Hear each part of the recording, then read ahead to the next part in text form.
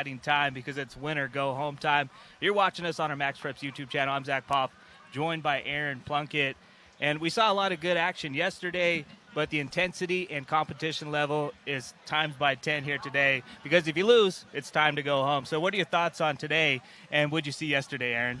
Well, like you said, if you lose, call your Uber. You're headed to the airport if you live out of town. But what I saw yesterday was a lot of impressive defensive play. Yeah. I would say the defense dominated the games yesterday. Not a lot of high scoring, but it makes for good football. Yeah, and, we get a banger right off the bat. We get to see Bryson Wright and Casey Barner going for one of the best teams. They're the 9th seed, and they'll be going up against Domo. That'll be the first of 4 games in the round of 16. We'll be showing you here on Field 1. There are 8 games in the round of 16 total. The other 4 will be taking place on Field 2. So a little different for timing today. There'll be 22-minute games. The last minute, it'll be GHSA rules, where in the last minute, first downs will stop the clock, and each team gets 1 timeout. So should be a fun day full of action. You get to see some of the best players in high school football. Who are some guys you're really looking forward to seeing today, though? Well, I would tell you first and foremost, I want to see them go to Bryson Wright a little bit more. He was used primarily as a decoy yesterday. Maybe they were saving him for today. Yeah. It's elimination day, but Bryson Wright should be fresh today. I saw him only get a handful of catches yesterday, but that should speak to his team also. He's got some other playmakers on that team and some other guys you got to definitely look out for, but I'm looking forward to watching him. Yeah, and for Domo, I'm looking forward to seeing Malik Leonard. He's a big-time quarterback. He started as a freshman last year at Chaminade Madonna. We're actually able to do one of his games against St. Thomas Aquinas. That was actually our last MaxPreps game of the week. He played really well in that tough loss against St. Thomas Aquinas. So they played well yesterday too. And, Malik Leonard, he's a guy that wants to show he's one of the best quarterbacks in the country regardless of class. So it'll be fun to see. And, we'll get a chance to look at the standings from yesterday. There were only 2 undefeated teams NPA with Maddox Porter, the reigning MaxPreps Freshman of the Year, and Cold Hearts 3-0. What are some other teams you see on that list, though, Aaron, that you got your eyes on today? Well, I'm looking at Trilly in 3rd place right now from the bracket yesterday, and that's primarily due to some impressive play by their defense. Yeah. They were able to hold some teams, almost scoreless for full games. And Trilly's defense definitely impressed me. Isaiah Dans from Mater Dei, definitely a baller. But I'm looking at C1N, and they've got some great gameplay, great quarterback play on that side of the field. I'm really excited to watch the quarterback for Cold Hearts today because he's impressing me yesterday. Yeah, and speaking of C1N Cam Newton squad, their quarterback Derek Baker, he was doing his thing yesterday, and that's going to be key today. If you get good quarterback play, that could get you that $15K at the end of the day. So the winner of this one brings home $15,000. The 15U champs got $5K. So there's a lot on the line here for these dudes here trying to win and bring some money in. I'm also excited to watch Cam coach. Yeah. I got to go down to the field level after, the first few games of our broadcast yesterday and just seeing how involved he is with the team and seeing the energy that he pours into it. It's definitely a fun thing to watch. Cam Newton has brought a lot to the whole foundation in the game of 7-on-7. So the first game we'll be seeing is MFTK versus Domo, and we'll be followed at 1 o'clock. Hellstar from SoCal takes on Fast Houston. And then Honcho Elite and Hustle Inc. in a battle of 2 Georgia teams at 1:30 in the 2 p.m. game. Coastline against AD2 Tenths. And, Coastline, they're the reigning 7s champs. They won the inaugural tournament last year.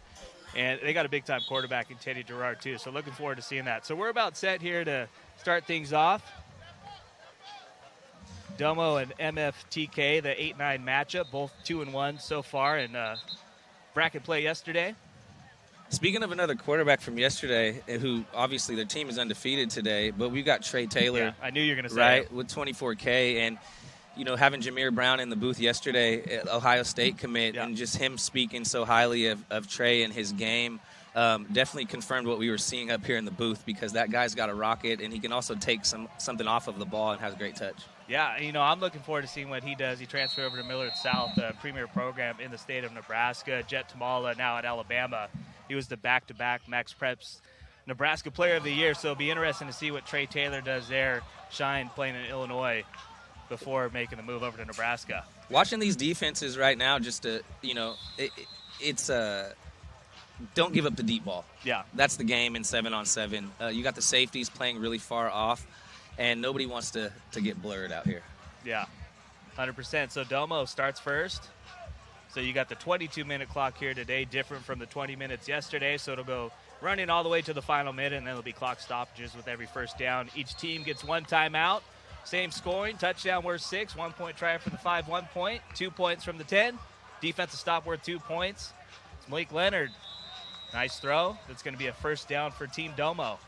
And then interceptions were 3 points on defense as well. I like how Leonard lowered his arm angle right there. You know, not every pass needs to be over the top. I think Patrick Mahomes has taught us that. You know, the old school QB gurus had a specific throwing motion, but nowadays you got guys playing dual sports.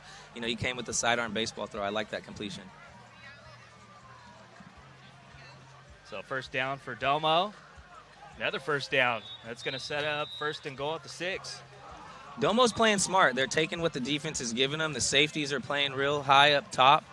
You got the corners in press coverage on a few plays, but just what 7-on-7 football is, dink and dunk, take what the defense gives you. And I noticed that yesterday, the games we were doing, teams that were dinking and dunking having a lot more success. It's a lot harder with only 4 seconds to get rid of the ball to hit those deep balls. And that was class of 2029 standout Jeffrey O'Neal on the catch. He's already got 22 offers, plays down in South Florida, American Heritage, big-time program.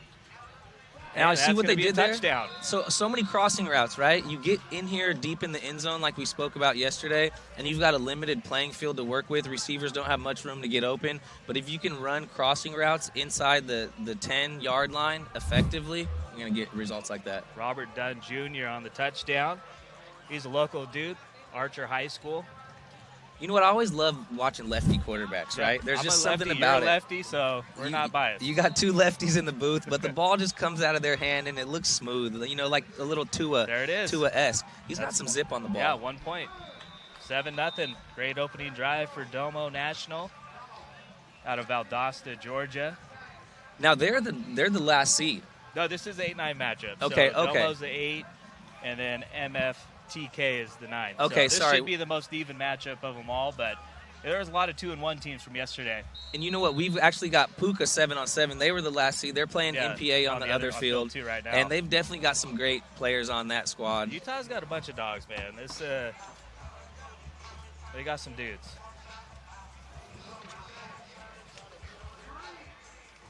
Little dump off pass. We got a little bit of wind today picking up, so let's see how that's going to affect the passing game. We're kind of tucked into this cove in between the trees here, so maybe we feel it a little bit more up here than they do on the field. Your polo earlier almost blew off the fence when you're hanging it up. Oh, yeah, yeah, definitely. Gotta rock the Poly Bowl polo, man. Shout out to the Poly Bowl, man. They do it great. Jackson Steicher, quarterback, class of 2028, Lake Brantley High School. 3 stars, got 12 offers so far. Obviously the guy to watch for MFTK is Bryson Wright, #1 overall recruit in the class of 2028. Another dump off. That's going to be a first down. You can tell teams are playing a little more efficiently here today because if you lose, you're done. Yesterday, you know, it determines the seeding, but not a ton on the line. I feel like the seeding doesn't matter too much when you get to Sunday. I mean, everybody's 0-0 starting today.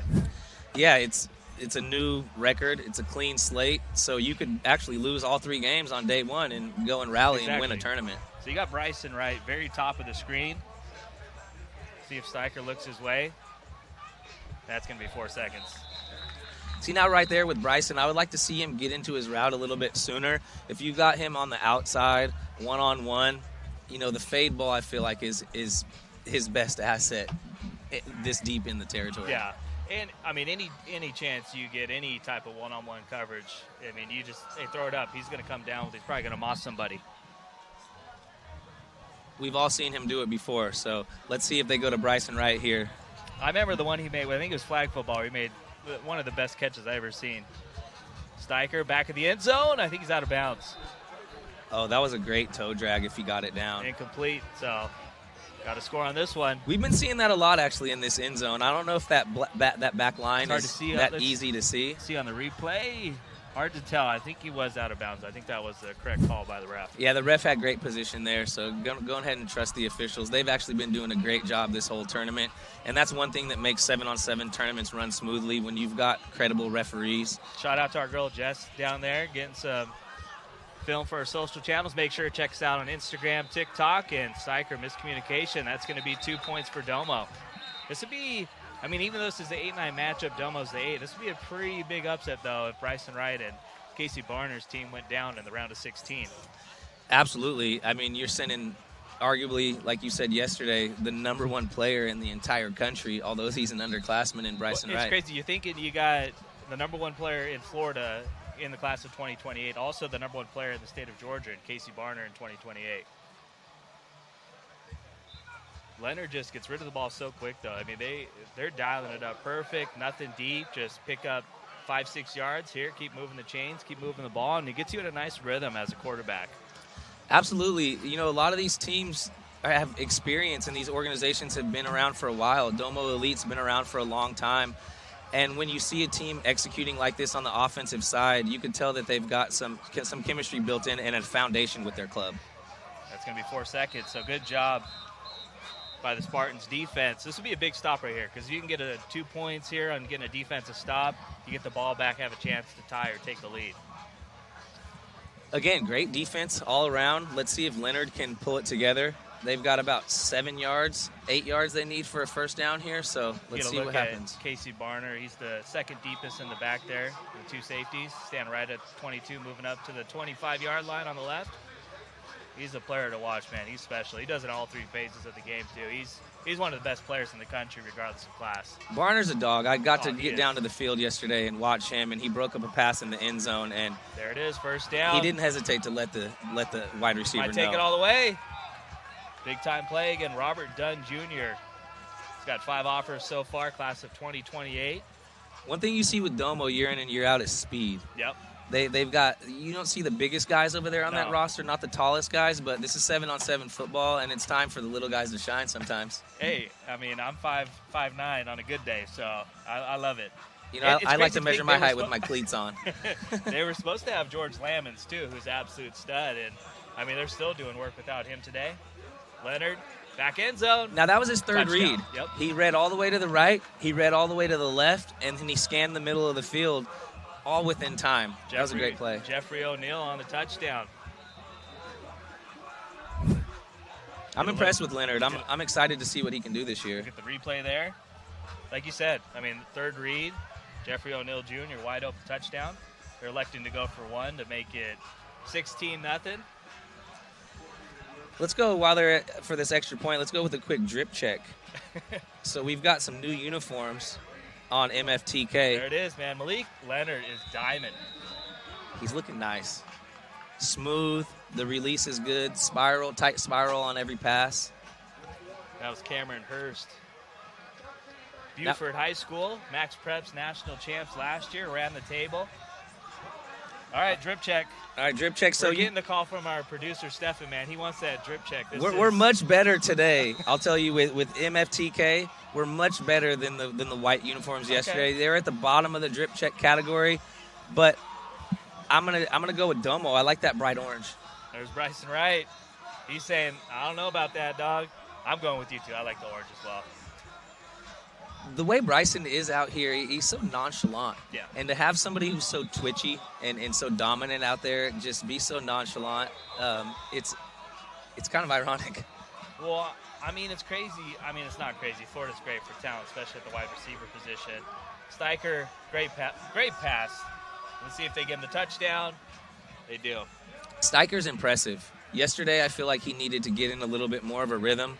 And like we've talked about, these teams haven't practiced for too long together. A lot of these teams are super teams, and you're bringing guys in from other states. But Steicher looks like he's forming some more chemistry with his wide receiver core today. Yeah, that was a nice ball. Touchdown for MFTK. They needed that touchdown as well. So they're going for the 2-point conversion here, trying to make it a 1-score game again. What will be interesting to see when some of these games get Bryson, close towards the end. Touchdown, 2 points. Great catch.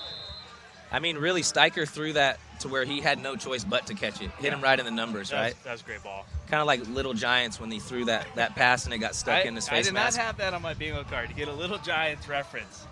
Great movie, by the way. You know, I'm surprised yesterday with Paradise City playing, we didn't get a Paradise City reference. Yeah. The grass is green. Yeah, we got time today. All right. Well, I'm looking forward to watching Hellstar today. Yeah. They've got 2 squads out here, one from Florida, one from California. So you got Hellstar out here covering both coasts.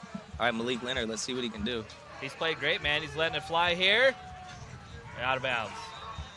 Yeah, a stop here, You get it to 16-10, get the ball back, chance to take the lead. What the DB did there that I really like is he closed the cushion on the sideline. So as a DB and a receiver, if you're going down the field and you've got the sideline, the DB's always taught to use that sideline as an extra defender. So he's going to squeeze the receiver as much as possible to basically force him out of bounds. And that's what he did there. That was impressive. And, you know, Domo's done a great job of dinking and dunking and picking up yards. So be interesting to see now they're trying to get bigger plays. That'll be a nice gain to set up a 3rd and manageable here. Got to get it to the 25 to keep this drive alive. I like that play right there. You got a quick guy in the backfield at running back. Yeah. And you leak him out, and he runs a little out pattern and perfect timing, but that puts you in position for a 4 yards to a first down. Yeah, I mean, making this, you know, 3rd and manageable as opposed to 3rd and 15. Leonard looking for receiver, intercepted. That's 3 points for MFTK and the Yam. So that did puts they them get right back another? in the game. Did they get another 2 points for the dunk as well, or what?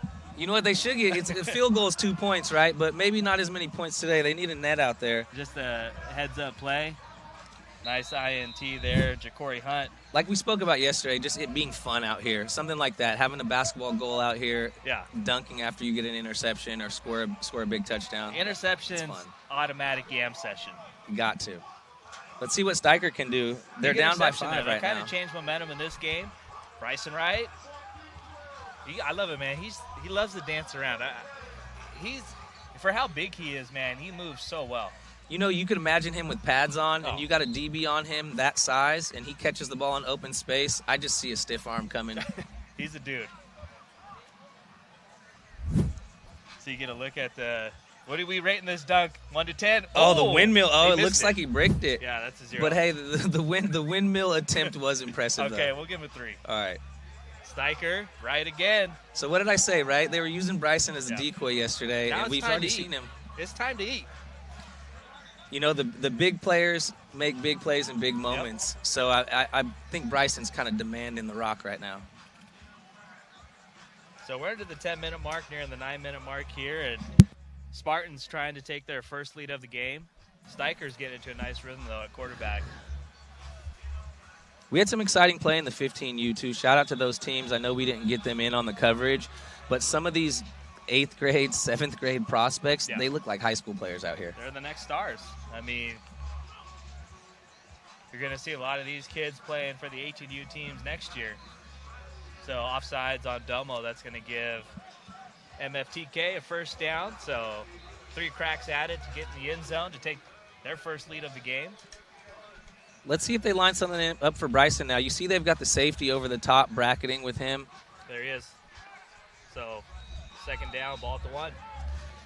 He's just doing a good job finding open space. And as much as he's right a go-to receiver and a big play receiver, he can be your possession receiver as well. I mean, he's the type of guy who's going to go to the college level and get 80, 90 catches. He's got a lot of Jeremiah Smith in his game, man. Big body receiver who does it all. Well, we've got him one-on-one here in press coverage. I would like to see them go back up top. corner. Looks off him. They got to score here, man. 3rd down. That's one thing I talked Money about, down. right? You got Bryson Wright coming in, and you've got him running towards all of his other receivers, and you've got nobody in that top corner. That may have been a miscommunication right there because this close to the goal line, you don't want everybody in the same spot. You're not going to be able to complete the pass. Biggest play of the game right here. I mean, if they get a touchdown here, they're going to keep momentum on their side. If Domo gets a stop, they're going to take momentum right back. Looks like they're doubling Bryson up at the top. Nope. There he is. Touchdown, Bryson Wright. Great route. Almost 4 seconds, but Steicher got rid of it just in time. So Spartans take their first lead of the game. I saw something about Steph Curry the other day. He had a quote telling young basketball players, you should never call for the ball. Yeah. You should move around. And that's what Bryson Wright did right there. He didn't stop moving. The DB stopped. He kept going, and he got open. He got rewarded.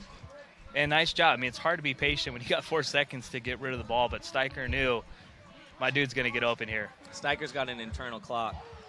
So going for 1 here. Oh, wow. Impressive pick by NPA over there on the other field. Here comes the dunk. They're the number 1 seed. They've been dominating here.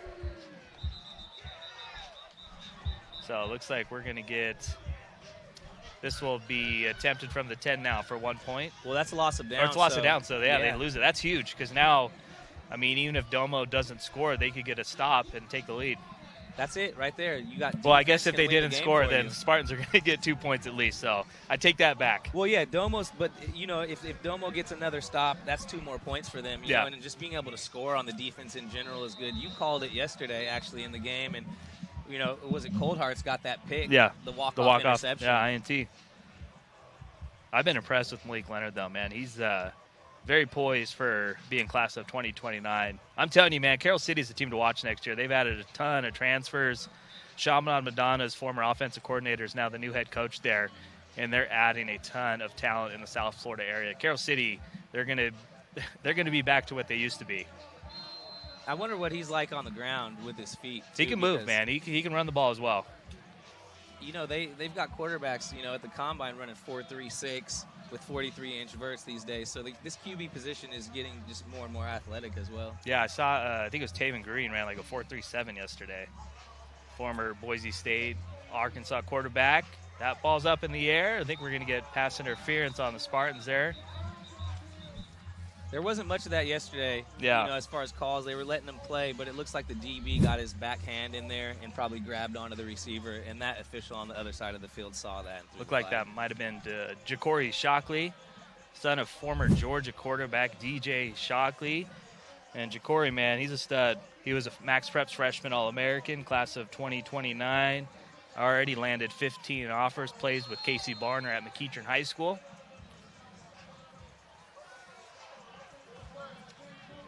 Speaking of Barner, a Polynesian All-American, Polynesian Bowl All-American. Yeah. So you'll see him in the Poly Bowl. And now what's interesting is underclassmen can play in these bowl games. I love that because a lot of kids now go to college early, so a lot of them don't participate because it's, you know, in January, a little late in the season, so you're already getting ready to go to college and stuff. Poly Bowl, I mean, if you haven't been there to cover that, it's a great experience, man. They take you out to the Polynesian Cultural Center. You just learn a lot. You get to see visit Pearl Harbor. Yeah, it's great, man. They take the kids to Shriners. Yeah, it's definitely an experience. An experience, man. They do it the right way for sure. You know, it's great.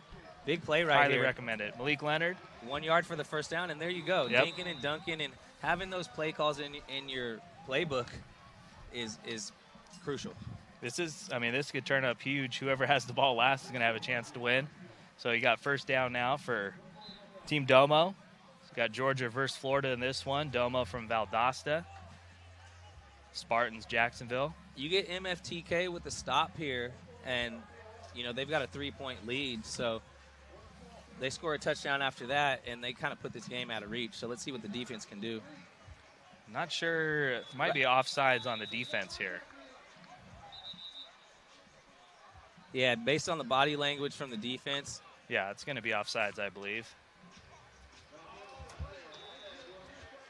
So they'll get to redo first down, get 5 yards added on. So this, I mean, once it gets to the final minute as well, too, that's when you'll get the clock stoppages. First down, stop the clock momentarily. Each team has one timeout as well, too, so you got to spend that one wisely. DBs and receivers, you know, the rule number one is when you line up on the line, if you're in press coverage as a DB or if you're a receiver on the line, you look down the line to see where you're at. So that's one of those things that just needs to be hammered in at practice every week. Great crossing route, wide open on the backside. Touchdown. Malik Leonard, man, like you said, wide open, just great play design. Nobody was with the receiver there. That's experience right there with 7-on-7. A lot of coaches run really effective plays in 7-on-7. I think that was Evan Hawkins on the touchdown. Sorry, Aaron. No worries, man. He snuck behind the defense right there, and you know you got a smaller guy, a smaller receiver like that. Yep. Maybe he's hiding behind some of his other players. So here, yeah, you go for the 2-point try and make this a 7-point lead. Spartans are going to have one crack at it. We'll see if they convert the 2-point try. If not, a touchdown will win it for the Spartans. What will be interesting is inside of 1 minute, when we get the clock stoppages on first downs, how that affects clock management. And will it allow another team to crawl back into the game if they're down? Great big 2-point try. Got a foot down. No, he did not. Incomplete. Ref was right there, so I'm going to guess he had a good vantage point. impressive throw nonetheless. Yeah, Cameron Hurst thought he got that one. In young wide receivers, yesterday Zach and I were talking about this. A receiver went to catch a ball behind him and didn't get his hips back. But if you see that play right there, you know, Cameron kind of pirouetted in the air and gave him a chance to get that ball. Now we got Steicher going deep on here. Who is he hitting again? It's Bryson Wright. Yep. Nice 10-yard gain. Mr. Consistency. Yeah, today. and it's been kind of the same route, man. Go about 10 yards, 15 yards, stop, come back. Now it looks like Domo is This is putting kind that of a good safety spot over the right top here, 'cause now. I believe it's second down. They're technically not at the 25, so Steicher, first down, ball at the 15, 14-yard line. So this will get us to about the 1 minute mark. Right here, if I was Domo on defense, I'm doubling Bryson Wright every single play. And bear with us, too. When it gets under the minute, there's no time to look at, too. So we're going to try and be as best as possible with the time that we have shown on the graphic. Steicher, right, inside the 5, first down, first and goal. So the clock should stop momentarily with the first down conversion. See if we can hear. Steicher's been impressive when they've got inside the 10-yard line today. He's finding angles and he's finding lanes to throw to his receivers. Great defensive play right there. Incomplete pass, trying to get it to Marquez Hicks. So I believe he said that was 15. Ja'Cory Hunt there on the pass breakup. That was a great play right there. I mean, that pretty much saving them the game. I believe he said 15 seconds left. I don't have the best ears, though, but I think that's what I heard. There's a timeout called on the field, which I thought the clock would stop with an incomplete pass, but. Right. If we're under GHSA rules, Yeah. You're absolutely right there. Now, Bryson Wright's been a problem this game, but if he's going to attract a lot of the defense here, you might want to drop a play for one of your other receivers. Yeah. So we're going to get, 15 seconds left. Steicher. Rolling out, almost past line of scrimmage. One-handed touchdown. Oh, wow. Bryson Wright, no flag on the play just in case Steicher might have gone past the line of scrimmage. So, look, we got Bryson over there high-fiving everybody. That was a Bryson Wright-esque play. That was the Bryson Wright play that everybody's been watching this broadcast for. One-handed catch to win the game. You look at the replay. Good job by Steicher to not cross the line of scrimmage. Bryson Wright. All he needs is one hand, folks. Walk-off touchdown, I believe, or. And that's game. Well, you look at it, right, and we talked about this on the last possession. He moves a lot. He never stops moving, and because of that, he gets rewarded, and he got himself open. That was actually great coverage by Hunt right there, but when you're playing against the #1 wide receiver in the nation, what can you do? Look at all that pressure, man. It's literally the last play of the game. You got to score a touchdown to win it and use his one hand to walk it off. What a great start to the afternoon, man. And shout out to Mick Hamilton and Z Stewart. They run this Sevens tournament. They do a great job. They've been great to both of us. Everybody with Play on Sports and MaxPreps. This has been great, man, and these guys sure run this right. Looking forward to the next 3 quarterfinal or round of 16 matches we got coming, and then when the quarterfinals get here, we'll bring you 2 of those 4, and then we'll show you both semifinal games and the championship game. Championship game scheduled to be 4 p.m. So they've been really good on a tight schedule, too. Everything's ran on time, which is rare to see in the 7-on-7 scene. Absolutely, and you got MPA on the other side over there. They beat Team Puka, but you've got some impressive players over there. That's going to be a fun matchup, man, MPA versus the Spartans. I'm really impressed on Puka 7v7 with Deuce Ofahangawe.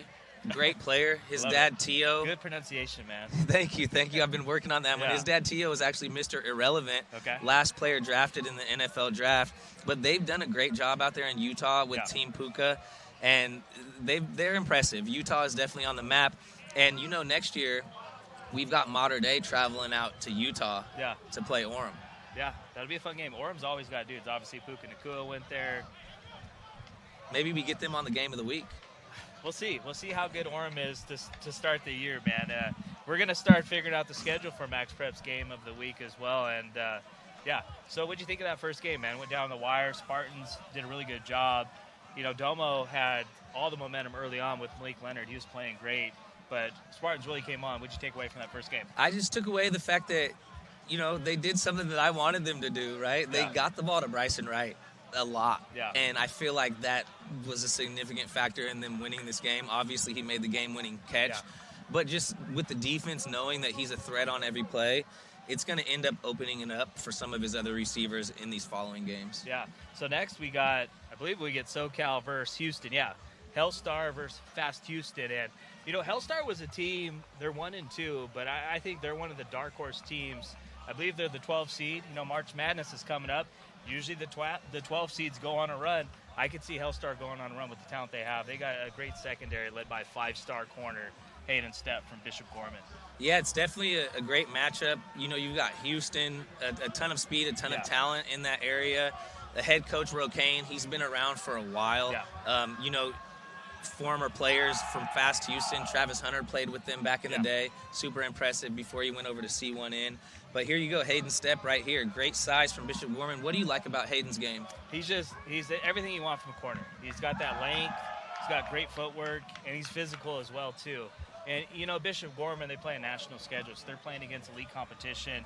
And every time I've watched Hayden Stepp play against the Mater Days and all those other big-time programs, he's really shined. So it'll be fun to see him matched up. As you mentioned, they got Fast in their name for a reason.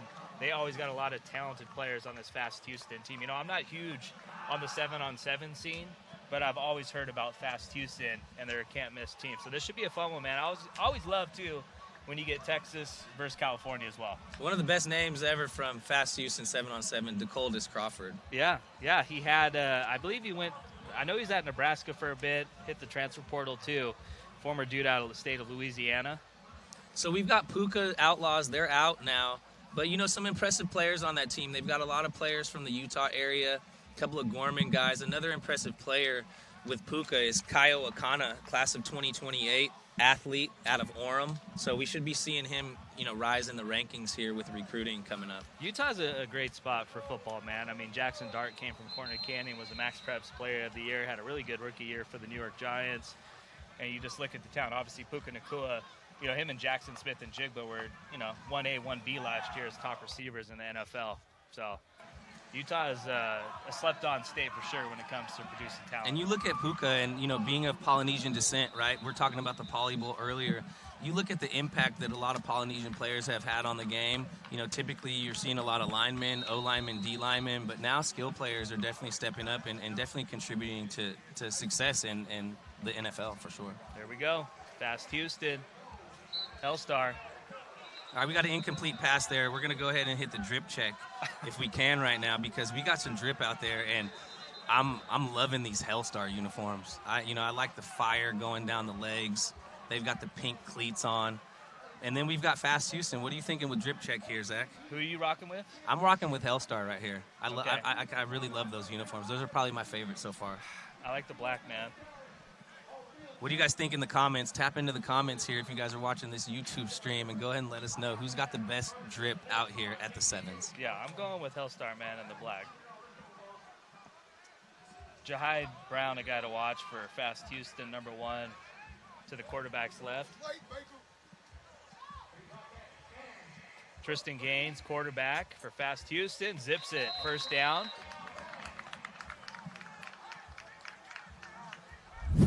Yeah, Tristan Gaines, he's making a name for himself while at high school in Texas, class of 2028, 3-star. He's landed 12 offers so far. He's got a smooth delivery. Again, you've got impressive quarterback play out here. Steicher looked really great last game, and I think that what's going to do it today is what quarterback can remain the most consistent. Yeah, so that'll set up a second down just outside of the 10. And Jahide Brown, too, you know, we got to call his game yesterday. He's the top receiver in the state of Kentucky. He led the entire state in receptions, receiving yards, and touchdowns last year. Trifecta. Christian Academy out in Louisville, and won a state title. Not a bad end to the season right there.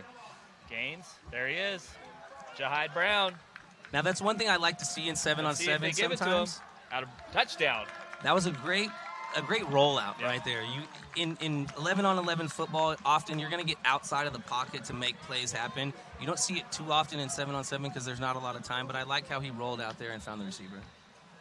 Jahide Brown, he's special, man. He's committed to Indiana. Crazy to still say the defending national champs.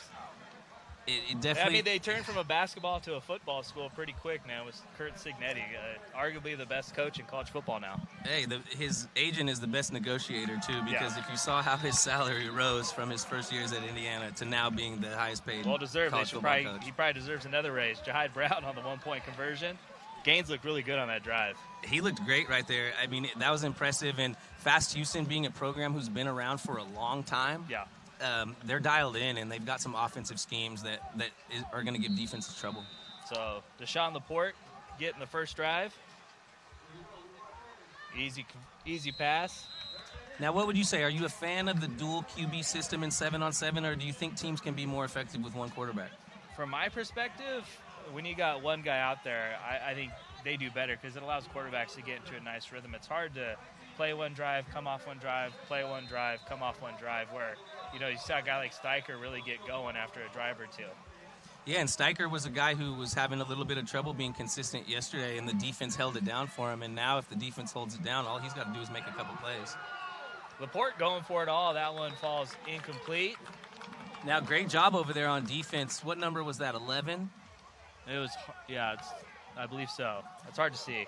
Now, like I said earlier, it might have been 17 as well. You're using the sideline as an extra defender, right? So he squeezed the receiver against the sideline, and it was a great ball, but he just didn't give him a chance to catch it inbounds. A great play right there by the DB. That might have been Brandon Sherrard, number 10 from Shadow Creek, 4-star, class of 2027. Showing you why he's got 20 offers with that coverage right there. Absolutely. So big play right here for Laporte. Got to get to the 25 to keep this drive going. Money down. He's going for it all. Oh, what a catch. I didn't think he was going to get that, either. Zach. That was just great hands right there to reach for that one and come down with it. Now, one thing I'm going to give the receiver right there, looks like number 11 on the catch. There it is. All you young receivers, when you've got a ball that's out in front of you, one thing that receivers tend to do is turn their shoulders sideways and run across their body. He did a great job of keeping his shoulders upfield and kept his speed to be able to catch up to that ball. Ty Johnson, 4-star from Green Lutheran. Showing you why he's one of the best and baddest wide receivers in SoCal. This one tipped up, and that's going to be a one-point try. A lot of tip balls for catches out here. I mean, they're playing the tip drill, but you don't usually see the tip drill from an offensive player to another offensive player. So we'll get a look at the touchdown here. We got Maddox Porter walking by the booth right here. MPA had a great win versus Puka. We had Maddox in the booth yesterday. What do you think about Maddox? Well, on that replay, I thought that was absolute dime to Ty Johnson. But yeah, Maddox Porter, he's a stud. Helped Battleground Academy win a state title as a freshman last year. As this pass falls incomplete. Yeah, Maddox Porter, he's a special talent. And, during our interview, I thought it was interesting to hear him say, one of the top recruits, regardless of class, talk about how important it is to play multiple sports. He plays third base, plays baseball, and I think that's kind of been forgotten now when you get a lot of these guys playing 7-on-7. They don't have time to play other sports, but I think when you play multiple sports, it helps you in your number one sport. Absolutely. Now, looking at that last pass, here's a little short completion from Fast Houston, but that last pass from Laporte is not the biggest quarterback. Yeah. But he launched that ball. Yeah. He definitely, I thought he outthrew the receiver, honestly. Great pass, great arm strength from Laporte there. That was a great throw and an even better catch by Ty Johnson. So big third down coming up here for Fast Houston. Got to get to at least the 25 to keep this drive going, or Hellstar will take a 9-7 lead, or potentially a 10-7 lead if they come up with an interception. Looks like could be offsides there. Not definitely called. A little bit close, so it looked like he grabbed the receiver there. First down, Fast Houston. There was also, I believe, there was a penalty holding, but it doesn't matter. First down. First down nonetheless. Yeah, you got the DB there in press coverage, trying to press that bunch, and he just got a little bit of the jersey. Yeah, and this secondary for Hellstar, arguably the best secondary in the field. Obviously, you got Hayden Stepp. You also got Danny Lang and MaxPreps All-American Jaden Hicks. Looking at Danny Lang and Hayden Stepp, they're the prototypical new DB. Yeah, Jalen Hill, man, he had a tremendous year for St. John Bosco last season. I believe he had 6 interceptions. I feel like he was getting an interception every Friday night. Every week, icing games. Yeah, definitely impressive. Got a lot of length, and he's got a high ceiling on him. You know, you see a lot of these DBs, like from Bishop Alemany, Ephesians Prysock, who was at UW. He's at, Washington. One of those long guys who was kind of skinny, you know, coming out of high school, and you didn't know if he was going to fill out his frame. But you get some of these guys into a college program, into that weight room, and they're huge. So first and goal now after the penalty. Incomplete pass will set up second down for Tristan Games and this fast Houston offense. So this just getting to about the 13-minute mark here. Hellstar's, you know, giving up some stuff that they shouldn't right here. A lot of penalties are keeping this drive alive for fast Houston. So let's see if they can hold it down in here. Fast Houston's inside the 10-yard line. Difficult place to score a touchdown. But here's where your defense gets tested. Gaines rolling out to his right. Jahide Brown. Now, one thing, let me tell you, that's a touchdown, and that's great. But one thing that I don't like about the development of QBs in 7-on-7, a quarterback's never going to roll out straight down the line of scrimmage because you've got offensive and defensive linemen there. So it is a great play right there, but it just goes to show you that the schemes in 7-on-7 are a little bit different than 11-on-11. It is different, though. So in that aspect, yes, it's great to develop, but 7-on-7 football, you're going faster when you go just parallel as opposed to going back, you know, where you're wasting a second or two. Absolutely. Yep. And you look at teams like out of Arizona and some of these, you know, flag football teams, they've taken these concepts and they win games. And out here at 7-on-7 football, the point is to win the tournament, right? You want 15 grand. You're going to do that if you roll out down the line of scrimmage or if you drop back. Yeah, and that was Jahide Brown, too, on us. 2 for 2 on touchdowns for Gaines and Jahide Brown. A little discussion on the field. The 1-point try was good, but we'll see what this ref discussion That's great. is about. But one thing that Aaron, I want you to I don't like about the development of QBs is it in Demond 7-on-7 Demas-esque? quarterbacks. You know what? I'm going to go ahead and give down the that line of scrimmage a 9 because because he didn't take any steps, didn't get a running start, completed that perfectly in my opinion. You know, I used to be out there and hit the front flips. Okay. With full pads on. So I could maybe that's do a just cartwheel, but, you know. But I'll give that a 9 out of 10. That was solid. It's better than Diego Paiava's yesterday. You know what? He had so much adrenaline that he almost over-rotated. So actually, that was kind of impressive because to over-rotate, you got to really get up there. Donald Tabron in at quarterback. I was trying to see what the refs ruled on that 1-point try. I believe there potentially could have been a penalty on Fast Houston to negate it, but we'll have to wait. Well, right here, we've got touchdowns on every drive so far. Yeah. So whichever defense is going to get a stop here is going to probably be the difference. And Donald Tabron in at quarterback, 5-star from Cass Tech, one of the best in class of 2029. Not bad when you're only a sophomore and all you've done is play in back-to-back state championships. Won it as a freshman, came up a little short last year. That's going to be a nice conversion on second down to make it third and manageable. Need to pick up 5, money down.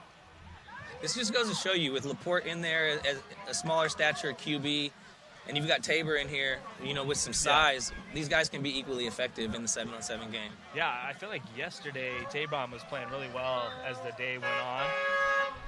This is the 5-12 matchup. Fast Houston, the 5 seed, Hellstar 1 and 2, but when you talk about talent, there's talent as any of the 16 teams here. So that's going to be a penalty on Hellstar, and that's going to be a loss of down. So, yeah, 2 points for Fast Houston. Now, see, there's the interesting call right there because it's not like it's necessarily a defensive stop. The drive ends on a penalty. So it's actually 15-7. So the 1-point try was no good for the penalty. So 15-7 Fast Houston. Just heard him say it on the mic, so. Sorry, AP. No, again, you know, you got a little bit of this wind picking up here, too. So it'll be interesting, like I said earlier, to see if this wind affects the pass game at all. I think we're going to get penalty on Fast Houston here, so that'll make it second down. Now, are we calling that a makeup call? It's better to get it on first down as opposed to third, though, so. Absolutely. So 15 yards for the first down. Yeah. You can get 2 first downs on a drive, and then once you get inside the 10-yard line, that's it. So you got 3 downs to score. Let's see what Fast can do here with 1 less down. I think it's important here. You got to try and have a play here to get at least around the 32. Gains, that's going to be 4 seconds. Well, there you go, right? Talking about Danny Lang and Hayden Stepp and these Hellstar DBs, they completely blanketed the field right there. They're all long, too. They're exactly what you want. If you're a DB's coach, Hellstar DBs are the guys you want. They're all long, lengthy, athletic, and very physical too. I mean, if you can throw Jalen Hill, Hayden Stepp, Danny Lane together, you're going to be making plays in the secondary. And you also got Chuck Roberts. He used to be at Bishop Almany, and then he transferred over to IMG the last couple of years. Be a senior next year for the Ascenders. Be playing with former modern-day star Aaron Washington next year. Gaines, you got to get to the 25. Pass incomplete. Great play. Yeah, that's a great pass breakup. That was Hayden Stepp right there. Yep. 37 offers. You look at this Hellstar roster, and you try to add up all these offers, and I can't do the math off the top of my head, but it looks like it's in the hundreds somewhere. Yeah. Maybe 200. I can't do that off the top either. It might be even hard to punch all those numbers into a calculator. Laporte back in at quarterback. Nice pickup of 5. That's what you want to do, man. You don't want to have any plays that don't pick up any type of yardage. You don't want to be in those second and third and long situations. Yeah, we've got Laporte back in. Yeah. After Tabor had a great drive over there, and you've got 5 yards on first down. You only need 9 more, and you've got a couple of downs to get it. So I like that, dinking and dunking your way to the end zone. Interesting to see, maybe try and get Gavin Honore a play here. He's got tremendous speed.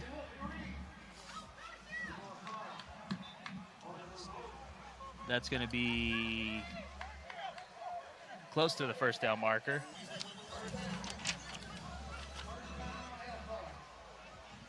I think that, yeah. Jamari Hall, they did give him the first down. Did they get him? He got it.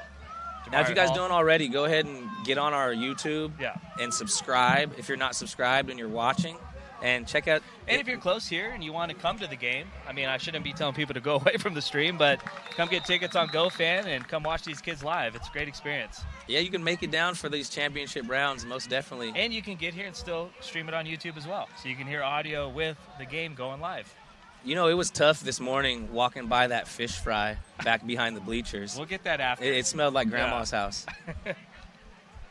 So we got second down here for Hellstar. Got to get to the 10 to keep this drive going. Big play right here. You want to, get it about to the 16, make it a third and easy. Laporte going for it all.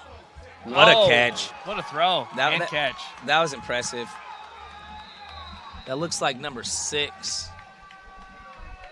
Gavin Honore out of Bishop Gorman with that was 17. Kuika Moaili from St. John Bosco. Yeah, he told everyone to watch yesterday. He did. Impressive guy. He looks about 6'5". Yeah, looked like it there. That was a great ball, though. I mean, he put it only spot his receiver could get it. Outstanding catch, too, like you mentioned. I mean, that was tight window, tight coverage, and he showed his big body there. Class of 2029 already got 10 offers. You look at a team like Fast Houston, those DBs are no slouches. Yeah. So to make a catch like that, that was Megatron-esque. Laporte throws it away, but looks like we got holding in the end zone. We got a flag? Yeah. So it looks like we're going to have another attempt here at the conversion. So we're already nearing the 5-minute mark. Got a dunk going on from Phil, too, and he got it stripped before going up. So they're going to get to try this one from the 2.5, 15-15.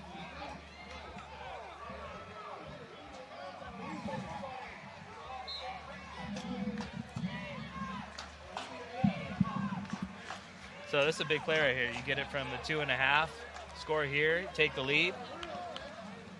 Big game right here, just under 5 minutes. So Hellstar and Fast Houston. That's a 1-point try.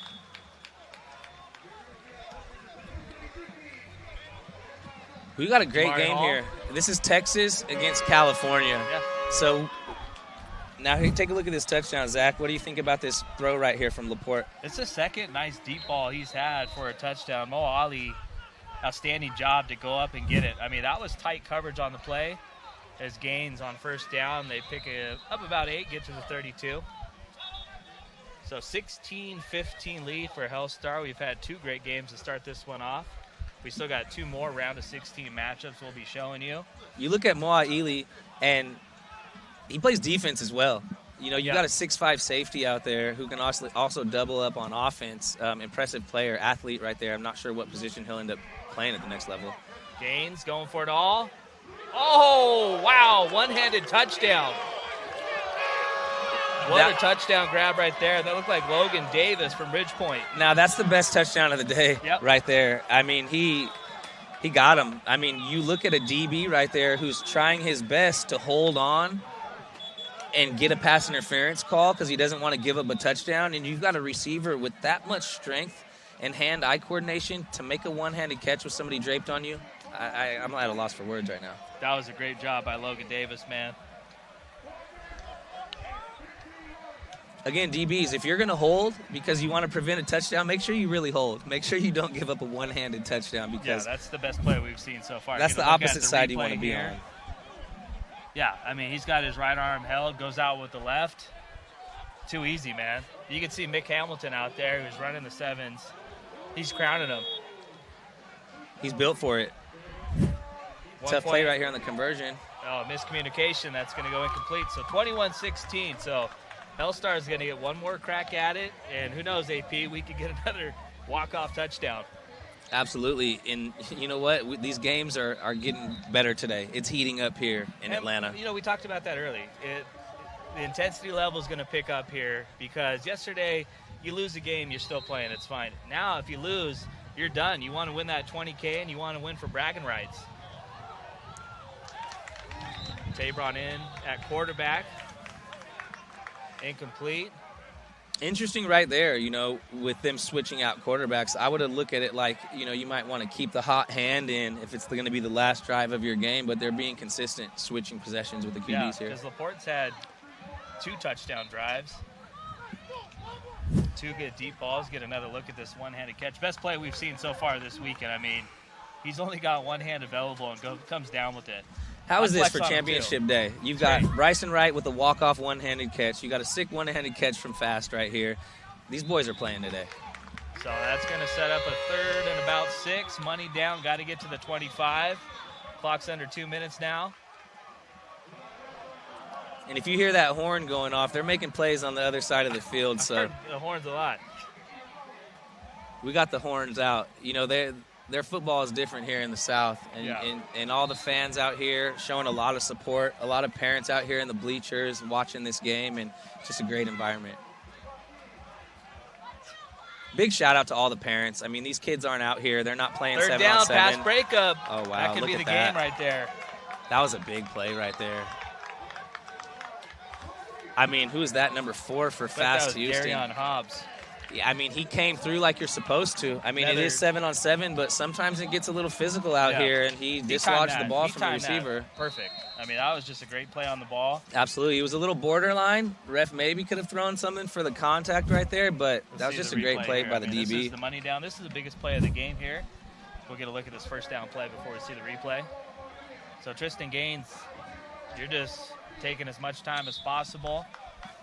Hellstar has 1 timeout to use.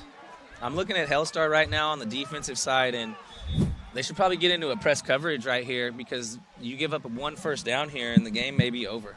Let's look at the replay there from Hobbs, teammate with Jahide Brown at Christian Academy in Louisville. He's also committed to Indiana. Indiana doing a good job recruiting in Kentucky, man. They got 2 studs right there. Well, if Indiana gets their basketball program back to national prominence, it's been a minute though, you know. Gaines. First down. Yeah, great catch. You know, you let that develop. He waited for his receiver on the backside to cross, and he found his window, and he hit him for the first down. Looked like that was Peyton Smith on the reception. Class of 2028 wideout. 1:25. 20 seconds left. Is it 20 seconds? Yeah, that's it. That's the game. I mean, they have 1 timeout. I guess there's no victory formation, but that looks like game, and there you go. Yep. You know, you get 1 possession where you don't score a touchdown, and it's a wrap. So in 7-on-7, you know, the success ratio needs to be very high. Yeah, might have been a timeout called, but okay. Looks like still you don't do think have it a timeout. matters. I'm trying to see what's going on in the other game. It seems I've been hearing that horn quite a bit, so a lot of action going on. Well, looks like we got Cam over there coaching. We got C1N. Yeah. You definitely can't miss Cam out there if he doesn't have a hat on. You're right. again, impressive just for the sevens to get all of this talent in one spot. In one tournament, to have this many guys going is definitely not normal. So shout out to them for bringing this field out here for you guys to be able to watch live on MaxPreps.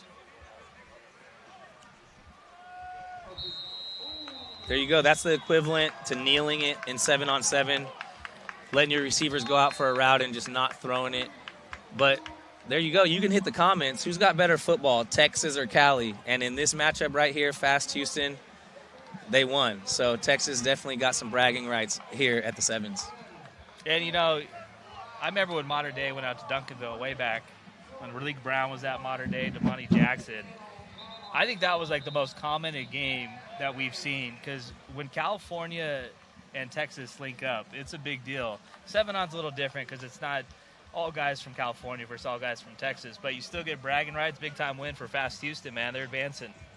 Absolutely. This is just great seeing these national matchups, you know, on this national stage. Talking to Mick from the sevens yesterday, he was letting me know how some colleges were having watch parties for the sevens. Nice. So we've got a lot of college coaches tuning into this broadcast. I got a text from my guy Sammy Parker, used to play for the Kansas City Chiefs. Yeah. He's at Delaware State. Yeah, he was watching the broadcast yesterday. Talked to him on Twitter and stuff. Yeah, he's a great dude. He's great for the sport of high school football. Absolutely, Long Beach Poly alum. Yep. So we've got everyone from D1 college coaches to HBCUs watching the sevens, getting a look at some of these players up close and personal live on MaxPreps. Well, now, AP, what do we get next? We got Georgia versus Georgia, man. Honcho Elite, Hustle Inc. That's going to be a good one. Having Honcho Elite out here, sponsored by Quavo of the Migos. Yep. It's a great look. You guys had Parlay up here in the booth yesterday. Great dude. What did he tell you about the team and in their organization? He excited, man. He said I asked him, hey, you think your team's got a good chance to win it? He feels very confident. This is going to be a very even matchup, I believe. Two great quarterbacks in this one. You got CJ Cypher, class of 2029 standout from Carrollton for Hustle Inc. And then Honcho Elite, you got Kareem Hughley, Clemson commit. He'll be going there after his senior season next year. He plays at Gainesville High School. We saw those two teams face off last year as you get a look at CJ Cypher. He got the better of Kareem Hughley in their matchup last year. We were out there for a MaxPreps game of the week. If you haven't been out to Gainesville High School too, by the way, AP, you've got to check it out. One of the best facilities, not just in the state of Georgia, but in all of high school football. So I'm looking forward to seeing this matchup of two of the best quarterbacks, not just in Georgia, but the entire country. You get a look at Kareem Hughley. He might have the strongest arm out of all the quarterbacks in this field. Definitely has the size. I saw him out there yesterday slinging it. And what you said, about Gainesville, you look at their basketball program, and they're also nationally ranked. So you've got a great basketball program. You've got a great football program. And like you said yesterday on the broadcast, Zach, Georgia is definitely one of those big states. It's not the big three. It's not Texas, Cali, Florida. Georgia is definitely in that conversation, and they're producing talent year in and year out. And as you alluded to yesterday, for the first time, you had Buford, crowned as the national champions. Yeah, and Buford had a tremendous year. They beat C.J. Cypher and Carrollton in that technically national championship game. It just worked itself out that way, that whoever won that game was going to finish the year as number one in the MaxPreps top 25 rankings. And, yeah, Georgia, when it comes to high school football, it was cool before the season. We did our preseason top 100, and Cam Newton was on his show talking about how Georgia had the most teams represented. And that just shows you how talented and a ton of great coaches in the state of Georgia as well, too. So I would like to see a couple of those Georgia teams come out to California. So if you look at the history, right, we had IMG come out and play Bryce Young in Modern Day. Yeah. And then you've had teams like St. Francis come out and play Bosco. We've got Hawaii teams coming out, a few Texas teams. But I would love to see a team from Georgia or a California team go to Georgia, a St. John Bosco, or even a Gorman. A lot of teams want to go play in Buford's new $60+ million stadium. Great stadium. I was out there last year in their season opening game against Milton with Derek Baker. A great stadium, a great facility. Buford's got great people. I know a lot of teams from SoCal want to go test that field out too. So hopefully there's nothing better than those big out-of-state matchups to start the year. One of these days, maybe California will catch up and get one of these big high school stadiums built. Yeah. And if they did, I could only imagine every single kid wanting to go to that school. Yeah, I mean, Bosco's got a very nice stadium too, but it's just not to the level that you see in Texas with the Allens And then in Georgia now with the Bufords, there's so many other big-time stadiums that, it's funny though, last year, the best atmosphere I experienced doing those 12 games for MaxPreps Game of the Week was in Chattanooga, Tennessee. Macaulay and Baylor, big-time rivalry. Got to see the MaxPreps National Player of the Year. DGG. David Gabriel George. Oh, that guy's impressive. Absolute freak, dude. But yeah. As a junior, to get Player of the Year, I can't wait to see him. He's definitely a guy who's going to be playing on Sundays. Yeah, Kyler Murray and JT Daniels were the only other two juniors. I got to look at Gabe Osenda. Oh, yeah. Did they win that underclassmen? Yeah, they're the only two along with David Gabriel George. Yeah, Gabe Osenda, he was out in Hawaii for the volleyball, correct? He was the biggest O lineman there, right? And that's saying a lot when you've got a bunch of Polynesian Bowl players and Polynesian players of Polynesian descent. Gabe Osenda was towering out there, and it doesn't surprise me that DGG had such a successful year last year. But I don't anticipate him falling off at all. No. You look at that guy run, and who is he a combination of? DGG? Who does he remind you of? I mean, he's special, man. Sometimes I try and stay away from the comparisons. I know these guys want to just be their own guy and live their life, but he's got a little Derrick Henry in him too. He's a dog. Here we go. We're starting off right here. Second game of the day. Hustle Inc. Starting it off, CJ Cypher in at quarterback. There are short windows here. If you look at a lot of these completions, if you look at Bryson Wright's touchdown catch with one hand, if you look at the one-handed touchdown catch in the end zone here, the margin of error is so small. The DBs are playing so well that it's actually really impressive that these quarterbacks are fitting in such tight windows. Yeah, and CJ Cypher, he's got a chance to be the top-rated quarterback in 2029 and the top-rated quarterback prospect from the state of Georgia. Looks like we're going to get a loss of down here, so that's going to be 3rd and 15. Got to get to the 25 after the penalty. Tony Ballard, head coach for Hustle Inc. A great dude. I've been talking with Tony since I started working at MaxPreps. He does a great job with all these kids, trains a lot of these kids, and he does it for the kids and not for himself. That's what you like to see, people in it for the right reasons. Incomplete, so that's going to be 2 points for Quavo's squad, Honcho Elite. One thing I noticed yesterday, Zach, and I kind of alluded to it, is just lining up on the line of scrimmage, getting set. In certain formations, if you're not covering a guy on the end of the line, or if you're not off the line and you should be on the line, it's an illegal formation, and it looks like the referees are calling a lot of that today. Also, a lot of these motions. When you're a receiver running in motion, if you're leaning towards the line of scrimmage at all, that's a false start, and they're going to call that every time. First pass goes incomplete.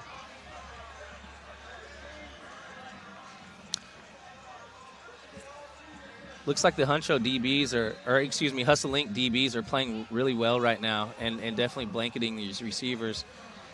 Quarterback took a lot of time in the pocket right there.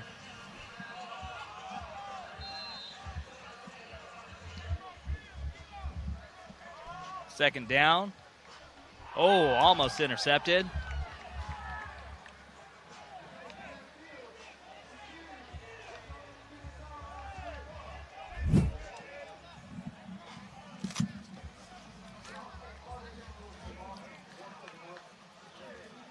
So we've got some more action on the offensive side today. It's something I definitely like. But like I said, these receivers are having to work through some pressure from the defensive backfields.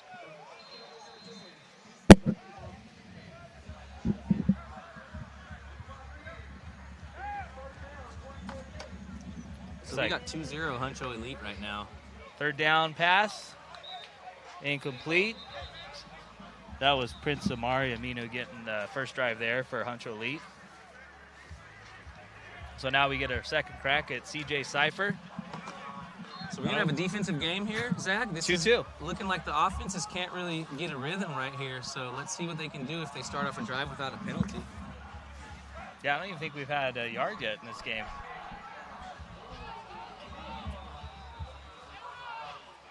CJ Cypher, though, he's the name, especially if college coaches are watching, they're very familiar with. Great ball there. First down. Allenton Simmons on the catch. He was the guy Coach Ballard was telling me about. He said, hey, he's a dude. Only 4 offers so far. He'll be playing at Carrollton next year with CJ Cypher. So it looks like we're going to get offsides on Honcho Elite. Again, Penalties decline. First down on the play. There you go. A lot of unnecessary penalties today. I'd like to see some of these teams clean it up. If you want to win that 15 grand, then you're gonna have to get it together out here. Cypher rolling out, a little high. Nice grab there. Jordan Christie. Great little dink and dunk. Put you at the 4-yard line. Put you in a great position to get in the end zone here. Might have our first offensive score of the game. 2-2, and this is not baseball. It's 2 points for a defensive stop, everybody, if you do not know the rules. Shout out to RIP Vince Scully. So Cypher trying to get the first touchdown of the game. 2nd down. Back end zone, touchdown. There it is. You know, those crossing routes are really hard to cover. If you're playing man-to-man down in the end zone, it's difficult. If you're playing zone and you're not passing off a receiver and communicating with your defense, it's also tough. So no easy points out here. Hustle Inc. going for 2. Cypher, got to get rid of it. Lofts it up, incomplete. And that was Zion Robinson on the touchdown grab. He's a rising junior, Stockbridge High School out here in Georgia. Already 15 offers for Zion Robinson, so very good drive for CJ Cypher. He was a fun guy to watch last year. I mean, big shoes to fill. Julian Lewis there, reclassed, so he left a year early, went out to Colorado, and CJ Cypher became QB1 at Carrollton. Coach King, one of the best, not just in the state of Georgia, but all of high school football. Carrollton was fun to watch last year. Yeah, runs a great program, Carrollton Trojans. Can't forget about Cam Wood out there. That guy was running the ball like a beast. Dude's a tank. Great running back out of Carrollton. Yeah, he was our MaxPreps game of the week. He went for 4 touchdowns against Gainesville. Now after this play right here, let's get to a drip check. I This feel like one's easy for me. Hustle Inc. looks exactly like Fast Houston. I mean, it's pretty much the same kit. This one's easy for me. Do you like mustard or pink lemonade? I'm not a fan of mustard, but I'm going to go with the McDonald's uniforms. Okay. All right. I got the pink, man. I like that hot pink. It's got a little... I'm not usually huge on pink, but I like this drip over here that they rock it. Pass incomplete, so money down, 3rd down coming up. Got to pick up 5. Again, there you go. It's small windows. And at this elite level, when you've got fast DBs, when you've got fast wide receivers, quarterbacks are having to fit the ball in very small windows. And as you go up in the ranks at the college level, at the NFL level, those windows get smaller and smaller. So it's great that these guys are getting experience with elite defenses this early.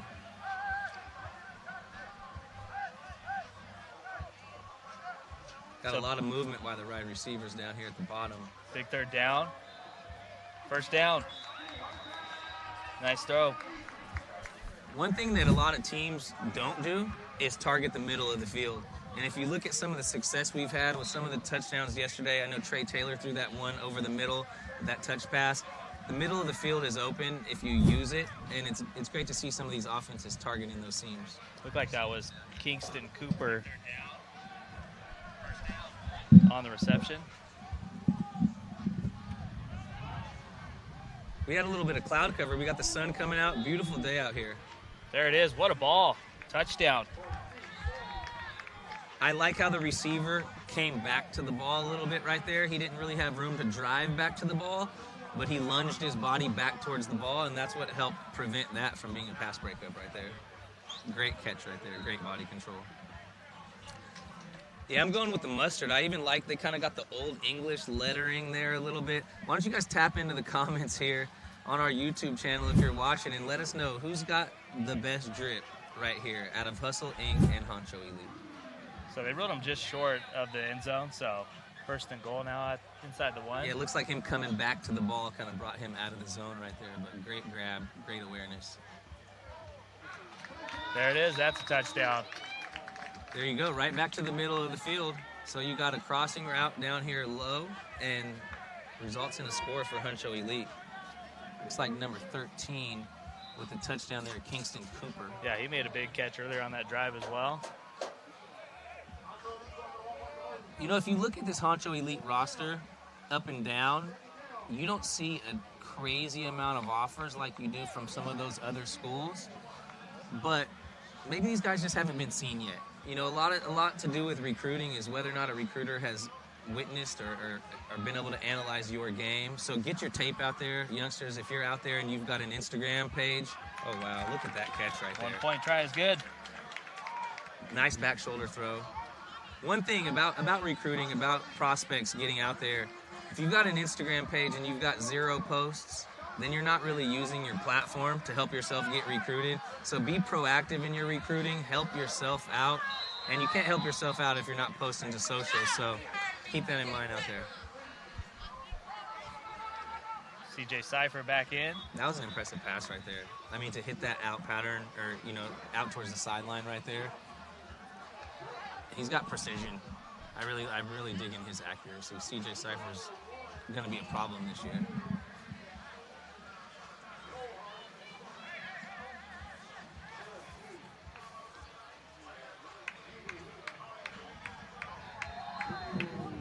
Well, look, the offenses are getting started. So it was a defensive battle early on, but it looks like these guys are finding some rhythm right here. Another nice ball from CJ Cypher. Looks like he nice didn't job get, of tight roping by the right wide there. receiver. He definitely didn't get touched at the 5. They might give him the touchdown. They do. There it is. You got to make that tag. And that's exactly who Tony Ballard was telling me about, man. Allenson Simmons, class of 2028 wide receiver, will be playing next year with CJ Cypher. Just snuck down the sideline. Yeah, that was a nice tightrope.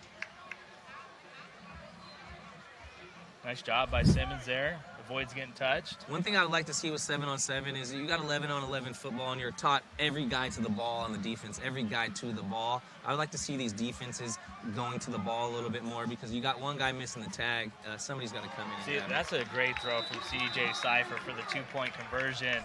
Rolling out to his right, put it up high enough, and that's Simmons again. So he had 8 points on that drive alone. That's not an easy thing to do, rolling out almost full speed and hitting a guy who's stationary in one spot in the end zone. I'm definitely impressed by CJ Cypher right now. Great quarterback play out here, but Cypher may be taking the cake right now as the quarterback I'm most impressed with. What about you, Zach? Which quarterbacks have impressed you? Prince Amari Aminu in still for Hustle Inc. Trey Taylor looked great yesterday, but I think the best quarterback I saw I was impressed with Teddy Gerard, Coastline. He's class of 2026, now reclassed. Another Georgia dude. He'll be playing at Notre Dame. But yeah, Trey Taylor played really well too. Prince Amari Aminu, he's a class of 2028 quarterback. Langston Hughes. So again, we got Georgia versus Georgia here. Another first down. A lot of these guys are uncommitted, a ton of offers. But you've guys got some of these guys committed out here.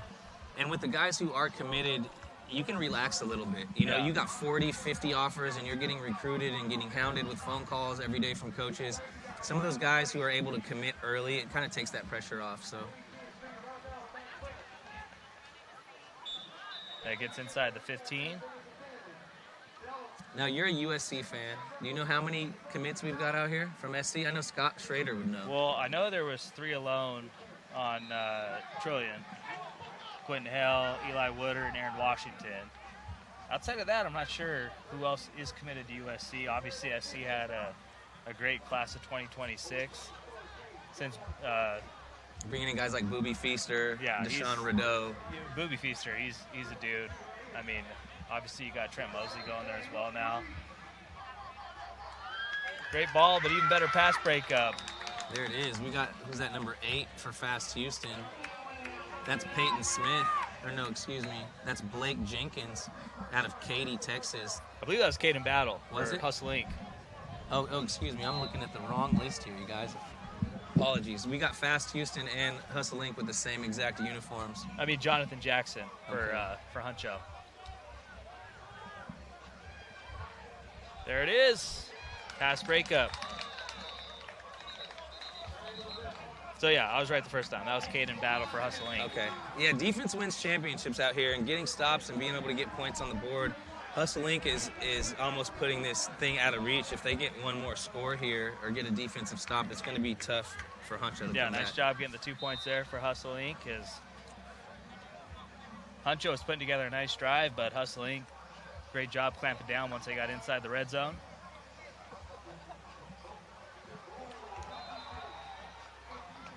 CJ Cypher back in. Been the quarterback all game so far. They had the receivers bracketed on every side. I mean, the only possible throw was the deep ball out there, and I don't think that CJ Cypher and Hustle Inc. wants to throw an interception right now and give up 3 points. We got a big check sitting up down there, you know, $15,000 for the winner of this tournament. The 15U winner took home $5 grand. Yeah, that's a nice come up for sure. Like, nice $5 grand for the 15U. Winner of 18U gets 15K. Cypher rips it. First down. Simmons again, man. He's having a big time game here, is trying to advance Hustle Inc. to the quarterfinals. We got one more quarterfinal matchup coming up after this one. Coastline versus AD2 Tenths. Get a chance to see Gerard at quarterback for Coastline against Peter Borg for the Tenths. There's Simmons again. Cypher Simmons connection going strong. So that'll bring up a second down. Got to get inside the 10 to pick up another set of downs. So 2 plays to try and get 8 yards. Clock's under 7 minutes now. Yeah, touchdown here for Hustle Inc. would go a long way, make it an even larger margin of a 2-score lead. And they could even elect to go for 2 to make it a 3-score game if they do get a touchdown on this drive. Cypher. Boom, Simmons again. I think he was touched at the 1. First down. Too much rhythm right now on offense with Hustle Inc. Yeah, and CJ Cypher. Cypher's getting into a nice rhythm, man. He's going to be right in the conversation when those class of 2029 rankings come out for quarterbacks. He's going to have a good argument for that number 1 overall spot. Great coaching by Hustle Inc.'s team, like you said earlier with Coach Ballard. Yeah, he's a great coach, great mind. Just tough throw there. That one's going to go incomplete. Looked second like down. That ball slipped out of his hands a little bit right there. That was probably the only bad throw I've seen him make, and everybody makes mistakes, right?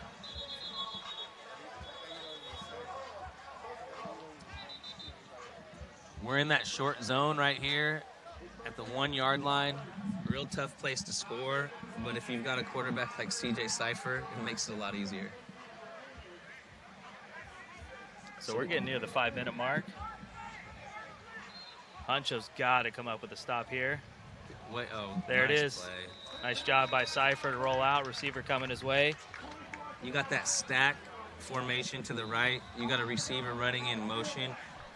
It's movement. There's so much movement going on that the defense doesn't Simmons really know again what to on do. the touchdown. He's having himself an outstanding game. You got the replay right here. You know who's happy watching this is Joey King, man. He's seeing this connection from Cypher and Simmons.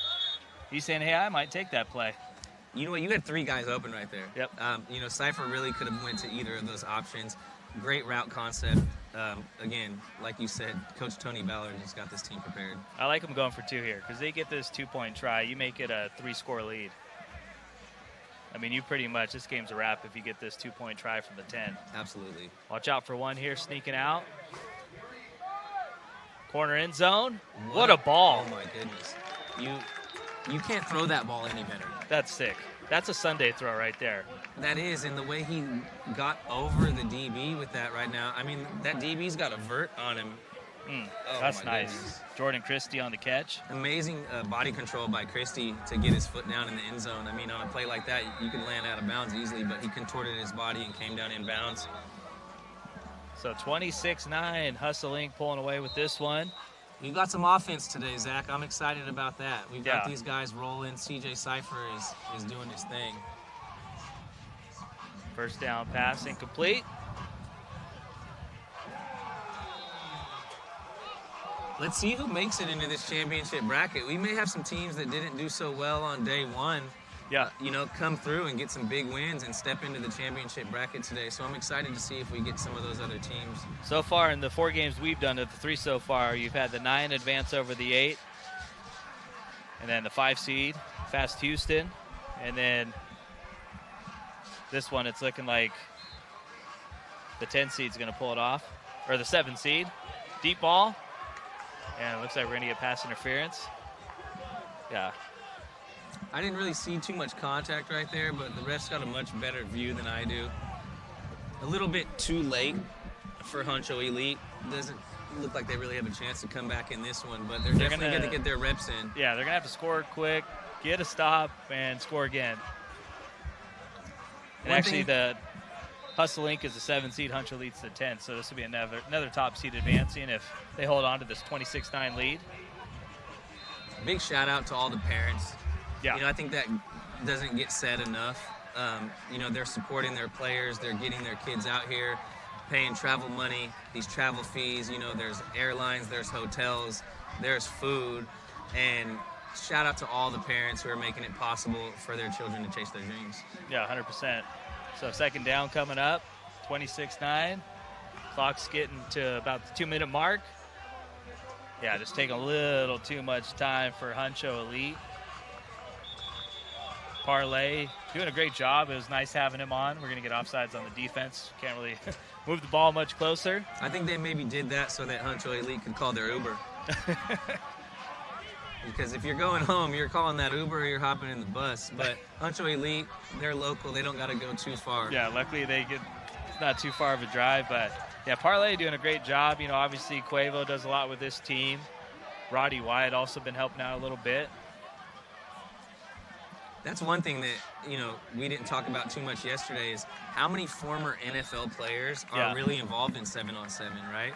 You've got a lot of the teams, like out of the Bay Area, you got Maurice Jones-Drew, who does a lot of work on the 7-on-7 scene. Yeah, he's, coaching his son, De La Salle.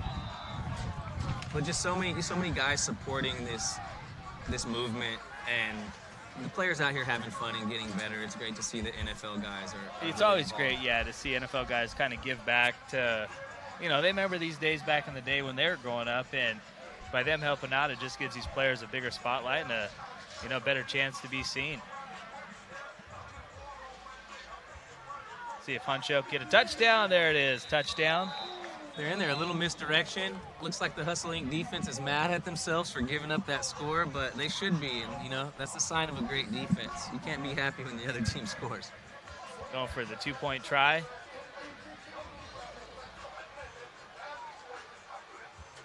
Big shout out to the Sevens for this beautiful environment. Yeah. They've got us in at Peachtree. Great field, great facilities, and just a great overall ran tournament. Yeah, Peachtree Ridge, man. This is a great high school. I mean, great facilities. Honcho, 2-point try. Pass incomplete. So 26-15 lead for Hustle Inc. They're going to be moving on. And this one is 3-2-1. That's a wrap. 26-15. Battle of Atlanta, Hustle Inc. flexes and moves on to the quarterfinals. So one last quarterfinal matchup to go for us. There'll be 2 going on at the same time, 1 on field 2, 1 on field 1. We got Coastline versus AD2 Tenths.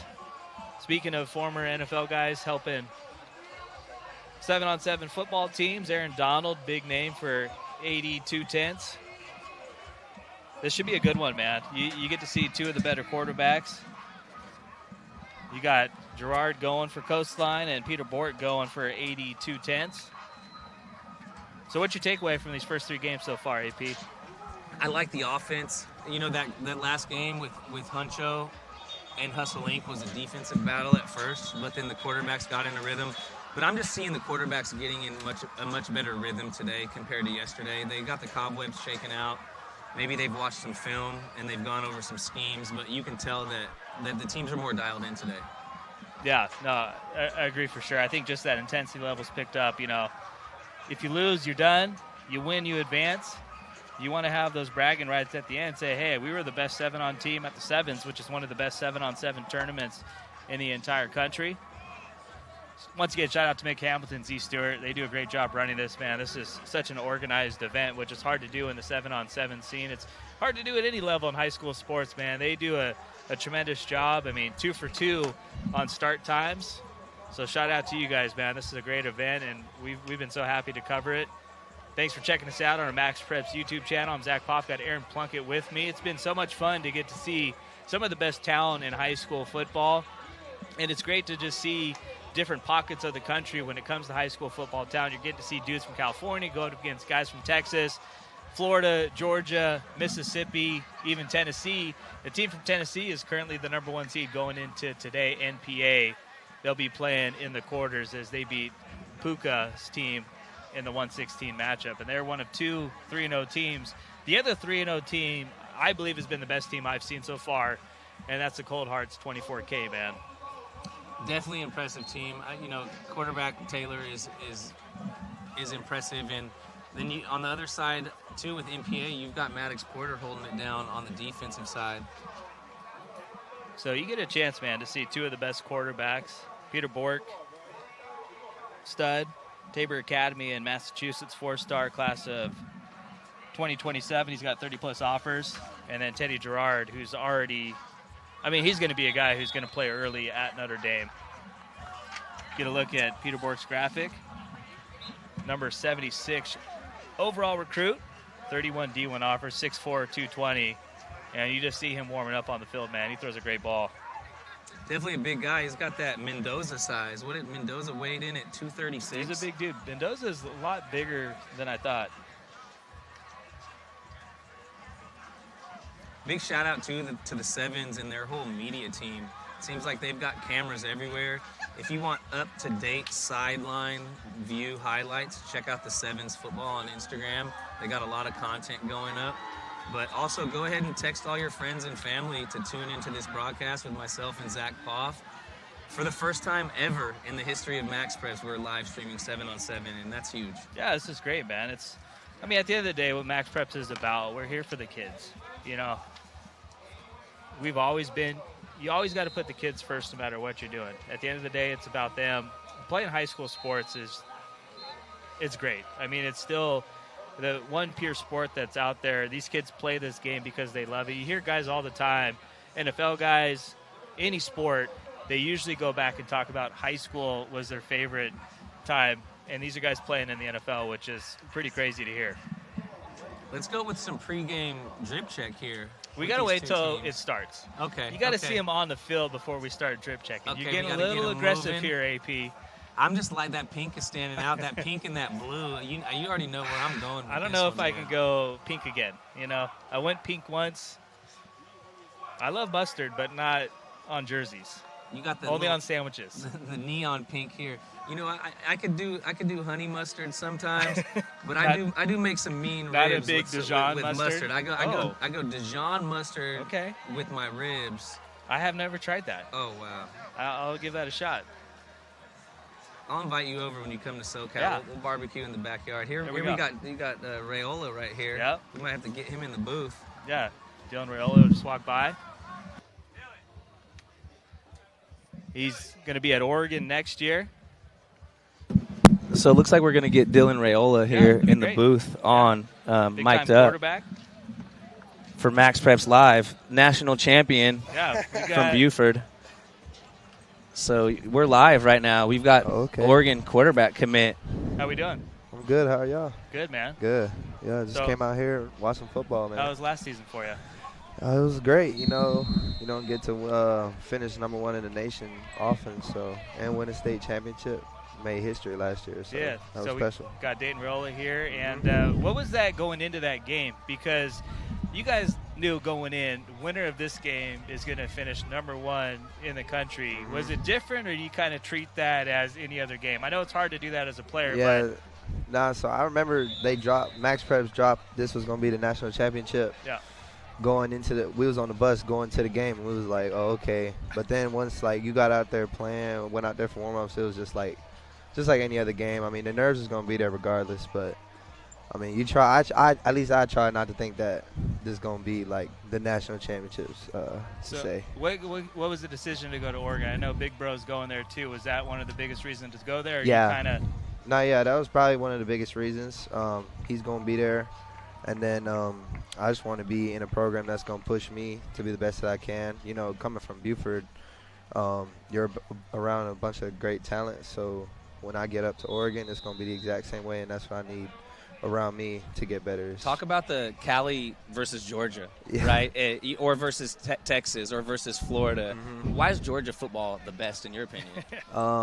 I just think we got some real dogs out here. I mean, I played in Texas, Arizona, and I think nothing compares to Georgia football, that's for sure. I mean, you playing somebody every single week, no matter what the team is, like they're going to have a guy on their team. So I think we're just different down here.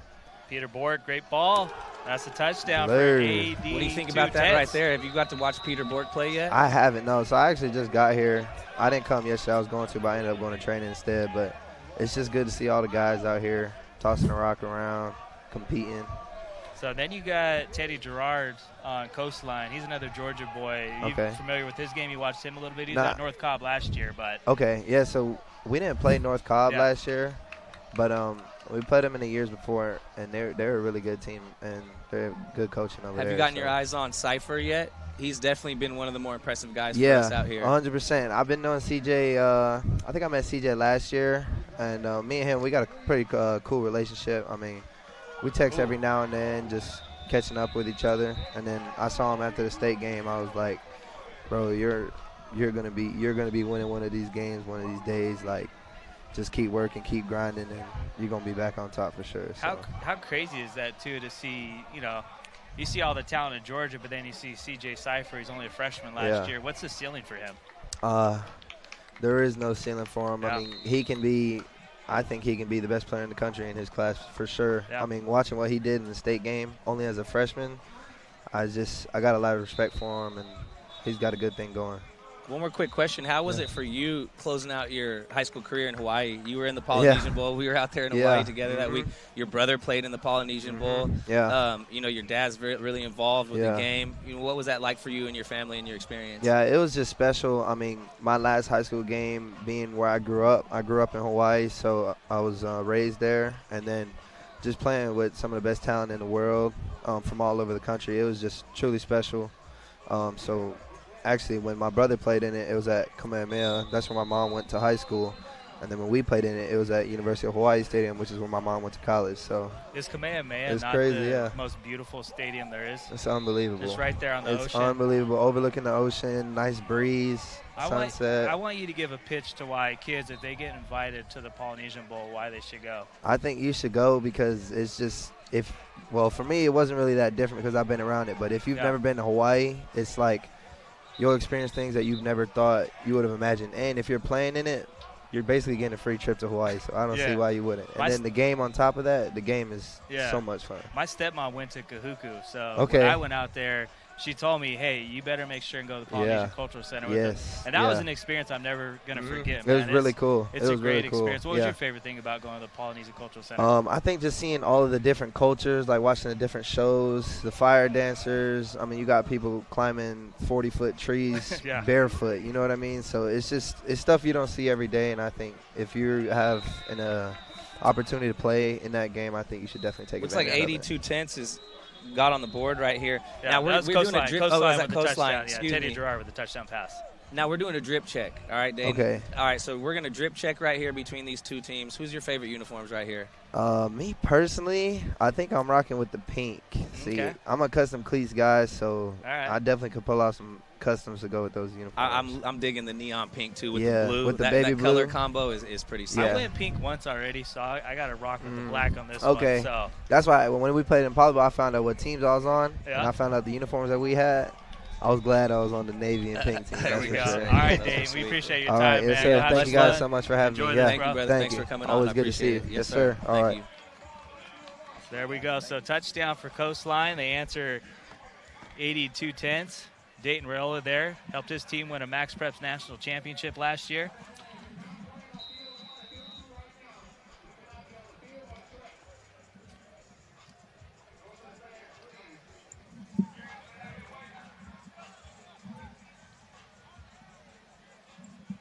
So Peter Bork back in. Now, two stud quarterbacks here. We had Dayton on, right? And we missed his first touchdown. Yeah. That was impressive. And he threw another one in the end zone. Receiver couldn't come down with the ball earlier. But I'm talking about arm strength out here, and he's probably got the most. Yeah, no, he's He's a special talent, man. He's got 30-plus offers for a reason. He maybe doesn't get looked at as much on the national scene. He does in these 7-on camps and when he's traveling and stuff, just because he's playing in Massachusetts at Tabor Academy. Got to move the ball back a little bit, a little too far up. Going for it all. Looks like we're going to get PI. That looked a little incidental. I probably saw the tuck. Was that the feet? Oh, did he grab him? Yeah. Okay. I think so. Okay, then my eyes aren't working properly right now. But it looked like a little incidental contact. But like I said, DBs grab on every play, so it doesn't surprise me if he snatched his jersey a little bit. Now, DBs, if you want a tip from a wide receiver on how to not to get a PI called, just don't yank the jersey. Just get in real tight. And just nudge the jersey. Just grab it a little bit. But once that jersey gets pulled away from the body of the receiver, they're calling that every time. I thought you were about to untuck my shirt here, showing how it's done. So, first down, ball at the 5. 4-star QB zips it, incomplete. Tough place to score right there. Coastline, great defensive play.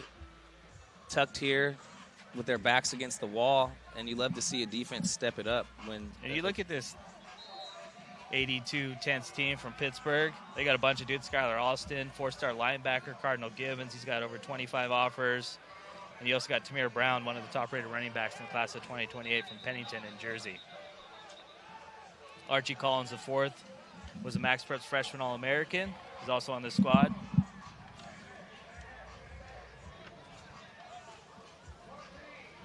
Was hoping Aaron Donald would come out here to rep his squad.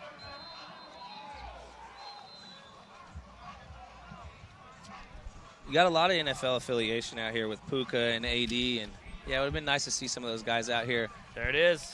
Pass incomplete. Great play by the DBs. Very, very little margin for error out here. Looked like that was Jalen Scott and Stanley Morgan there, both on the coverage. Get a look at the replay. So that was 3rd down, so that turns into 2 points.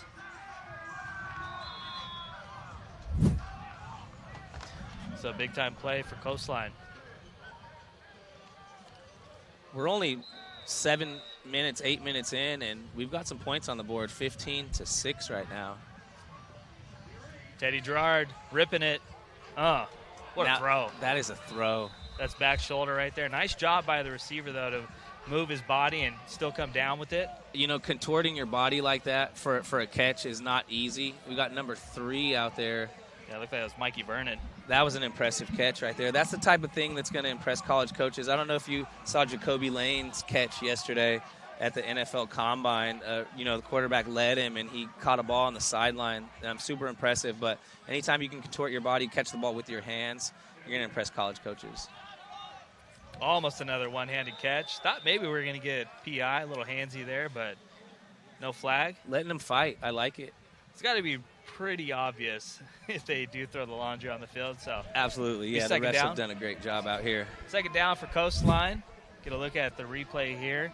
Let's see if there was a little hand fight. No, I like it. No call.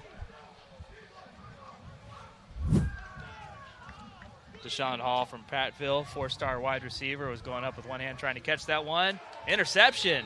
There it is. Stared him down. Let's see. We're going to dunk this right now. Let's see what he's got. What are you rating this? Oh! Out there looking like Jackson Hayes, just a regular dunk. I'll give it a 6. Yeah, I'm going to give it a 6, too. I mean, I'm looking for a windmill. Windmill between the legs. I'm looking for a reverse, some East Bay funk between the legs, some J.R. Ryder. Or, you could really get a little crazy, have one of your teammates get out there early and jump over them, but that might be a little too crazy. In case you didn't know, anytime you're going between the legs like that, that's called the East Bay funk. Yep. All right, and if you youngsters don't know, that was J.R. Ryder, yes, Isaiah Ryder. So anytime you're going in between the legs, call it the East Bay funk, and we'll be all right. J.R. Ryder was a bad man. A bad man. He was not. He was a bucket man. Oh, yeah. I mean, the guys were leapers back then. They were going crazy. The Vince Carter days. I'm definitely aging myself, but there's never been a better dunker ever. Yeah, Vince Carter, easy. Vince Carter, North Carolina side. He's always been my guy. A couple of flags here thrown. So it looks like we've got a sideline warning here, and they're just getting real physical out there. So the refs are trying to tone down that physicality a little bit. I alluded to it earlier with that pass breakup. when he kind of maybe threw a little bit of a shoulder. On the other field, you got Trilly with the interception right here. It looks like they're coming to dunk. See this dunk. Another basic dunk. Yeah. All right, football players, if you know you've got a basketball goal out here, work on a little something pregame. You're doing easy ups. Come in here and practice your reverses. Impress us. So we got a first down, ball at the 20. That interception was huge. That kind of changed momentum of this game. Coastline looking like they were going to score again. But AD2 Tenths comes up with a huge INT, and now their 4-star quarterback, Peter Bork, trying to get them some more points here. First I think down. maybe Bork realizes that their drip check is that drippy, and they've got to step it up on the scoreboard. Taking a lot of time here. Grounds it. Great defense from Coastline. Coastline's got some solid DBs. You've got Austin Busso. You've got Adrian Cole. Busso made arguably the best catch yesterday with that one-handed touchdown as well. Absolutely. Yeah, a lot of these guys are going both ways. So you've got guys that got a ton of offers at receiver who are playing DB. You've got DBs playing receiver. It just shows the athleticism of a lot of these players. And as a college recruiter, if you see a guy that can do things on both sides of the ball consistently, that's gonna up their stock.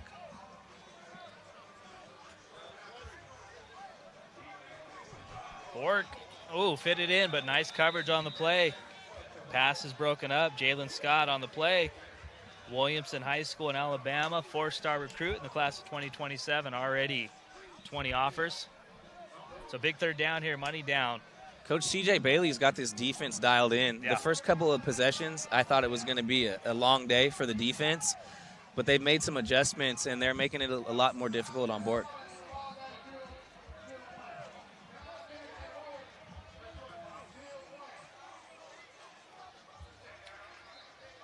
Bork, flag on the play.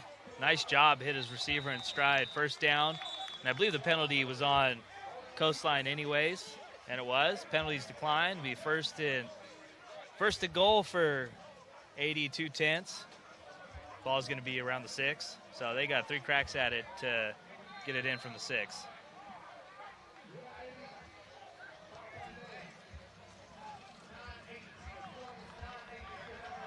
So the score is actually 9-8. Coastline got an extra touchdown, I believe. So AD2 Tenths 9-8 lead.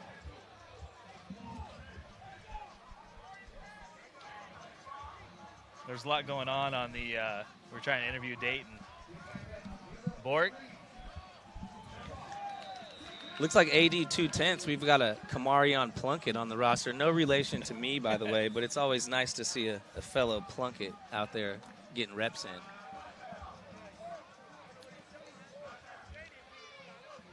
Really difficult to get in the end zone this close. And let's see if Coastline can step it up with Coach Bailey and get these guys 2 points for a defensive stop.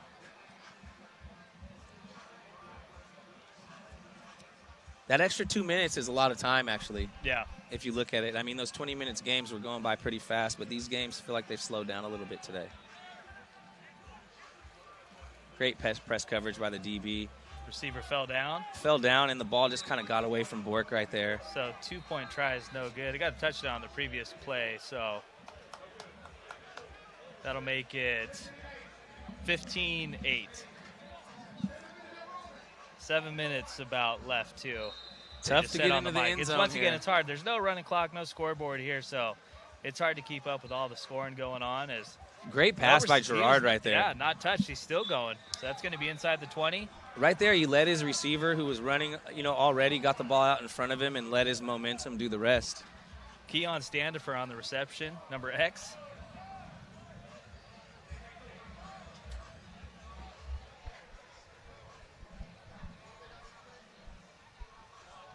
Teddy Gerard, man, he's the real deal. He just smooth, makes it look easy. Oh, what a move right there. Ankle breaker and crossed him up. That's why he wears X, man. Some of the numbers are cool. You've got guys with 365. Yeah. At a tournament in LA a couple weeks ago, you had one of the guys with 213 as his number. So that's the fun of 7-on-7. You got number X out here, and he's obviously the X factor. So last time Coastline got in here, though, they threw an interception. See if Teddy Gerard can capitalize. There it is, touchdown. Mikey Vernon. I'm impressed with that ball spin right there. That's pretty crispy. As good as Amon-Ra? I don't know if Amon-Ra would rate that super high, but I'm on an Amon-Ra scale. I think that's like a 7.5. You got to kick it afterwards, like Amon-Ra. Like at the Army Bowl. Yep. Yeah, I remember that. He got that touchdown catch. And just he was punted talking the ball. with Caleb and Josh Downs on their podcast saying Cali ball is way better than Georgia ball. So they had a good argument with that. 1-point try. Gerard tries the lofted. That one goes incomplete. So 15-14. AD2 Tenths still has the lead. 5:20 left in the ball game. Clock is still going. So this is going to come down to one possession, Zach. I mean, here, if you're Coastline, you just got to get one stop. That's it. You get a stop, you take the lead. That's what I like it with defenses can get scores with just stops, and then you get the 3 points, obviously, with the interception. You know what they say? We brought the Cali weather here to Georgia. I guess it was supposed to be cold, but we've got some nice sunshine out here now. These clouds have cleared away, and it's an amazing day here in Atlanta. Bort going for it all, just over his receiver's arms there, incomplete pass.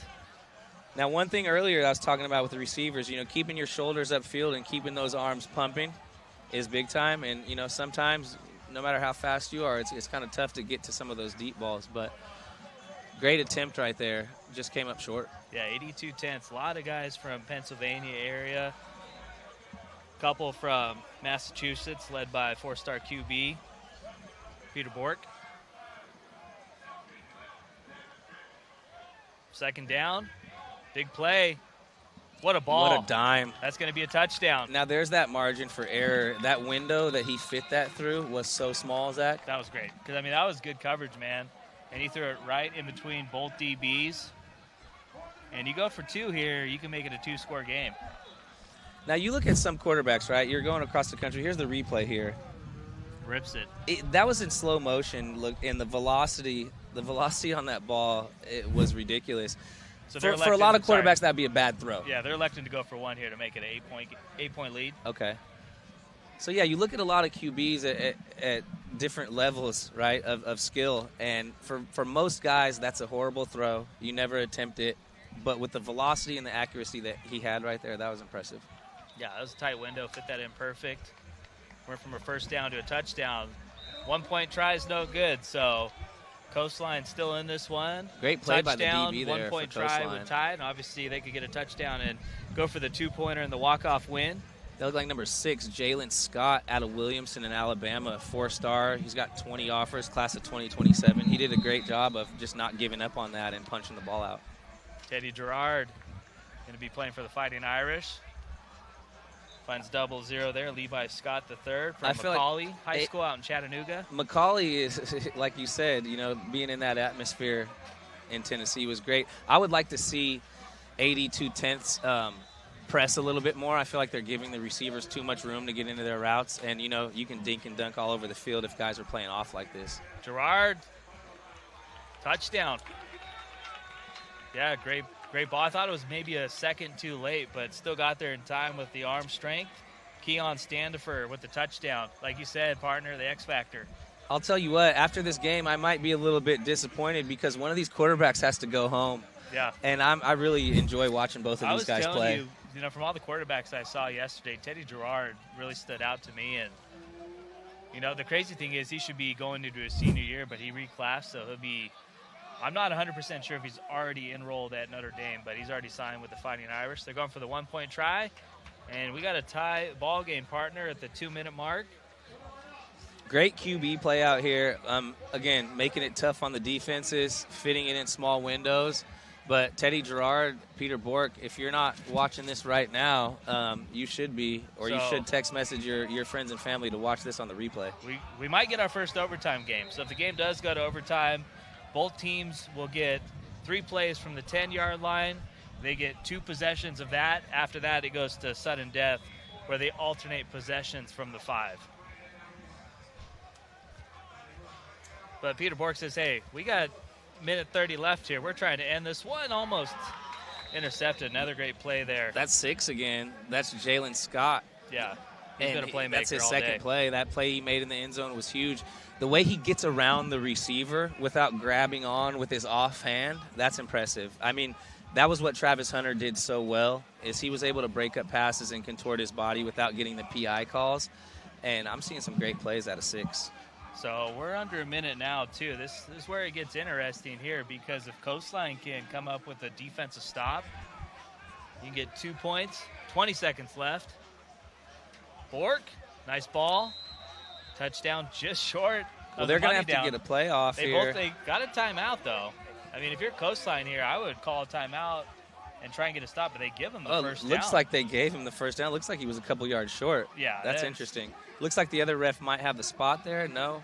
So 20 seconds left. We're They're tied giving him at the first down. 21. Kind of interesting there. That's extra 3 yards. Well, you get a pick here, too, and the game's over, right? Yeah. So this might be the last You might not play. want to risk it and just throw one up in the end zone. You might want to kill it. He's going for it.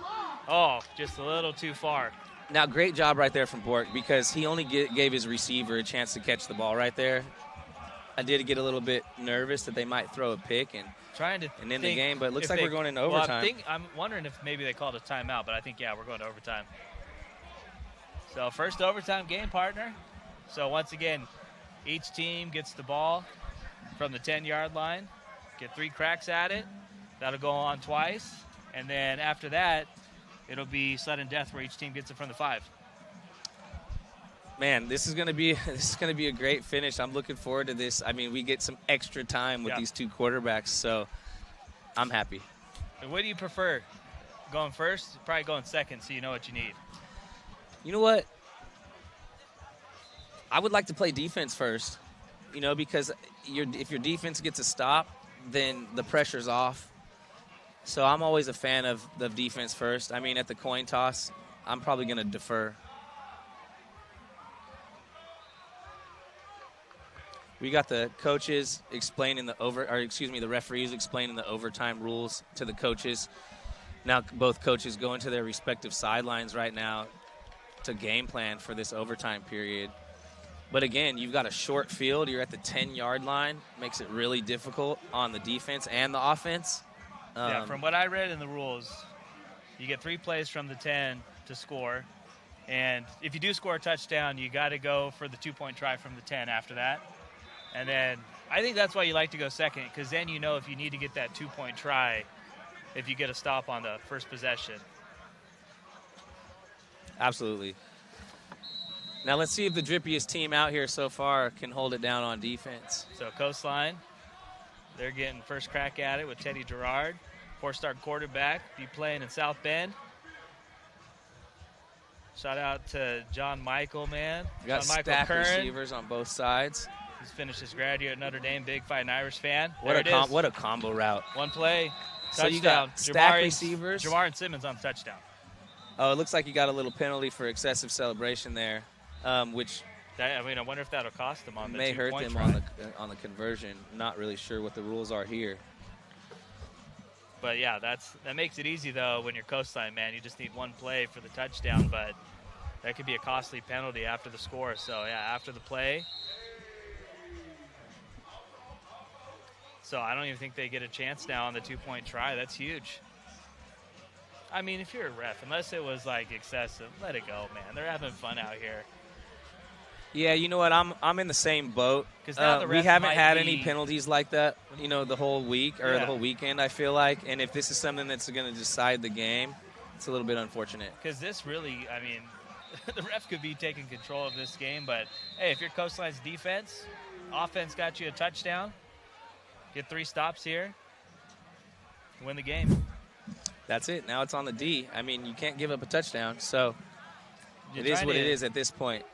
But, discipline's a factor, right? I'm trying to see what the penalty exactly was, but it might have been a little before that. Didn't do much. Had to have said something that the referee wasn't really a fan of. A little behind his intended target there, so 2 more downs left for AD2 Tenths. And that's what's tough, too, about being this close to the goal line. I mean, typically, if you've got a lot more room in between yourself and the quarterback, you've got time to get your hips back and make that adjustment. But he's so close to Bork right there, he didn't really have time to make an adjustment on that catch. So what are you doing here? Are you trying to get in the end zone here, or are you trying to pick up some more yards? I think you got to try to pick up at least 5 or 6 more yards on this pass completion right here. Get something underneath and then go for the end zone. But I don't think you need to be. Oh, what a throw! Hey, I mean, that was tight coverage, and Bork shows off his arm strength, and we're gonna get another. Okay, so there you go. There's the makeup call, right? So you got an unsportsmanlike on that team. Wow. So now we're evening out, right? Unbelievable. So we've had a few makeup calls today. And you know what? Great job on the officials on putting it back in the hands of the players. Refs are 2 for 2 on their 2-point tries. Wow. So that's going to be. Let's see this throw, Zach. Yeah. Oh, this is a big time throw. I mean, look at the coverage. The coverage is there, and you know what the issue is the DB didn't get his head around. Yeah. So he doesn't even have a clue the ball is coming. And when you've got a guy throwing it with the velocity of Bork, if you don't see it coming, you're going to lose every time. I tell you what, every college coach that's watching us right now, they see this dude still uncommitted. They want him to come play for them. I mean, what a throw. I mean, that's arguably the best throw we've seen all day because that was great coverage. Put it in a spot only his receiver could get it, and great catch, too. We've seen some QBs out here, and I'm going to go in arm strength and just overall play right now. I think Peter Bork's the most impressive. Yeah, he's looked great. It's the first time we've seen him. So here we are. Not to take anything away from any of the other guys, right? And, some of the other guys might impress me more on any given day, but this weekend out here at the Sevens, Peter Bork's got it. Double overtime. AD2 Tenths will start first on this possession. We've got free football. That's huge, though, those 2 costly penalties, man, because if you can get that 2-point try, that puts so much pressure on the opposing offense. But so it's 27-27. Double overtime. See if we go to a sudden death. This will be the last overtime period after this, and each team will alternate possessions from the 5-yard line. It looks like we've got the game finishing down there on the other side of the field. I'm not sure who won that other. There goes Derek Baker right by us, Tennessee commit, playing for Cam Newton and C1N. C1N. See what can do here. Crossing the middle, receiver fell down. Incomplete, no interference. Looked like that was just. And number 6 again.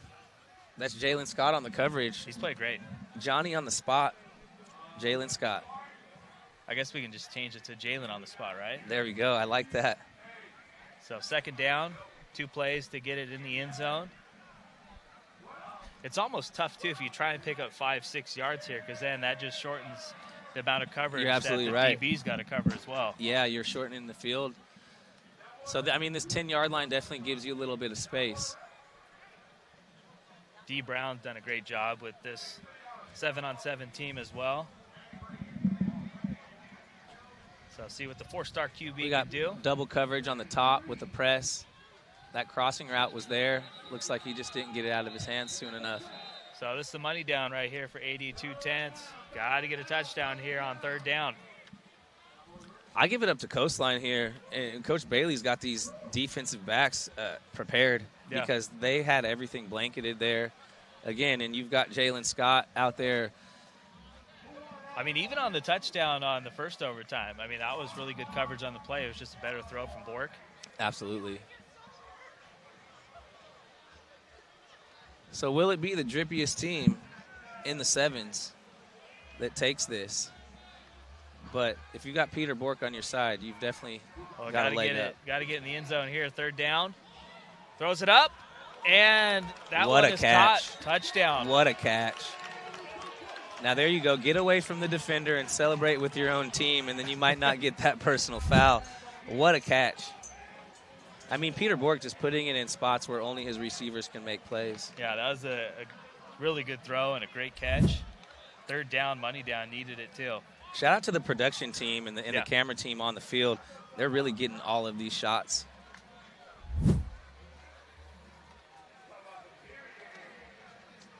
Big-time catch right there in the back of the end zone. We've seen several plays like that over the last couple of days where guys don't get a foot down and they're just out of bounds. Catching that ball at the back of the goal line like that. So I guess, impressive. At least from the rules I read, I thought the attempt had to be from the 10. But they get a delay of game. First time we've seen this, so that's 3 penalties on the point after tries. So what? And that'll be a loss of down. They don't get it. They don't get the extra point attempt now. They do not.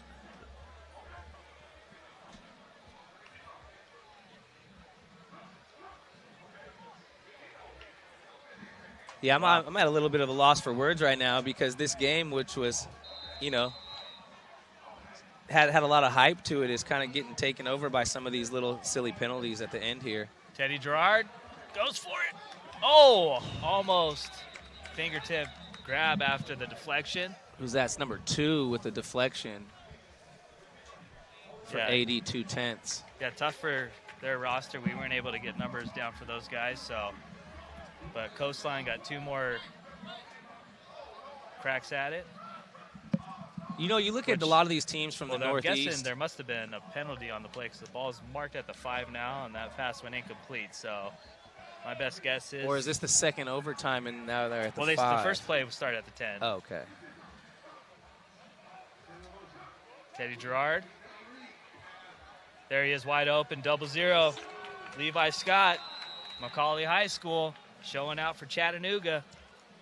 Now this is it. We get the extra point right here. It's ball game. Unless there's another penalty again. 3 for 3 on penalties on the point after tries. Let's see if we've got a makeup call here, or if Teddy Gerard, the Notre Dame signee, can ice this game. Here it is. Are they going to walk it off? Nope. There's a late flag. Looks like they're going to get another crack at it. So another flag. This time it's going to allow for an extra play as opposed to taking one away on the 3 previous. Now that's a tough thing for the referee, right? Because you're right there next to the head coach. Yeah, yeah. And if the head coach is yelling in your ear to throw a penalty, I mean, we're all human beings. So if somebody's going to alert you to throw a flag and you throw it. But how great has this round of 16 been? I mean, 3 these games came amazing. Down to the wire. The Honcho hustle game was the only one out of reach. That's going to be it. That's ball game. Levi Scott the third again. Do we've got another makeup call? Do we've got a offsides penalty, illegal procedure, or is like a pick play or illegal formation? Oh my gosh! Yeah, It looks like a pick. Zach, you're absolutely right because the receiver's turning his shoulder. Well, makes no sense to argue with the refs right now. Looks like we've got some more football and we get to watch Peter Bork on another drive. Coastline thought they had it, man. Had a perfect play design. Thought it was a walk-off, but no. So that's 4, actually been 5 flags on the 4-5 point after attempts. Do you have a mic that's going down to the ref's ear right now, Zach? Wow. No, I wish. So now they're going to alternate possessions. It's sudden death now. So each team gets 1 play from the 5. This is huge, too. Whoever, gets to go on defense first, you get a stop. Well, I'll tell you what, offense to walk it off. They're testing these overtime rules, that's for sure. Yeah. We haven't seen one yet, but glad I looked over that this morning. I do like the excitement of it, though. Yeah. It definitely provides for some more football. Some club 7-on-7 tournaments, it's longest yard, it's 1 possession, but this is just much more football. I love it. Teddy Gerard getting the first crack at it, sudden death. Overthrows? No, perfect throw. Now, great job by number 4 there to get Austin Bissell, Bergen Catholic, man. Got his hips back. People might sleep on the Northeast, This guy, he's from the Northeast, from Bergen Catholic. You've got Bergen's 80, power, man. They are power. AD2 Tenths has got a lot of players from the Northeast on their team as well. Yeah. Great football. Yeah, Pennsylvania, man. It's kind of reminds me a lot of Ohio. It's a lot of tough dudes come out of those states for sure. Joey O'Brien, who's also going to be at Notre Dame with Teddy Gerard, he was our Pennsylvania Player of the Year. He led LaSalle Catholic to a state title. It was their first since 2009. He's an absolute stud. Reminds me a ton of Kyle Hamilton. Bork, sudden death, needs it. That's game. Walk-off interception. Jamarian Simmons. He stared him down. Yep. He looks like Simmons was playing like a rover. Here we got a dunk right now. What's he going to do? The X-Man. Oh, East Bay 10. Funk. Did they hear me? That's a 10. I think they heard it, Zach. We talked about it in East Bay Funk. That's a 10. What was better, the interception or the dunk? You know what? I'm the dunk. Okay. But the interception won the game, so I got to go interception as a football guy. We're not playing basketball here. That dunk was so impressive. Our scoreboard added 49 points for Coastline because the walk-off dunk between the legs. I agree. That's a 10. They added 10 points on that dunk then. I love it. I mean, again, as a quarterback, you can't stare down a receiver, and that's what happened right there. And, 1 mistake in 7-on-7 can cost you the game. Well, so far, that's the best game we've seen so far. Like you said, just set him down. Simmons said, it's ball game, folks. He pumped one too many times. Man, let's see the replay on this dunk here. Are we going to get a dunk replay? I know with the Isaiah Ryder? I know my guy Stefan's going to get it queued up for us. Jamarn Simmons, 2027, Godby High School out in Tallahassee. He's already got 28 offers. 4-star for a reason. Absolutely. So I'm trying to figure out the matchups we got coming up now. So that was a great round of 16. Should be even better. Here we are, AP. Okay, East Bay Funk. Break it down. You know what? He went up with it, and he got it through the legs. Impressive on its own. I mean, to get a football through the legs like that and to get it in, I mean, there was a little interference right there with some people down on the field, but we had a great viewpoint from up here in the booth. I'm giving him a 10 out of 10. That's sure. a 10, 100%. So you got to look at Cam Newton on the field. So I'm guessing, obviously, C1N's going to be playing in this first quarterfinal matchup here on Field 1. And it looks like Trilly must have won, too, because they're over here. They're on Field 2? Oh, that game's already started. They're in the stands right here. Are they out? They could potentially still be playing the next quarterfinal game. So we'll have 2 quarterfinal matchups coming up. 4 games total. We'll have 2 on this side, 2 on Field 2.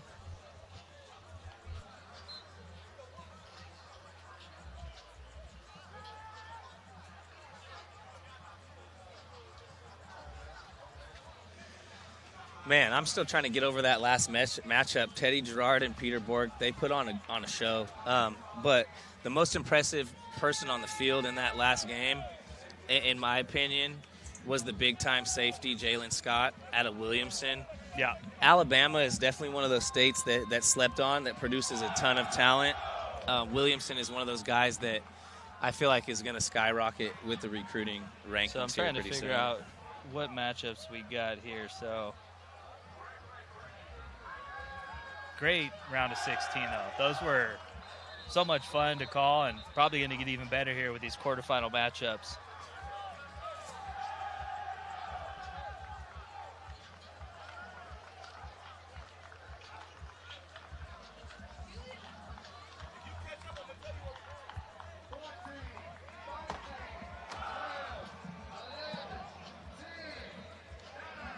Now, this is classic right here. So you got Cam Newton down here in the end zone having a break with his team before the game starts, and that's kind of like a tradition with C1N. He's done it ever since I've seen him on the circuit. They've got a lot of, like, family feel to their organization, and that's a big thing about Club 7-on-7. You're spending time in Airbnbs. You're on airplanes, traveling the country, or you're in hotel rooms. But you got a lot of time with these players outside of the game, and it's a great time for them to get to know each other and gel as teammates. So it looks like we've got Fast Houston, C1N on Field 1 here. Field 2, we got the 1-9 matchup, MFTK, the 9 seed, going against the number 1 seed NPA. So here we go, partner. Derek Baker gets first crack at it. Completion for about 7 yards. Got Cam Newton squad going up against the dudes from Houston.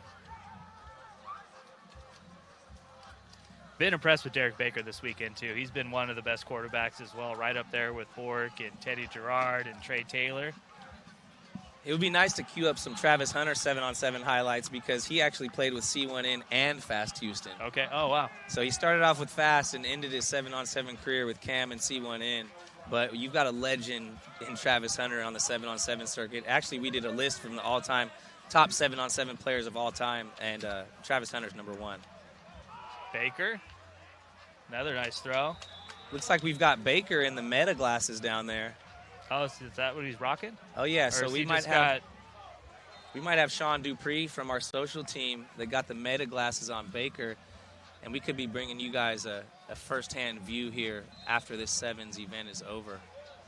But Baker, another quarterback that's been impressive. Oh, he's played great. And he's been one of those guys, too, where he's been the QB1 the whole time. No alternating possessions. He's been Cam's dude from the start. Nice catch there to stay with it. That was great concentration right there. He got the foot down. Even better throw. Great catch, but you know what I'm going to say, right? Catch it the first time. Great concentration, great catch. But hey, it don't matter to me, man. you caught the ball, end of story. As a receiver, you know, you gotta always have those standards. But hey, did I catch everyone the first time? I probably didn't. Baker just throws it away. Second down. Looks like you might have some defensive holding right there. Yeah, you got holding on the defense.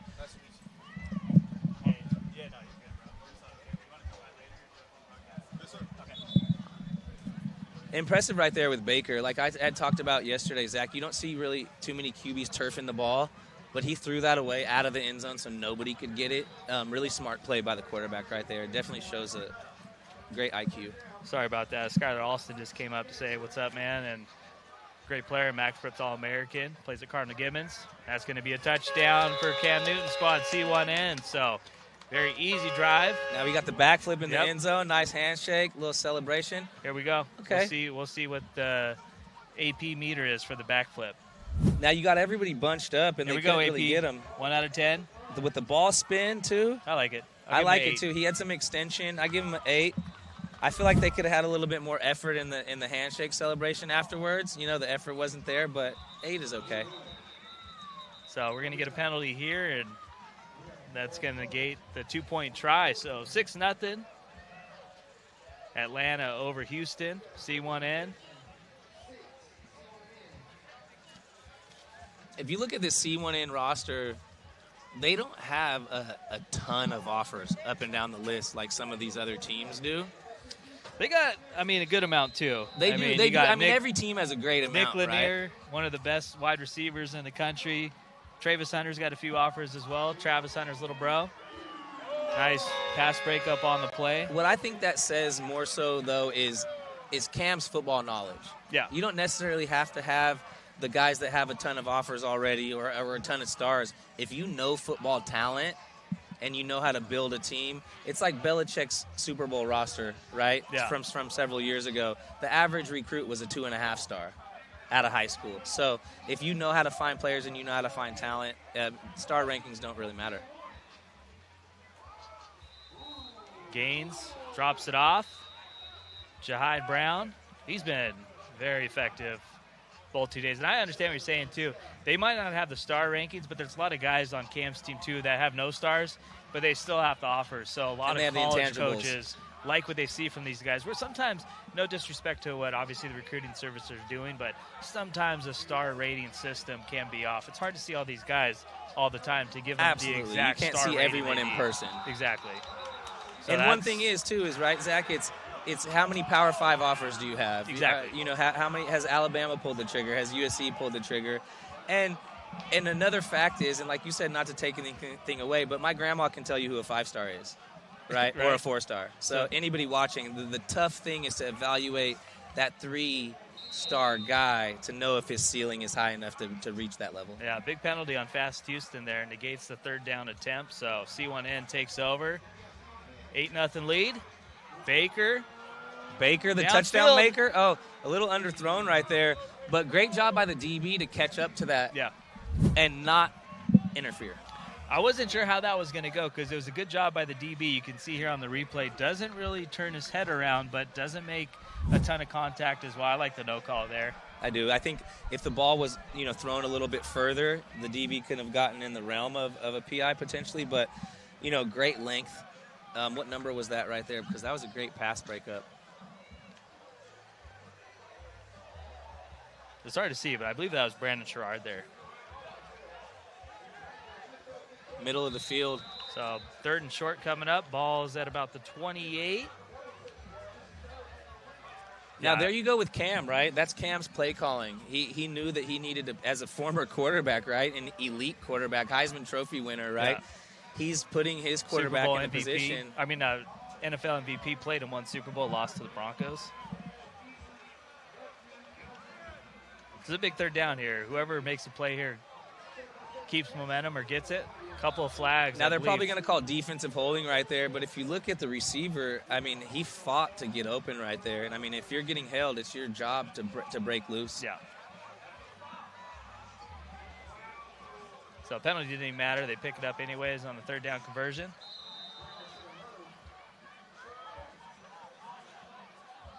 Trying to pay attention to what's going on the other side of the field. It looks like MFTK's kind of in control of that one against NPA, who's the overall seed. They still haven't lost a game yet. They got Maddox Porter, MaxPreps Freshman of the Year. Looks like Bryson Wright's out there playing safety. Is that right? Yeah, that is him. How about that safety duo, him and Casey Barner? So that's going to be another first down for C1N, man. Right here, this receiver for C1N, I can't tell. We don't have numbers, but he caught the first touchdown. But he's always open. Yeah, they got some talented receivers, too. You got Braylon Averett, class of 2029 from Central Phoenix City. Obviously, Hunter, Nick Lanier. Nick Lanier was impressive and Amari last Stevens, year. too, is committed to Miami. Just watching some of his film, from the tackle season, from the guys at 305 Sports, Nick Lanier went crazy. And that's who he was going to there on that play. I like that throw, though. I'm not going to lie. You don't throw it short. You don't give the DB a chance to come up under and make the pick, and you get it out of play if your receiver can't make the catch. Derek Baker's got a great football IQ. Really impressed with his game. Yeah, and, unfortunate for him last year, suffered some injuries, didn't play a ton last year in his first year at Milton. I expect him to have a monster senior campaign, though. Well, like you said, he's built like a tight end. I mean, look at his legs. He's impressive. There it is, touchdown. That looks like Travis Hunter. I was about to say, I believe that is Travis Hunter. No, it's not. It is not Travis.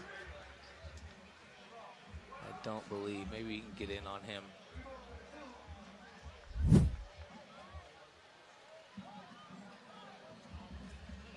Well, right now, C1N is dominating this game. It's 14-0. Fast can't really put anything together on offense. I mean, Derek Baker's looked impressive, but he's just not making the connections. Or, excuse me. 2-point try from the 10.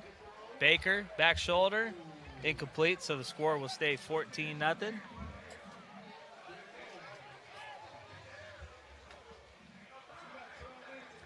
Now, see, one thing that you see Cam doing right there, they missed on that play, but you can see Cam looking at the wide receiver and showing him how he needs to come off the ball a little bit better to create some separation for himself and to get into the end zone. So a must-score drive for Fast Houston. Tristan Gaines has played really well this weekend. Pick up a 5 yards there. Here it is. I mean, like I said, Zach, it's stamina, right? And on this championship day, if you're playing back-to-back games and, we got the sun coming out here, it's not that easy. Yeah, I've been impressed with Cam Newton's team so far. They went 2-1 yesterday. They came into today's knockout round as a 3 seed. They were the top 2-1 team. First down, Fast Houston. Yeah, Fast Houston, almost a must score here.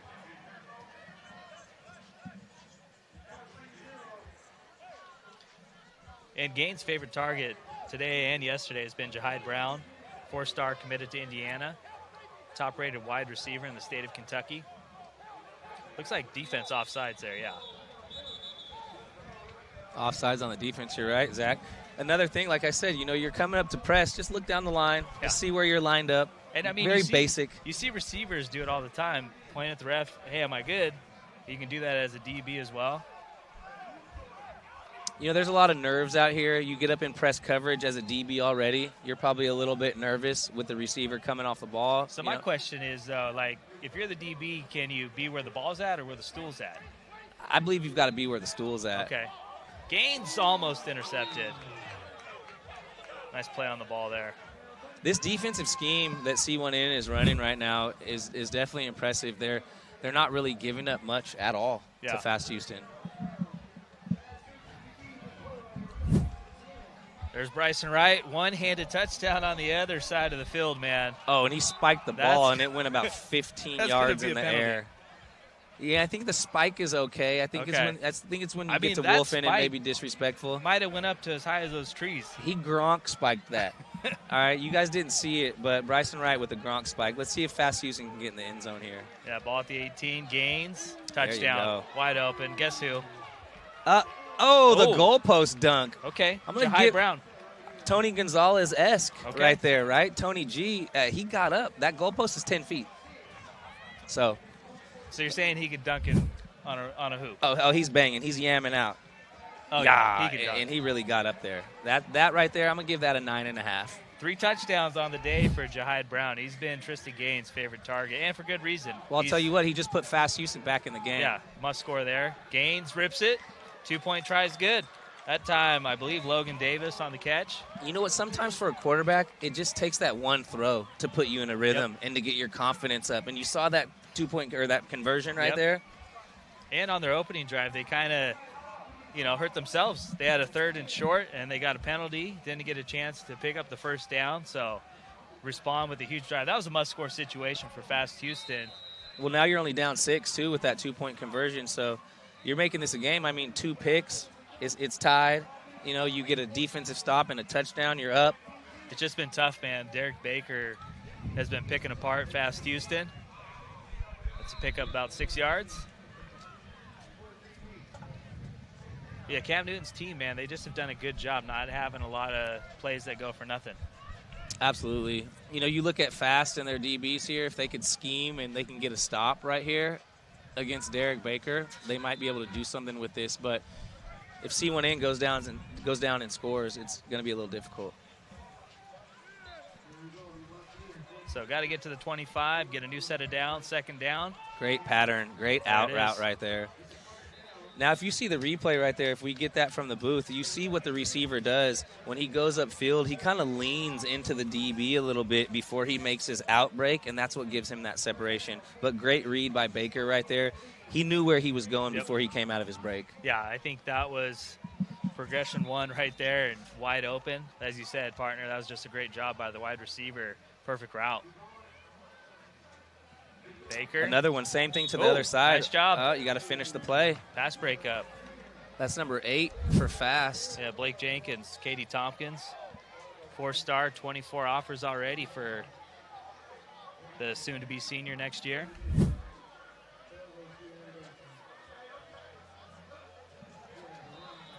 Now, this is going to be a big play right here. I mean, you got a 1st down at the 10-yard line, so you only need 8 yards. I'm sure Cam's got something schemed up for this. Yeah. But now what you're looking to do as a wide receiver right here is just get to the sticks, drop down, and body and box somebody out for a completion. They go to that out router, again, touchdown. Yep. And just a late break by the DB there, a second too late, results in a touchdown. Really C1N 3 for 3 on touchdown. We got to get this. We got to get this guy's name somehow because he's tearing up the Fast defense. But again, he got in and out of his break so quick, and the ball was already on him.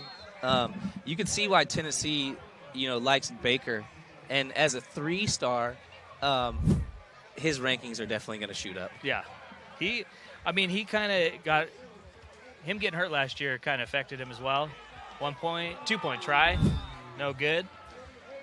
20-8 score. C1N with the lead. About 7 minutes left. Looks like he's got the meta glasses on. C1N right there, the receiver. I mean, great attempt right there to make the catch. He just couldn't come down with it, but even better play by the DB right there. Was that Blake Jenkins again? Once again, must score for Fast Houston. They got to keep pace with C1N. Gaines, nice throw. You already know. Jahide, still going. Jahide Brown's a dude. We had another almost Bryson Wright touchdown right there. He's getting double teamed today, and they're still throwing him the ball. So maybe yesterday he was decoy he on wasn't day getting one. a lot of targets day 1. I think day 2 they were just saving it. Hey, we'll save Bryson, let him stay fresh, let him get after it in day 2 when it's win or go home time. Smart move. Fast Houston moving the ball well. Must score. There it is. What touchdown. A route. What Guess a route. who? Let's see if we get another dunk. Nope. Jahide Brown once again. I think it's pretty safe to say when we do our preseason rankings who's the best player in each state. I think you can already lock in Jahide Brown for the state of Kentucky. I mean, look, he's committed to Indiana, 4-star recruit. Yeah, DB fell down there. Easy pitch and catch for Gaines and Brown. I would say, here we got a dunk right here, MPA with the interception. Oh, alley. The oop. Oh, he missed the oop, but Yep. I love it. I love the attempt, though. Great attempt. You know what? Okay, talking about receivers, Jahide Brown has impressed me, I would say, secondly to Bryson Wright. I would say he's the next best receiver here, in my opinion. 2-point try is no good. Stays 20-14. So fast, down by 6, just about the 5-minute mark here. They're in not the best spot, but you get one stop, and then you get the ball back, and touchdown wins it. Absolutely. Look at Cam. You got Cam running the tee back. He's out there working hard. Yeah, we're going to try and see if we can get him on the broadcast at some point today. I know he's a busy guy, so. Well, if they keep winning, it's going to be hard to get him up here. Exactly. So it looks like we got Trilly leaving the stands with nephew over there, David Plunkett III. And it looks like they advance, and they're going to be playing in the next round. All right, here we go, Baker. Let's see what he can do here. Another easy pitch and catch. You got a coach like Cam here, and he's just going to keep dinking and dunking and running it down. And you get one more score here for C1N, and you kind of close this thing out.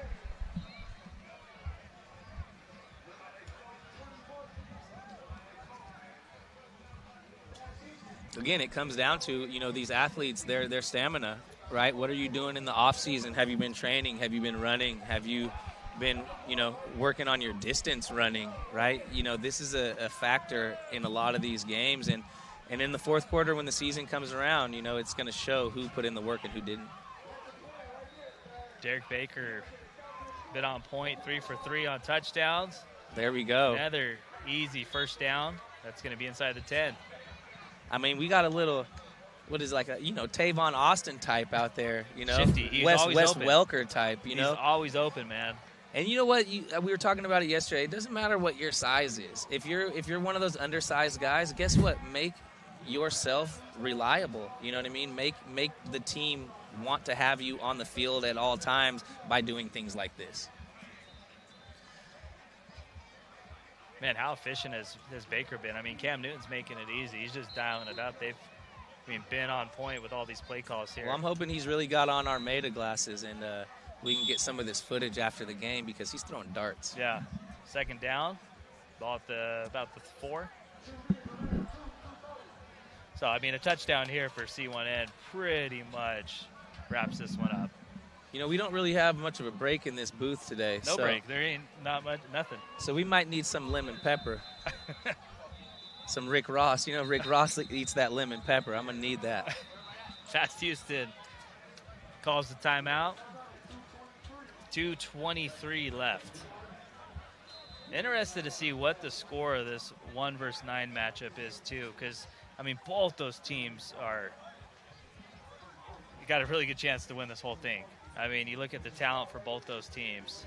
Absolutely. Well, and you look at a team like Trilly, right? We talked about Trilly during their games yesterday, and they had the most impressive DB core pound for pound out here, as far as play on the field.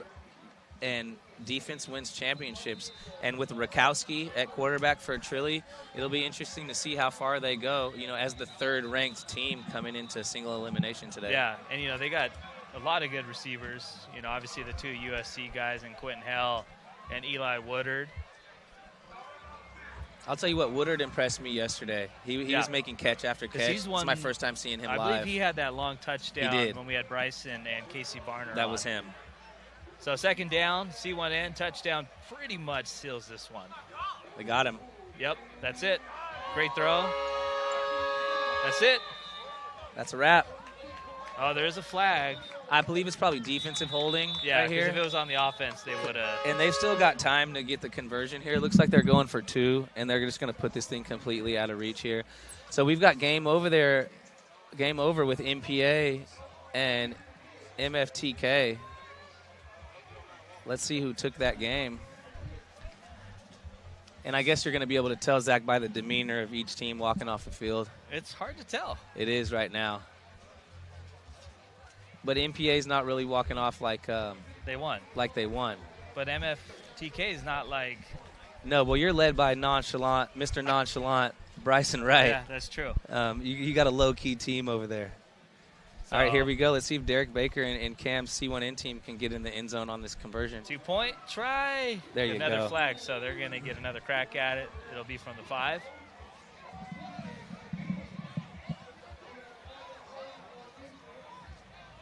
Yeah, well, it looks like MFTK took the game. But we'll wait on official word. So next game we got partner, Trillion Boys Coastline, Field 2, Cold Hearts, and Hustle Inc. So, man, all these games have been great. I can't wait till we get to the 2 semifinal games and that championship game, man. Winner wins $15K. Shout out Mick Hamilton and Big Z, man. They do a great job with this. You know, couldn't be more blessed to be in this position we are right now. Live broadcasting, MaxPreps 7-on-7 with the sevens. Amazing day here in the South in Atlanta, Georgia, and just happy to be watching some football and watching these kids have fun. Yeah, it's great. I mean, it's how fun it is for these kids, man. You get a great weekend here, Peachtree Ridge High School in Sewanee, Georgia. It's been a great past 2 days. Hey, shout out to Jess. Oh, Jess! I didn't know Jess is running about a 4.540 right there. She's about to catch a pass from Tristan Gaines. Shout out to Jessica Phillips on our social team, out there working so hard to bring you guys interviews, mic'd up content, etc. I mean, an all-around team effort. We prepared so much for this event on our Slack channel with MaxPreps. Going over our prep, looking at rosters, and working with Mick and Z and the Sevens football to just make this thing a great experience for you guys. Speaking of, that's the game. That's a walk-off interception there. It's going to be a 30-14 final. Cam Newton moves on to the semifinals. I got to give a shout-out to my guy, Jeff Kurtz. He did the play-by-play during our MaxPreps games of the week. He said, you guys are doing a great job, but you got to start punching in people to watch the MaxPreps game of the week. Potentially we might be doing baseball games later this spring, but also, too, next year for football. It's going to be a lot of fun. It was great getting to travel with Jeff and call these games. Got to see a lot of these kids playing today and yesterday during those games. So, once again, you're going to want to check out MaxPreps Game of the Week. Hopefully we can get some baseball games later this spring. You guys did amazing. It was fun to watch those matchups. I mean, you and Jeff on the call. The first time I actually ever met Jeff, I was shooting the CIF baseball championships at Dodger Stadium. And the whole production crew, I mean, he's such a professional. He is. He really brings a lot to the table for MaxPreps, and he's helped us, really elevate these MaxPreps Game of the Weeks that we're bringing. And you yourself, Zach, I mean, you know everything about high school football. I mean, you're like an almanac over here. So just watching you guys on the broadcast and then now being able to be up here with you, it's really cool. Yeah, this has been a great experience, man. I wasn't sure how this was going to go because, I'm not big in the 7-on scene like you are, Sean Dupree, as well. But it's been a great experience, and I think a lot of that has to do with Mick Hamilton and Z Stewart. They've done a great job putting on this, and they've done a great job running the show. Absolutely, and then a testament, too, to the players out here. You've got a lot of big-time 5-star recruits, these big-time prospects from across the country. And I've seen nothing but humility from a lot of these players. A lot of humble guys out here. Nobody out here really trying to outshine one another. Yeah. But they're competing. They're competing very hard, but in a respectful way, and that's definitely a breath of fresh air. So, who did I say we're getting this game? We got Coastline. We got Coastline and Trilly. Yeah, this should be fun, man. So, Trilly, the only team from SoCal left. Hellstar lost to Fast Houston. Did we officially hear who won the game on field 2? I'm guessing it was MFTK, but it looks like NPA's packing up. So, yeah, I think they called the Uber, Zach. But I don't know if there's an Uber that big. So that if they did lose, that's their first loss they've had this weekend. But Well, you look at Bryson, right? You look at Bryson and them actually using him a lot today. It's an intimidation factor, and then you've got him playing safety as well. I don't know if you've got a better center fielder seriously. on the field out there than Bryson Wright. So what are you looking forward to with this game, especially starting with Trilly? I want to see how Trilly's DBs do. They've got a lot of guys from Southern California. Dorian Franklin. You've got who else on the defensive side? Yeah, I mean, they're loaded. A dude I really like is class of 2029 from Olu, King Baraka Kazi. He's really a guy that's making a name for himself. Played a lot as a freshman in the Trinity League at Orange Lutheran. Derek Coleman Jr., another stud from 2028, Gardena Sarah, and Aaron Washington, obviously a USC commit. He's been making plays at Modern Day since he's a freshman. I expect him to have a big senior season at IMG. I was impressed with Woodard. I'm sorry, I can't forget my guy, too, Karan Prime Williams from Santa Margarita. Helped that team win a CIF state title, the first since 2011. Prime Williams is that guy. He's a stud. He's one of my favorite DBs to watch, and He's anyone nice. with the nickname Prime. Yeah. Deion Sanders is my Rock's favorite 21. dual sport player of all time. Yep. That's a great nickname right there. Yeah, I'm looking forward to watching Rakowski play. I really like Eli Woodard out of Chaparral. Chaparral is in Temecula. It's my neck of the pretty woods, far man. in the IE, I right? grew up in Menifee, so that's right down the street. And it's great to see players coming from that area. He didn't transfer to a Modern Day. He didn't transfer to a Centennial. And none of these big-time schools. He's staying at Chaparral, and he's a baller. I really liked his game yesterday. And I got a text from Jack Stupin from Trillion Boys just now, and he said nephew was balling. So we didn't get to see David Plunkett III out of St. John Bosco yet today, but he might get out here and make some plays today for this Trillion Boys offense. And you got a quarterback like Rakowski spreading the ball around. It's likely a lot of these receivers are going to see action. So Trillion going to get the ball first, get our first look at Trilly so far today. They played on field 2 earlier. Ryan Rakowski, rising senior, Palos Verdes High School. 3-star, 15 offers. Quick release, picks up about 7. Quentin Hill, probably the best receiver on this group. Very talented group. Now, this is a first for Trilly. It looks like they only brought 1 uniform kit. Usually they've got multiple, but pretty soon here we'll get a drip check and see who's got it. I mean, I already picked Coastline for 1, so I'm going Trilly here. I'm going to go Trilly here, too. Just, there's a little bit more effort put into the design on those uniforms. Again? You know, they got the money sign, right? It looks like are those dollars on in the background of those jerseys? I can't really see the design from here, but my eyes definitely aren't good enough. First down for Trilly. I believe that was Eli Woodard on the catch, Chaparral High School USC commit, 4-star wideout. And you've got several players on this team from the state championship team at Santa Margarita. How did we forget? You're talking about DBs on this team. Dante Wright, the highest rated out of all of them, committed to Georgia. Yeah, Trilly's, they're good on both sides. They got a lot of dudes. Rakowski. It's been a while since Long Beach Poly put out DB. I believe Iman Marshall, Big E Marshall, might have been the last DB that they put out to go to the NFL. Yeah. And actually, I'm gonna correct myself. Jack Jones. Oh yeah. Jack was one of the best players that I ever saw come out of Long Beach Poly. I mean, on the offensive side and the defensive side. When he was with the Raiders, he was playing with his high school coach there. Absolutely, Antonio Pierce. I remember them turning up against Crespi in the huddle. I remember how excited 1 week. Long Beach was going up against Modern Day in the playoffs when they had JT Daniels. Thought they had a chance. Yeah. Receiver was not expecting that one. Incomplete. So it's going to be 3rd down. Got to get to the 10.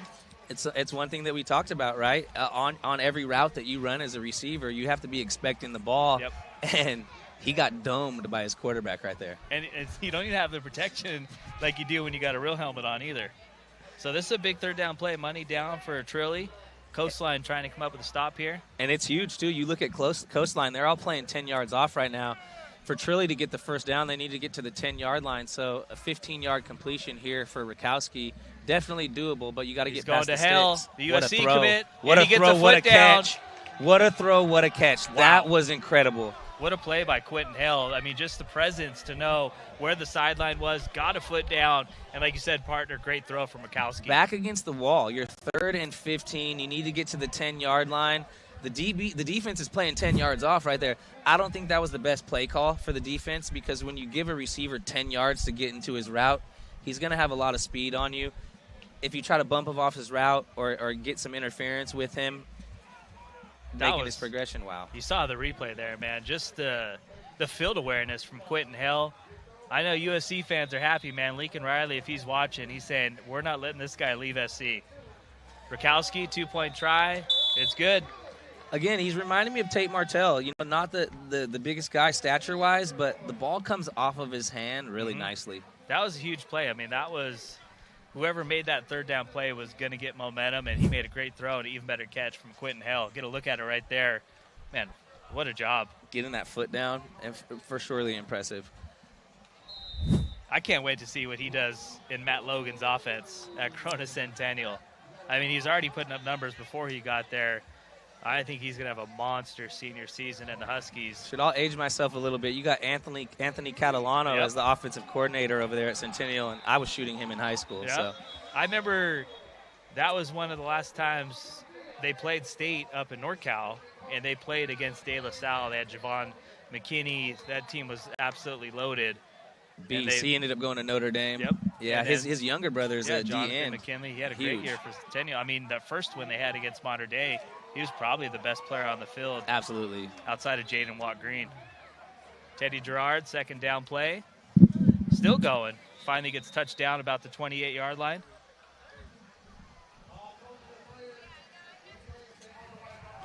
So a big third down coming up. Coastline trying to respond.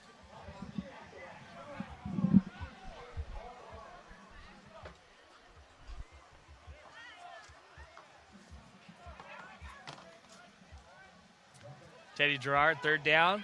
It looks wide open. Oh, wow. Touchdown. I mean, you can't do that. Jamarin Simmons just beat the coverage. Easy throw from Gerard. Big response from Coastline. And Teddy Gerard, man, he's been as good as any quarterback we've seen over the weekend. And you know what? You got a mismatch out there. I mean, you got a safety on a speedy wide receiver. And, you know, Chauncey Washington is no slouch out of Orange Lutheran. But sometimes, you know, a safety's not going to have that same speed as a corner. Yeah, just easy. Too easy on a third and long situation as well. Absolutely. Looks like they're going for one here. Coastline. We got Trilly up 8-6. There it is. No, it looks like he's not in the end zone. He is definitely short. Yep, no good.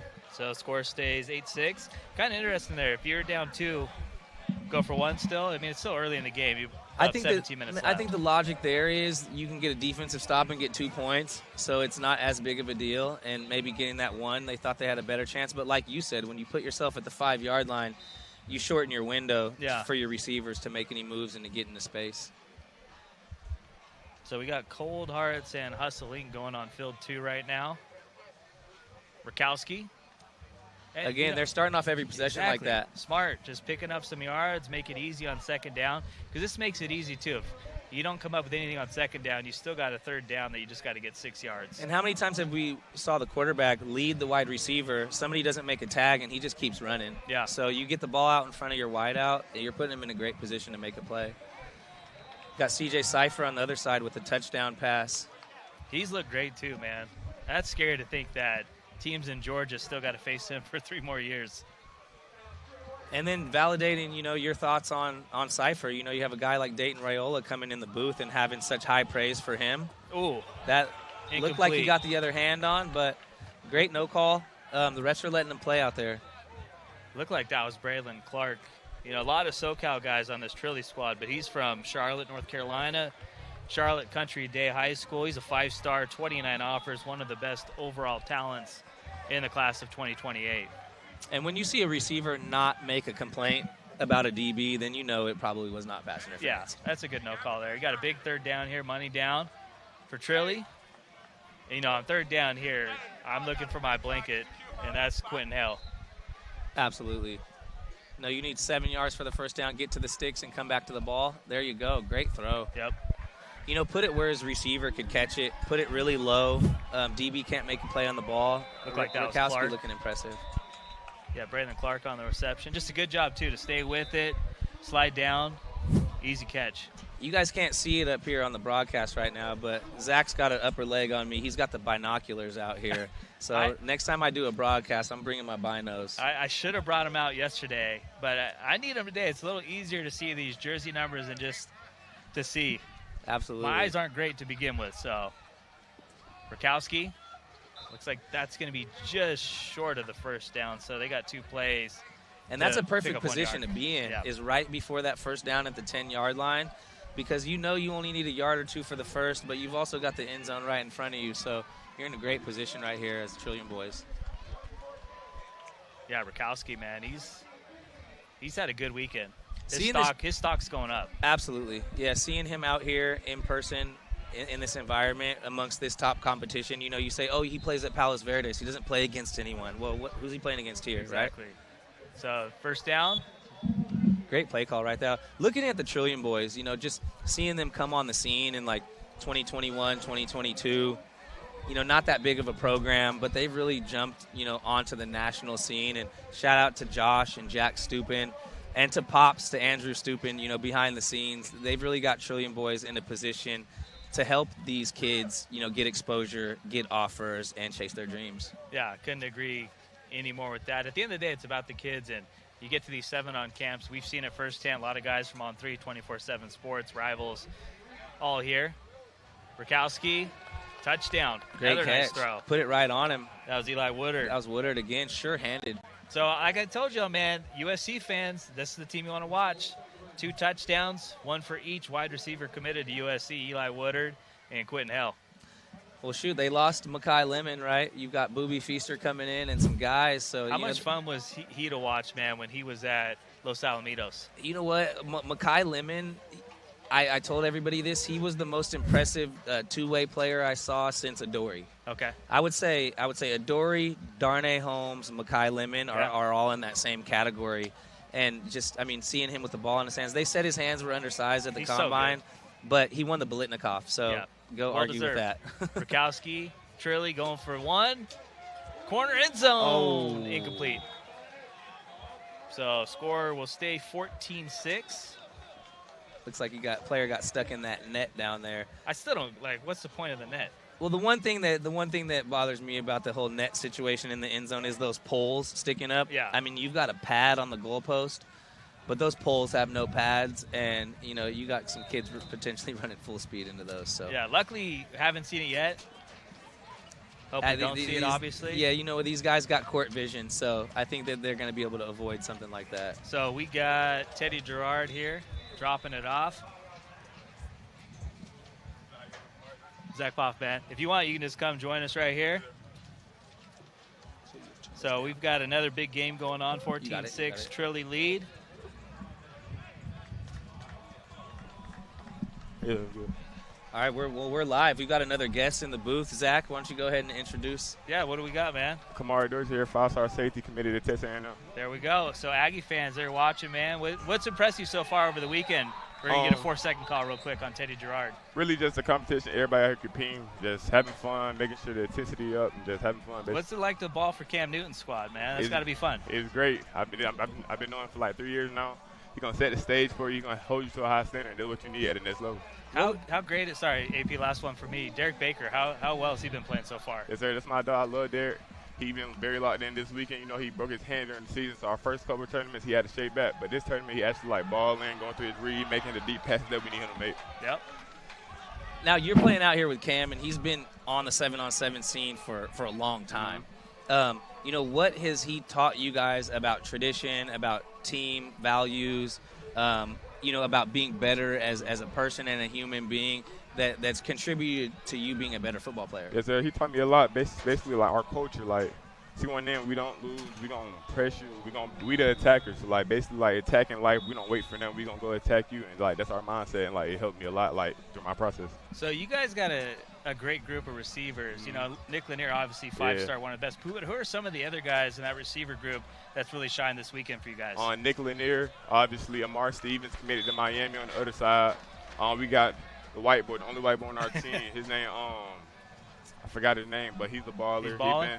He been stepping up because the last couple tournaments he's been a little shaky. Manny Fresh, a little short kid with the dreads, made a couple big plays. What's his name? Manny. His name is Manny. Manny is the man. Made some great plays last Manny McKinney. For sure. Manny McKinney is definitely impressive. Does he have any offers right now? Yeah, he got a couple offers. I'm not sure where they're at, but this 7-on-7 all season, his goal is to get the big offer that he deserves. Teddy Looks like Gerard. Coastline just scored. Yeah, Teddy Gerard, nice throw. You've been paying attention to other teams going on? Yes, sir, a little bit. Who's kind of impressed you the most? I'll probably say Jameer Brown. Okay, yeah. I seen him go deep over here a couple times. I don't know who they was playing, though. Yeah, he's been balling, man, for Cold Hearts. Ohio State commit. Mm-hmm. You're a Texas A&M guy. Why'd you pick the Aggies? Basically, just the stuff off the field, because my biggest goal, as long as I play for a big program that would develop me to an NFL-type player, I was good. But they got this coach named Coach Troop, and he's very heavy with faith in Christ, and that's a big thing, part of my life. Absolutely. It's always good to have that foundation, most definitely. Keep you grounded because, when you go off to college, you're in a new environment. Who would you say, what other schools were recruiting you the hardest? They still recruit me now in Georgia, Ohio State, LSU, Tennessee. All of them really Should Texas. Should Texas A&M be a little worried? Or No, we good. Okay. I'm about them, for sure. Absolutely. Now, looking out here at 7-on-7, you know, you're playing on the defensive side of the ball. Who are you looking forward to playing against? Some of these offensive matchups, like you guys might get Bryson Wright here in the playoffs. Yeah, that's what we got in this game. That's my matchup the whole game. I got to follow him, so it's gonna be a great one for sure. Oh, now Trilly again, man. Another great ball. Yeah, there you go. That's the receiver five-star you're talking Brandon about. Clark right there from Absolutely. North Carolina. So he didn't come through with that one catch, but he made up for it. And you know, Trilly's putting some points up right now. What class he in? He's 2028. He's a five-star. Yeah. He's a bad dude, man. He's right up there. I got to ask you, man. We've had this conversation with pretty much everyone coming on. Yes, sir. You're a Georgia dude. Has Georgia got the best football, better than Cali, Texas, yes, and I Florida? think we got the best football. How come? Because we, go through too much adversity, being able to tackle and cover the pass. Like, Cali, they more, finesse. Like, Georgia, we got everything. We're going to got to come out here and hit some teams. Some teams want to be finesse. It's a better, overall football. It's hard to argue, man. Buford was the #1 team in the country last year. There's a ton of talent in the state of Georgia. I think you can really make a case for any of those four big states. So 1 point try is good. It looks like Quentin Hale. Yep. No, it's Woodard. Oh, Woodard, excuse me. Eli Woodard, USC commit. Absolutely. So you got 2 more games potentially left. What's the mindset going into the semifinals, especially going up against Bryson Wright? Yeah, well, I tell my teammates every play is you versus you. Like, if you do your play, do your job, the team going to win at the end of the day. So locked in, focused, doing my job. All right, we'll let you get out of here. Yes, you got a game, dude. Appreciate you, man. Yes, sir. Appreciate you. I think we got Skylar Alston getting ready to come up next, too. So appreciate you, man. We got a great game, 21-12 lead for Trilly. So now we got Skylar Alston getting ready to join us here, one of the best in the state of North Carolina. So big drive also, too, for Coastline. 7 minutes left here. Getting a look at Teddy Gerard. Skylar, what's impressed you so much so far this weekend, man? Thanks for joining us. Thank you for having me. Really a competition. There's great teams everywhere, and it's just good to be a linebacking guard and guard these receivers. So, good game for you guys. Fell a little short. Yes, what was sir. it like out there, though? It was amazing, really. The other team just kind of try to run pick routes. We were kind of sitting on it. But, yeah, it was really just mental mistakes that really got us. What do you like about being out here as a linebacker? You look at a lot of these groups, and they've got DBs playing linebacker. You're a true linebacker out here in 7-on-7, moving in space. How's this helping your game? It's really making me more versatile. I'm really an every down linebacker. Well, you showed it last year. You're a MaxPreps All-American. What's that to be like? You're among the 60 best players in your class. It's really a blessing. Yes, sir. It's really a blessing. All glory to God. So what colleges are you kind of showing the most love to, and which are showing you the most love? I'm visiting. Well, I'm visiting most of the schools that are showing me the most love. So I'm going to Tennessee, Florida, Auburn, South Carolina. I'm going to Georgia tomorrow, actually.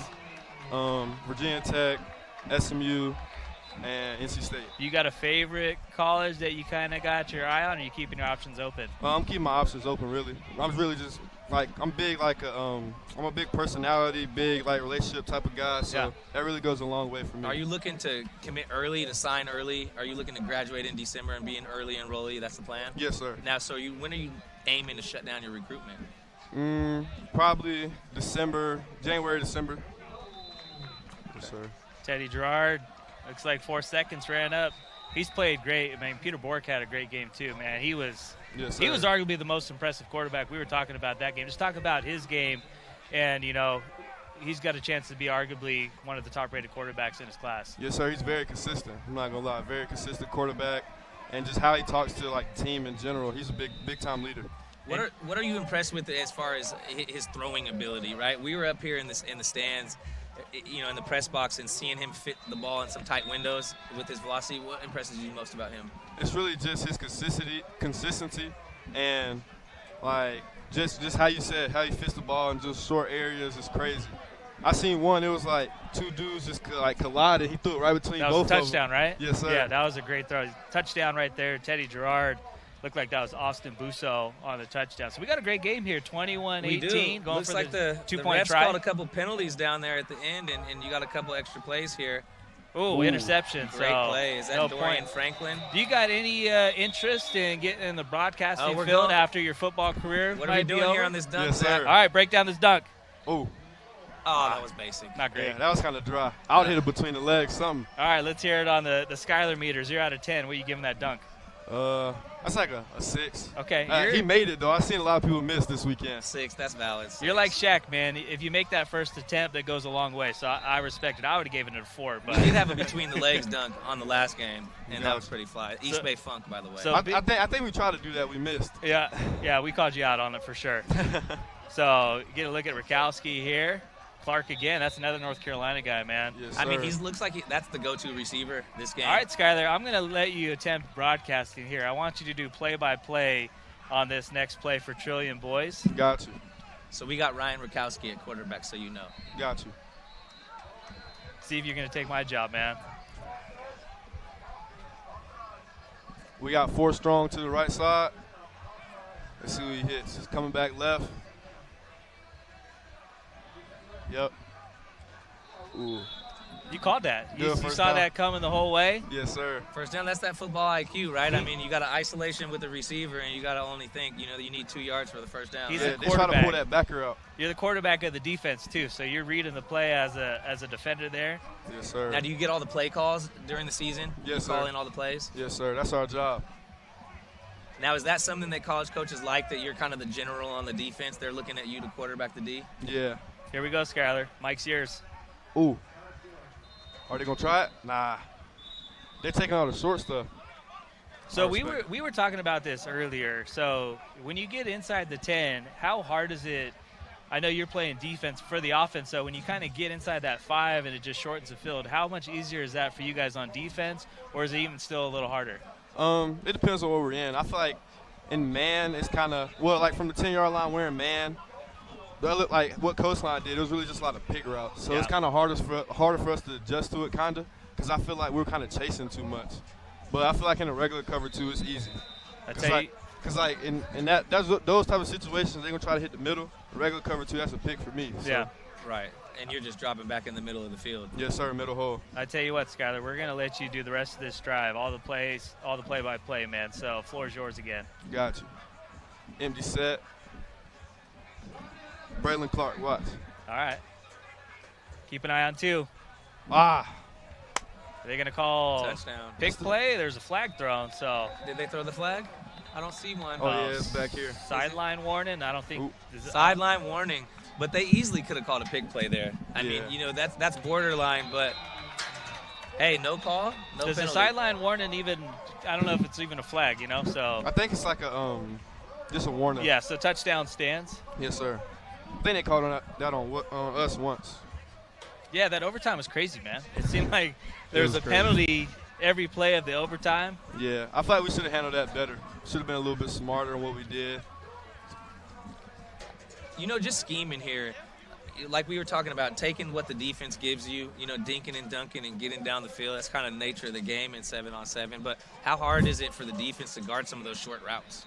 It's kind of harder because our coach is telling us to give like the little 5-yard routes. So I feel like we'll live with a little 5 and underneath route. We'll live with that. So I tell you what, man, Braylon Clark's been showing out. Talk about the state of North Carolina in football and, how good it is when it comes comparing to the rest of the country. You guys have produced a lot of talent. Yes, sir. We're really, I don't know, a lot of people sleep on us because we're so big in basketball, but we really got some dogs in football. Like, we got Braylon Clark on this side, then Xavier Son over there on that side. Yeah. So, yeah, I feel like we're really dogs. All right, we're down to the final minute here. We got a 2-score lead for Trilly, man. This one's looking all but over, and the team from LA looks like they're going to advance here. Skyler, thanks for your time, man. Thanks for we having me. appreciate you coming up with us. Thanks Join for us, coming man. on. Yes, sir. Thank you. Appreciate it. Yes, sir. Thank you. Teddy Gerard, Levi Scott. So it's going to be a first down. Man, every young athlete we've interviewed has been great, man. Absolutely. I thought he was Really going to take my humble. job. Yeah. I mean, these guys are built for this. Yeah. They're built for this stage. They've had so much interface and dialogue with college coaches, who are definitely, professional in their approach. And I feel like it turns them into young men, and they're able to get that respect and that those manners that they need to go into life. 100%. Yeah, I couldn't agree more, man. And it's great to see these young athletes. I mean, they're young men and getting ready, close to take that next step, go to college. That's it, man. Trilly Advances. Well, there it is. It's defense wins championships, right? And their defense definitely stepped it up there. I mean, they had a couple of miscues there, but you look at a guy like Rakowski, I mean, they put up 27 points. So we haven't had a ton of high-scoring games out here, but Trilly's definitely getting in the rhythm. We got backflips coming from Trilly. Neff better not even try it. So we got 2 good semifinal matchups going. Well, we're going to miss one on the other field, so we'll try to keep you guys tapped Both in. semifinal matchups will be filled one. Oh, so thank we'll you. be bringing every game now. Oh, so unfortunately Okay, so you're correct, AP. Okay. So there's going to be 2 semifinal games going on same time. Haven't got word which one we're going to be showing. Yeah, just got word from production. Somebody comes in our ear which one we got. Well, it looks like on that far side of the field is going to be Cold Hearts. I wouldn't mind to get that one, man. Get Cold Hearts. We haven't seen them yet today. No, so who do we got Cold Hearts going up against, C1N, or do we got C1N against Trilly? Alrighty, so here it is, guys. We got word from production. Stefan. Yeah, going to be Trillion and Cold Hearts, I believe. Hopefully.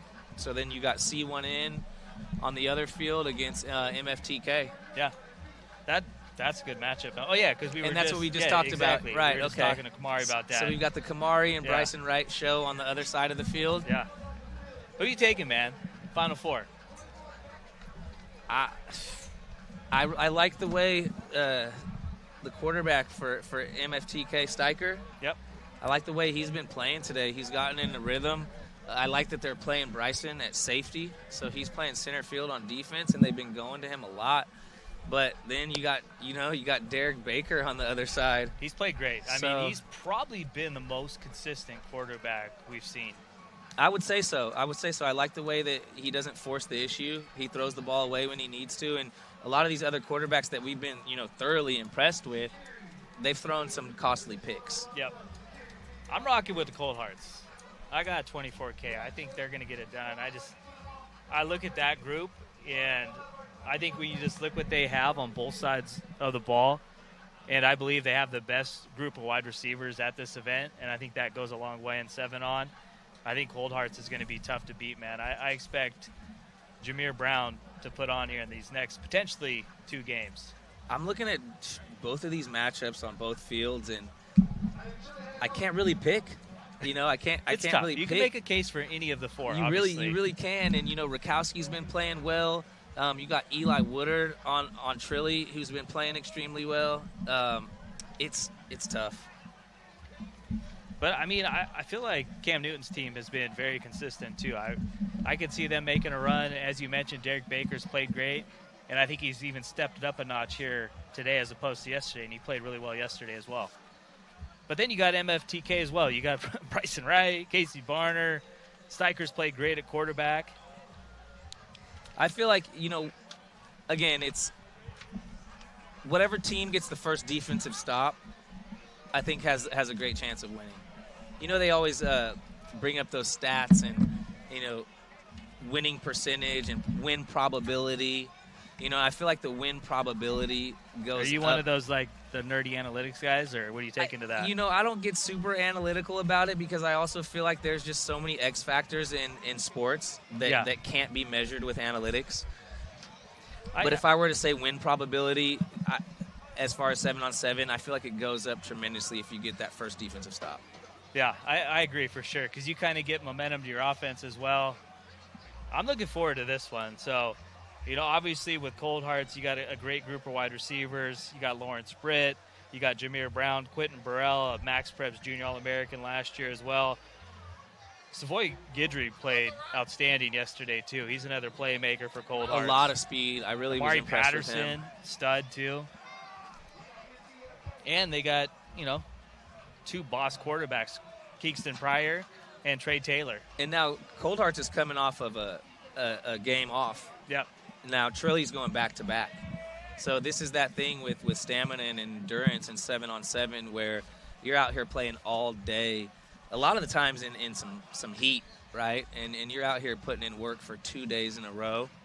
We'll see who who holds it down. And, I mean, when you look at it state by state, you got a California team, 2 Florida teams, and Cam Newton trying to make sure the 15K stays in the state of Georgia. Absolutely. We've been talking a ton about 7-on-7 this weekend, and obviously this is our first time, you know, broadcasting 7-on-7 live, and our first venture, you know, into the sport really with MaxPreps.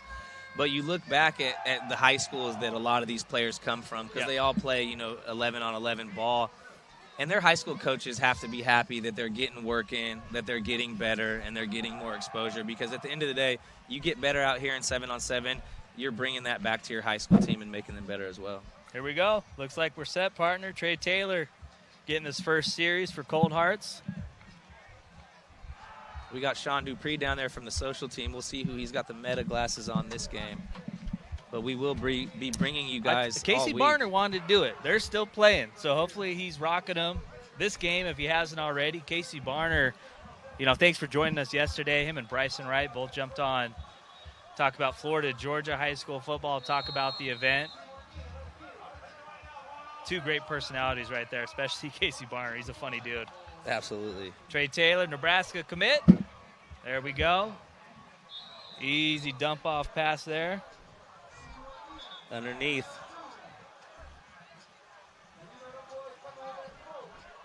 That was Mari Patterson. South Carolina dude. So we're down to our last 4, so 12 teams have gone from the 18U division. Man, the Taylor final 4 is sure smooth. They're going to say he wasn't down. Touchdown, Lawrence Britt. It'd be interesting to see if he got touched, but refs say nobody touched him. That's going to be a touchdown, Lawrence Britt. First 30 seconds of the game, you got to score. Yeah, it didn't look like he got touched. No, just a bad angle by the DB there coming back to the ball, and what happens there? It's 6.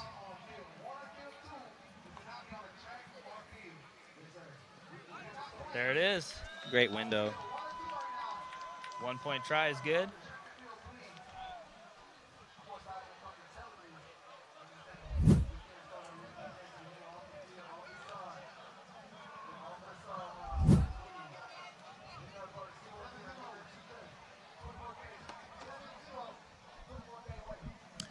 Trey Taylor looking good on that first drive.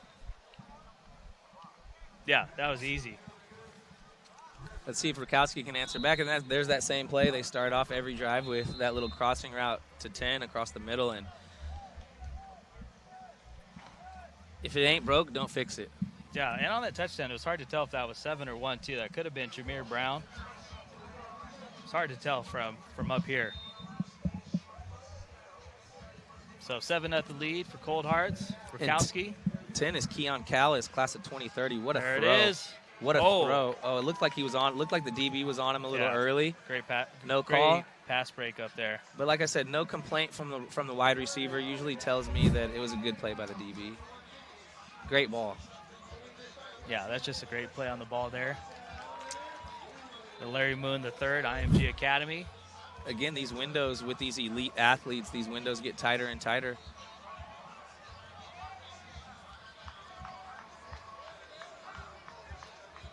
You got 7 yards for a first down here, 8 yards for Trilly. Let's see if they get to the sticks and get down with something. Incomplete. Big time play there. Huge play. I mean, the DB was draped all over him. Sometimes it's hard to fit it in those windows. Well, there's your first stop. Looked like that was Kamari Whitfield. So we're going to have to really get some plays on the defensive side for Trilly right now, because it seems like Cold Hearts is moving the ball with ease right now. Trey Taylor, second drive. Receiver falls down. There's Jaden Upshaw. About the 10th time we've seen that, right? I mean, you got to get your feet under you on a fast field like this, and if you don't have your feet under you, you're going to fall down. Looks like we got a late penalty here. I don't know if it's an unsportsmanlike on Trilly. It is. So that's a big play right there. So you got an unsportsmanlike on Trillion Boys, which gives 24K a first down.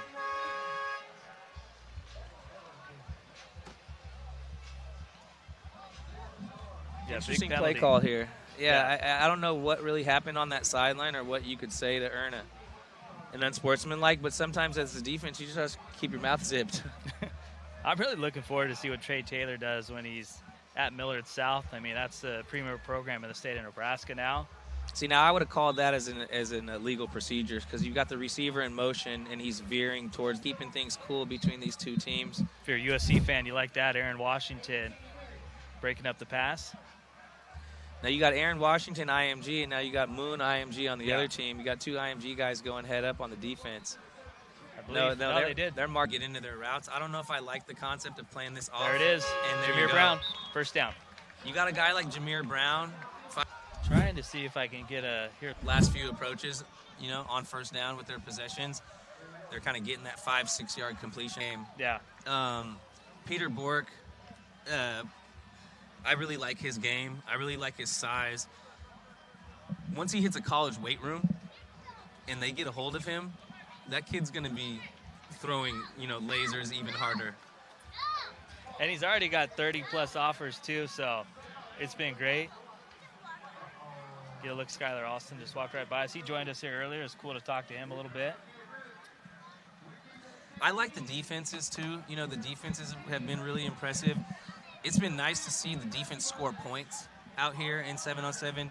You can't return a pick, but if you can get 3 points for it, if you can get a defensive stop and help your team win a game, defense is going to help one of these teams win $15,000. Yeah, this will be fun. I mean, obviously both teams have been playing great. Cold Heart still hasn't tasted defeat. They were one of two teams to go undefeated yesterday, and obviously they've ran the table so far here on Sunday. I believe C1N, they've only lost one game, so they've been playing really well here these last 2 days. But I've been impressed with Derek Baker, though. He's been great. All right, well, this is championship game right here. We got Cam gathering with his team on the opposite side of the field right here. Little pregame speech, which is tradition with C1N.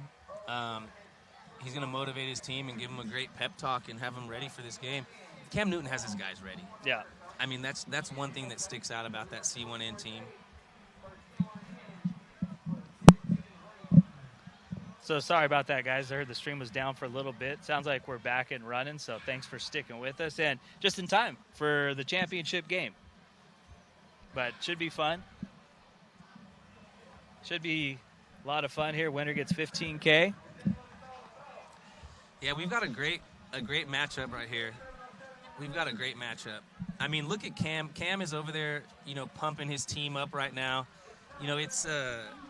It's NFL caliber motivation that's going on down there. And coming out of an NFL locker room, I mean, imagine how Cam was with the Panthers, getting his team ready for a game. I mean, he's instilling that same motivation in these 7-on-7 players. It's just awesome to see. And you could just see the energy pick up yesterday as well. Cam didn't make it to the first game, got caught in a little bit of traffic. Traffic's crazy here in the ATL. But you saw him get here for the second game, and C1N just turned into a different team. They rub off that energy like you were talking about, and he's going to have his guys ready to play here. I don't know if C1N was really the favorite coming into this, but they're one game away from winning $15K. I think Cold Hearts was probably one of the top 2 or 3 favorites coming into this one when you just look at that talented receiving core. And it's what we've talked about, right? Can you have a super team in 7-on-7 of these guys who have never played together? They're all 5 and 4 stars. They all have 40 offers. Does it equate to a championship? Yeah. Not necessarily, because you look at Cam's team and coaching always wins out. I'm a big fan of coaching, and great coaching always wins. And whoever has their team more prepared for this game, you've got 2 great coaches, that's who's going to win. And it always helps, too, when you got 2 stud quarterbacks. We're going to look at 2 of the best quarterbacks, Derek Baker for C1N, Tennessee commit, Milton High School, and then obviously we just saw Trey Taylor here put it to Trilly, getting that win. Trey Taylor's played great these last 2 days. You look at the quarterback play, just like you said, and the two of our favorite quarterbacks, all week are now in the championship. If you had to pick a guy who you would say would be the player of the weekend, who's number 1 on AP's list? I mean, obviously a lot's going to factor in who plays well in this game. I like Derek Baker. Okay. I do. He's excuse me. Yeah, I agree. He's a mistake-free quarterback. He throws the ball away when he needs to. and he just looks so poised back there. Yeah. No, I agree. I think Trey Taylor's in the conversation as well. And, a lot depends on this game. If Trey Taylor comes out, has a great game, there's a chance he could technically be the MVP of this. And, you know who else was really good was Jahide Brown. He played really well for Fast Houston, but it's kind of hard for me if you're not playing in the championship game to be the MVP of the tournament. I think he was definitely, looking at the receivers, Jameer Brown's really great. I don't know if they used him that much, but I look at Jahad and Bryson Wright as the two best receivers here. That's a great call. Yeah, and, that's the thing, too, with Jameer Brown is Cold Hearts has so many legit wide receivers where, your Trey Taylor and Kingston Pryor, you want to spread the ball out. You got so many talented wideouts, too, so it's hard for Jameer Brown to kind of be that number one guy, but he sure made plays. Lawrence Britt has played well, too. Amari Patterson. It's a great group of wide receivers. Quentin Burrell is another guy to watch going into this one. He's a big-time playmaker out of Chicago. Someone that we didn't hear too much from was Guidry. We heard a lot from him on day one, so I think Guidry's got some juice in the tank, and he might be an X factor in this game as well. So we're already to the championship game, man. These round of 16, quarterfinal, semifinal matchups, seems like they've breezed by. Thanks for sticking with us on YouTube. Sorry for anyone that the stream was down for a little bit, got it fixed. All good to go now here for the championship game, so you get to watch the best game going on here on a Sunday all across the country. All right, so they're clearing the field right now. Yeah, it's go time, man. Nobody's allowed on the field. So we got Cold Heart sideline on this near side and C1N on the far side. And C1N is going to make some noise and let you know that they're here. There's Cam Newton, man, getting his guys ready. Just the energy, like you said, when he arrived after being in traffic yesterday, the team, started, turning a different beat, and it's apparent to see right here, this is a fun environment to be in. Yeah, you can just tell by talking to all the kids that are playing for Cam Newton, they love it. And energy just rubs off on them, and they want to give it 110%, trying to win it all for Cam Newton. All right, Zach, one more game. Yeah, this has been fun. 22 more minutes unless we got some overtime. How great would it be if we got overtime in the championship game? I would love it.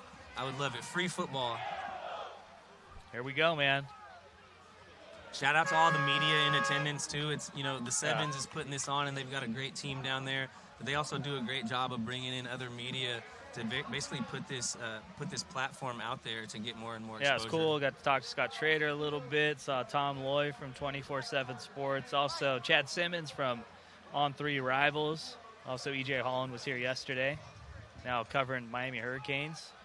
If you guys are watching, Huff, Biggins, where you at?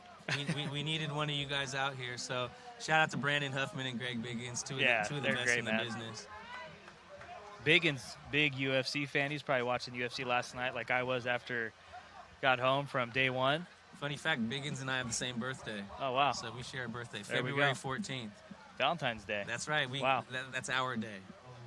It's really your guys' wife's day, technically. But well, it's my mom's day, technically, right? Because she had me on Valentine's Day. That's true. My wife, she gets the next week. Here we go, man. Trey Taylor getting the rock first. Cold Hearts. Get ready to start that 22-minute clock. They're trying to get the media all figured out here. Only a select few can be on the field. How great is this, man? It's been a great weekend of football. Been a lot of great games here, round of 16 quarters and sems. One more to go, AP. All right, what's the first play? I'm predicting they try to go up top. I'm telling you right now, man, I'm saying Amari Patterson's going to make a big play here on first down, number 2. I think maybe, shake it up a little bit. Deep ball, nice little blur. How awesome is this Hayward Performance Center? Cam Hayward, an alumni here at Peachtree, and donated and built an awesome workout facility here on the campus. I mean, you love to see the NFL players, come in and giving back to their high schools. 100%. 15 bands. Yeah. Doesn't sound bad, man. Who's getting it? 24K? Well, they say bands will make you dance in the end zone after a touchdown. That's true. I think we might get a couple of dunks in this one as well. There's the horn. We're about ready to go.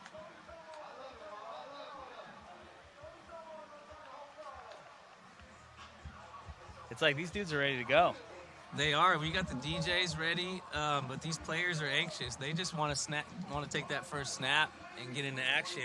But we've got 22 minutes on the clock once this game starts, and Trey Taylor is gonna unload for 24K. Yeah, I think there's a good chance whatever team wins this championship game, quarterback's going to be MVP of this tournament. There it is. Trey Taylor going deep. What did I say? First play. And incomplete. He gave his receiver a chance to catch the ball right there. Great play by the DB. We got Dorian Franklin right here from St. John Bosco. He was Might going join us on the broadcast. He was going for Jaden Upshaw there. So second down, got to get to the 25.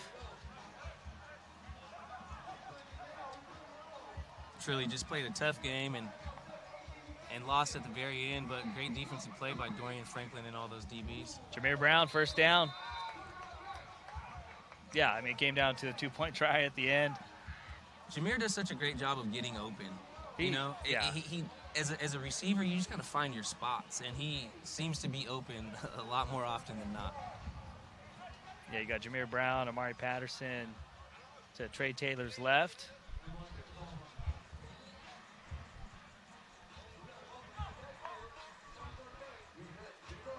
Taylor. Second read, great throw. Oh, wow. Almost one-handed snag, Quentin Burrell. Short window right there to get it into your receiver, but, great defense there. You can't argue that. Yeah, that would have been a tremendous catch. You know what I'm going to say. These two hands. There you go.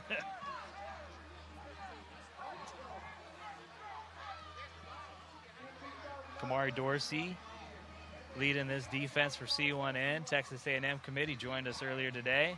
Trey Taylor rolls to the right. Let's see if he can get a rhythm established. It's going to be 4 seconds. Looked like Jameer Brown had him over the top, but he saw him late. He was the backside read. But C1N is playing lockdown defense right now. So another big third down conversion coming up for Cold Hearts. And you saw how easily Trey Taylor was moving the ball against Trilly down the field on their first drive in particular. The C1N defense is stingy. Yeah, they've been playing great, man. I mean, they just held MFTK to, I believe, 12 points. And, that's going up against a very good offense led by the #1 recruit in 2028, Bryson Wright. Trey Taylor, big third down, first down. I mean, that's just knowing where you are when you're Jameer Brown. You know where the first down marker's at. You stop right there, get open, sideline, first down. That's why he's going to Ohio State. Yes. When you're coming in and joining a receiver corps that's produced the type of guys they've produced, you got a standard you have to meet, and Jameer Brown is obviously that standard. So this is a championship game. Winner gets $15K. Cold Hearts still yet to taste defeat. C1N lost one game yesterday in bracket play, or pool play. Great Taylor, throw. A lot of mustard on that pass, touchdown. Wow, that was a great throw. I mean, he fitted in that window, and he had literally no space to do so. Looked like that was Jaden Upshaw on the touchdown. 4-star, Lee County.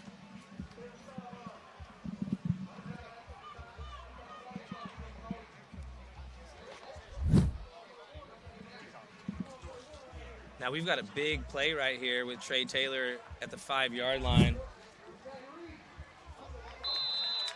Yep, 1 point, and they got it. I mean, not going for 2 here, like you said. It's maybe just relying on your defense, but it looks like they're consistently going for 1 on their touchdowns, and they'll make the decision of whether or not go for 2 or not later in the game. Yeah, nice drive, though. Trey Taylor made some big throws. That big third down conversion to Jameer Brown.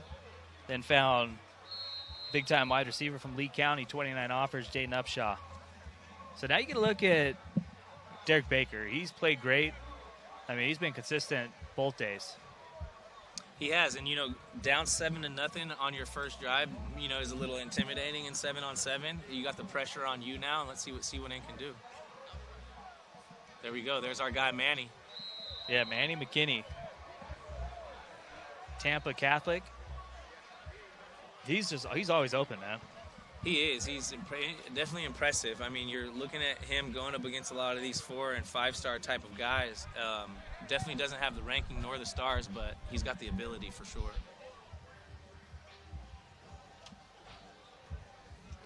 Baker. Great route on the backside right there. Yeah. That's a first down. I feel like the Cold Hearts defense is really kind of playing off right now. I think that they know Baker's throwing ability and how he can hit that deep ball, and they're not trying to give him anything up top.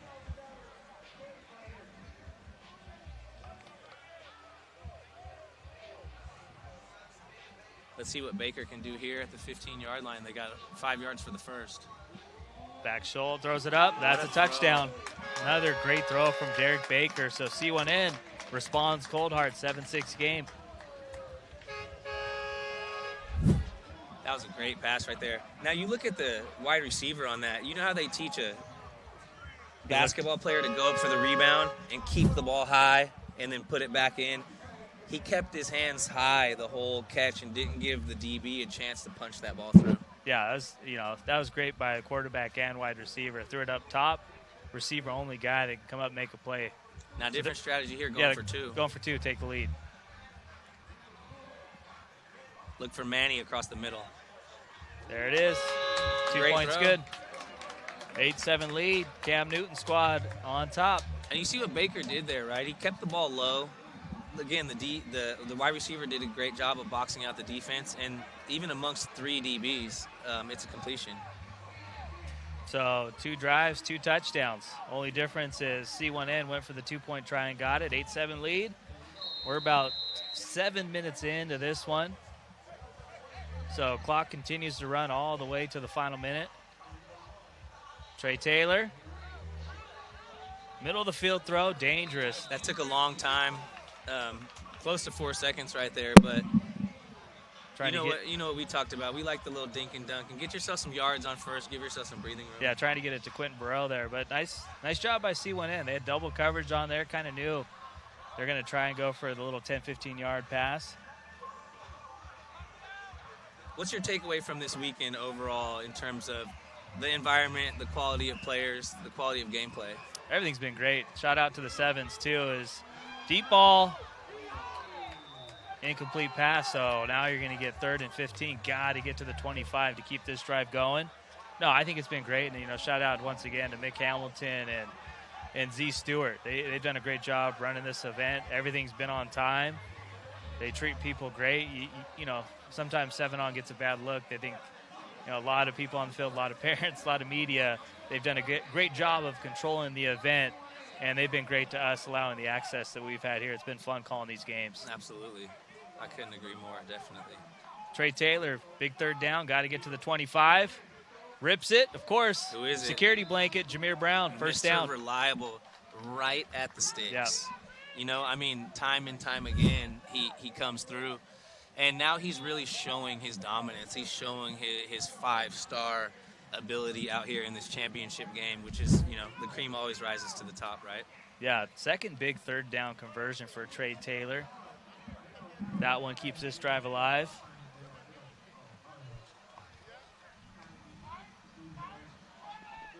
There it is. You don't talk about this, trying to go right? for Brown there, incomplete. But you look at a team, like Cold Hearts and Trey Taylor, and he's a quarterback, right? And he's looking across the field at the other team, and Cam Newton might be a quarterback he idolized coming up, So for sure. The nerves have to be there playing in a matchup like this. Yeah, this is it. It's a championship game, biggest game of the weekend. You don't want to come so close to then losing the championship game. Now, if you're coach of either of these teams, do you set aside some of the pot to divvy up between the teams? No, I'm keeping it all. I earned it. Got to get to the 10. There it is. Oh, DB's first down and more. There it is. You have something like that. Turf Monster got the DBs, and wide receiver came through with a great catch. And now they're inside the 5-yard line. Looked like that was Quentin Burrell.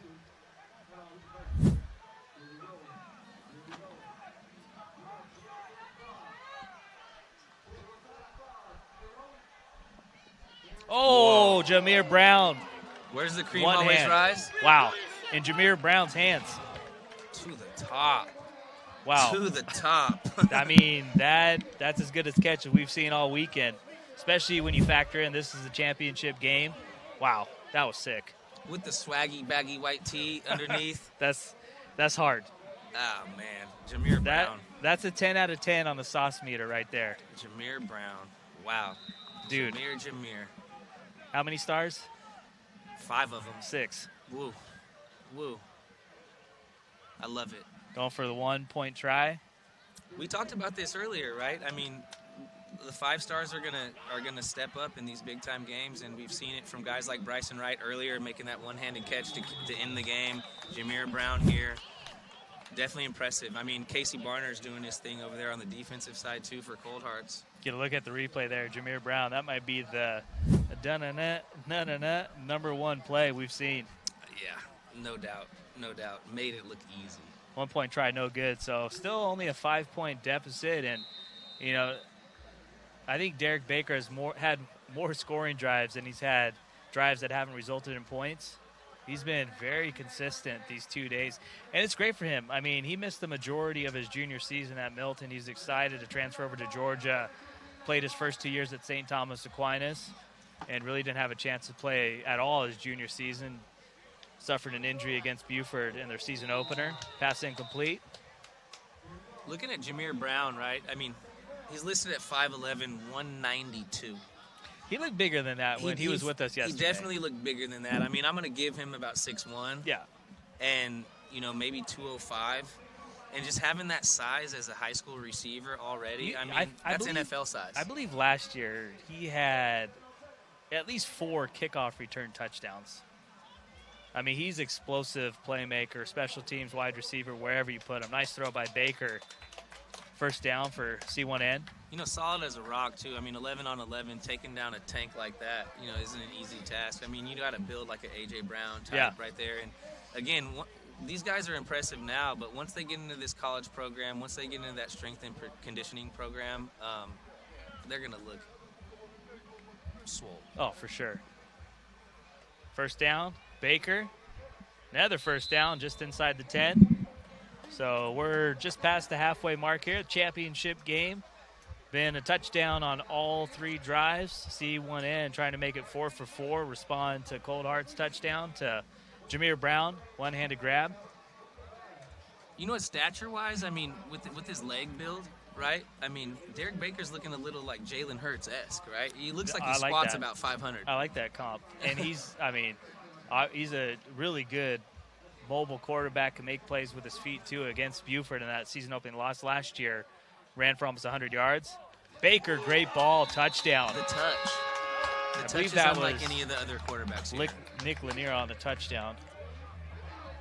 Shaking some dice there in the end zone. 7-11. 7-11. So huge response for C1N. Again, just being well coached, having a great scheme. I mean, you just look at, you know, a guy like Cam Newton, how many years he was in the league, you know, being a Heisman quarterback, running an NFL playbook, right? And installing that sort of offense with a 7-on-7 team is almost like a cheat code. They're going for 2 here, already with a 14-13 lead. And diving catch. It's good. Let's get it. That great catch. Was awesome. 16-13 lead, C1N. Getting close to 8 minutes left here. That ball's uncatchable, thrown anywhere else. That's a great spot. Derek Baker, the touchdown maker. I like it. You should ask him if he's already got that nickname or if you're going to give it to him. I think he needs one. I mean, bake him up fast as you can. Trey Taylor looking to respond. Almost intercepted. The toughest part about this game is somebody's got to lose. Yeah. Right, and you look at Trey Taylor, you look at Derek Baker. I mean, they both deserve this thing, and I think it's purely just going to come down to the defenses. That was a tight window, almost intercepted. So 8 minutes left. And it's really, I mean, who can come up with that first defensive stop? That's going to go a long way. Absolutely. You know, an interception from C1N, you know, ties this, an interception from the Cold Hearts will tie this at 16, but you got to stop them on defense first as C1N. Taylor rips it, going for Jameer Brown, incomplete. So tough when you're throwing in a triple coverage. Yeah, big third down coming up here. Got to get to the 25. I would say that was the first big mistake of the game, or I would say misread more so from Taylor right there. I mean, I know you're going to Jameer Brown, your 5-star guy, but I feel like with so much emphasis on Jameer, you had 3 guys covering him on this side. You got to find an open guy on the other side of the field. So biggest play of the game for Cold Hearts offense. Got to get to the 25 to keep this drive going. Watch out for Amari Patterson here, number 2. Big third down here. Jameer Brown, first down. And some. That's a touchdown. Yep, no one touched him. Nope. There it is. Another big third down play. Looks like Taylor. He's cramping, guys. He's cramping for sure. I saw him running back to line up on that last play, and he was moving a little bit slow. But when you're going up top every play again, stamina's big out here. But this might be crucial if Jameer Brown keeps cramping and he can't play. But they've got some depth. They just got to pick him up right now because it's a running clock too. So quarterback Trey Taylor putting him by the goalpost. Hopefully he can get that stretched out. Let's just call timeout. I mean, now that's one thing you've probably never seen, folks, and you're not going to see this in 11 and on 11, right? Yeah. This clock keeps running no matter what. So you saw Trey Taylor and another teammate literally lift Jameer Brown and drop him in the end zone. Yeah, that's just not safe. Putting him right by the goalpost. I mean, there's a lot of action going back there, and so Jameer Brown cramping up, did get the touchdown though. Here we go with the 7 staff. We got a trainer running out on the field to 10 to Jameer Brown. You always like to see some urgency with that sort of stuff out here on the football field. At the end of the day, player safety is the thing that matters most. So you got to look out for Jameer Brown, make sure he's all good. That's a dangerous spot to keep him too, right by the goalpost. Get a look. Yeah, there's the replay. Trey Taylor helping his number 1 target up. I mean, look at the strength from Trey Taylor, man. He literally picked up what Jameer Brown's 200 pounds. Yeah. So did it easy too, but you don't want your quarterback hurting his back there. Oh, man. That's throwing my back out instantly. That is throwing my back out. You're not getting up for 3 days. You try that. Oh no. I mean, I tried weed eating the lawn and almost threw my back out. So I know better at this age. So the interesting thing here is, do they stop the clock in this situation? It's hard to tell. Or I mean, this is crucial because this is about 2 minutes of time running down. I believe they called a timeout. Hopefully it's not a pulled muscle and it's just a cramp, but he's walking off the field pretty gingerly here. Yeah. I wouldn't be surprised if Jameer Brown's out for the rest of the day. Yeah, that'd be a big loss, but able to come up with the touchdown catch. And that was the huge third down conversion that Cold Hearts has had on all 3 of their touchdown drives. I bet his parents' phone, his coach's phone is blowing up right now saying sit him for the rest of the day because sure. Ohio State coaches definitely don't like seeing that.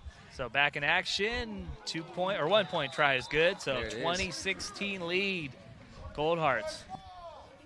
Huge response for Trey Taylor and this offense. So hopefully they're getting Jameer Brown some pickle juice down there because these cramps are no joke. But again, we talked about that, stamina, right? And being out here and them relying on him significantly on this championship day, he's getting burnt out a little bit. Yeah, and he's been crucial, too, to the offense, man. He's made so many big third down catches. He looks like he's moving around a little better, though. I potentially could see him come back if needed. Yeah, if he's just cramping, he could definitely get back in there. Baker. Get some fluids in him. And that was incomplete. But there's a late flag. Looks like we got a little hand injury right here. Maybe a finger running off the field here.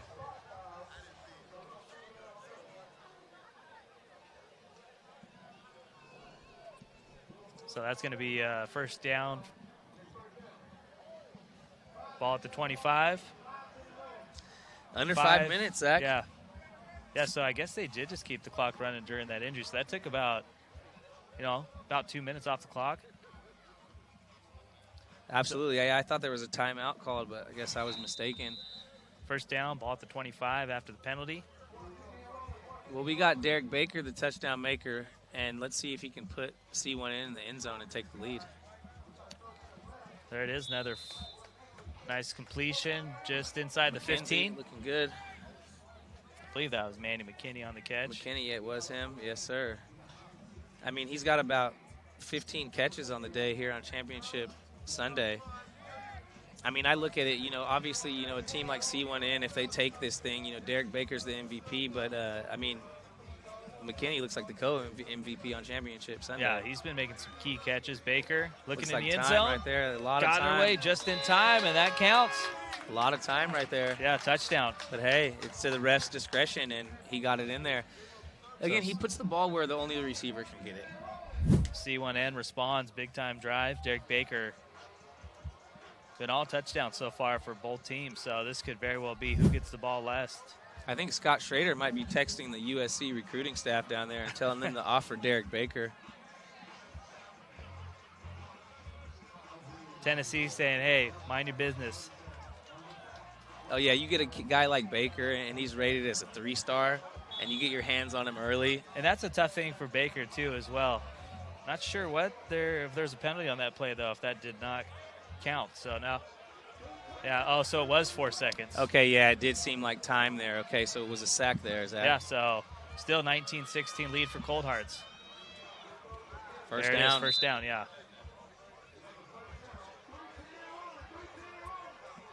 So, yeah, 3:10 left. Now, Cam's going to be smart here, I'm telling you. He's going to milk the clock down, you know, milk the play clock on every play here, try to run out as much time as possible. Classic veteran 7-on-7 move. Oh, for sure. I mean, if you're Cold Hearts, if you do give up a touchdown, you obviously want to get the ball back with, you know, at least a minute. I'm looking at McKinney coming across the middle on a drag here. Yep, touchdown.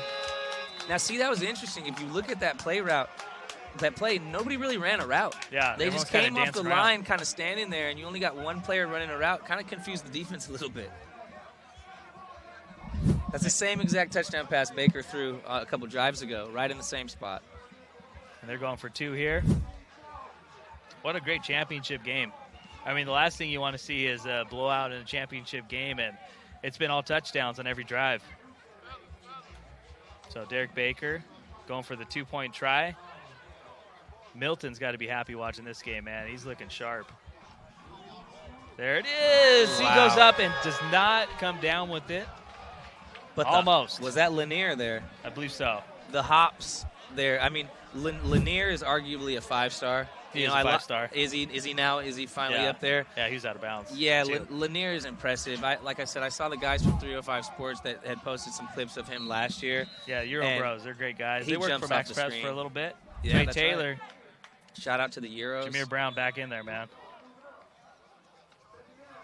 So we're about 90 seconds left, man. So this is it. Now you see Jameer Brown right there. I mean, I know we don't have pads on, but you hit a spin move like that with pads on, DB's not making that tackle.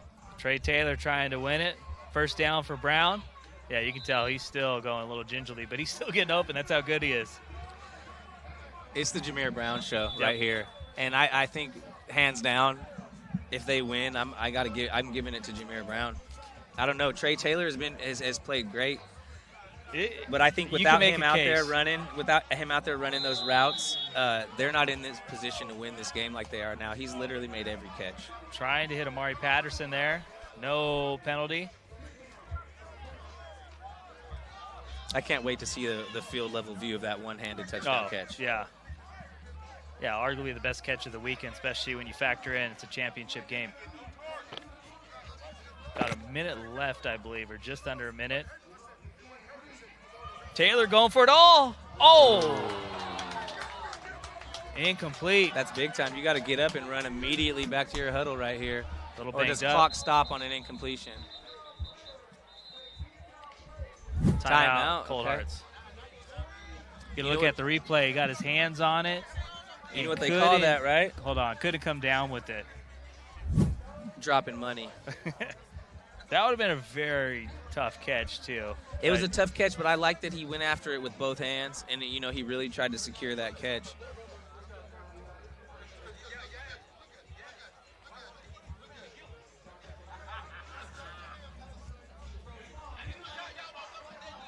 Big time right here.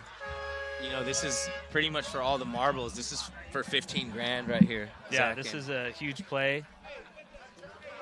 Let's see. I think he said 24 seconds. So this is it, man. I mean, 24 seconds running clock, you pretty much got 2 plays max. Now with GHSA rules, I'm just surprised that on an incompletion if the clock's not stopping. Yeah, right? it sounds like you just first down, stop. Only first down, stop the clock. But if it's GHSA rules, then obviously an incomplete pass should stop the clock as well. But nonetheless, they got to get to the 10-yard line here. They may have a chance for another play here. Cam Newton calls timeout, I believe. All right. Looks like Cam is tying his DB shoe over there. Great coach right there.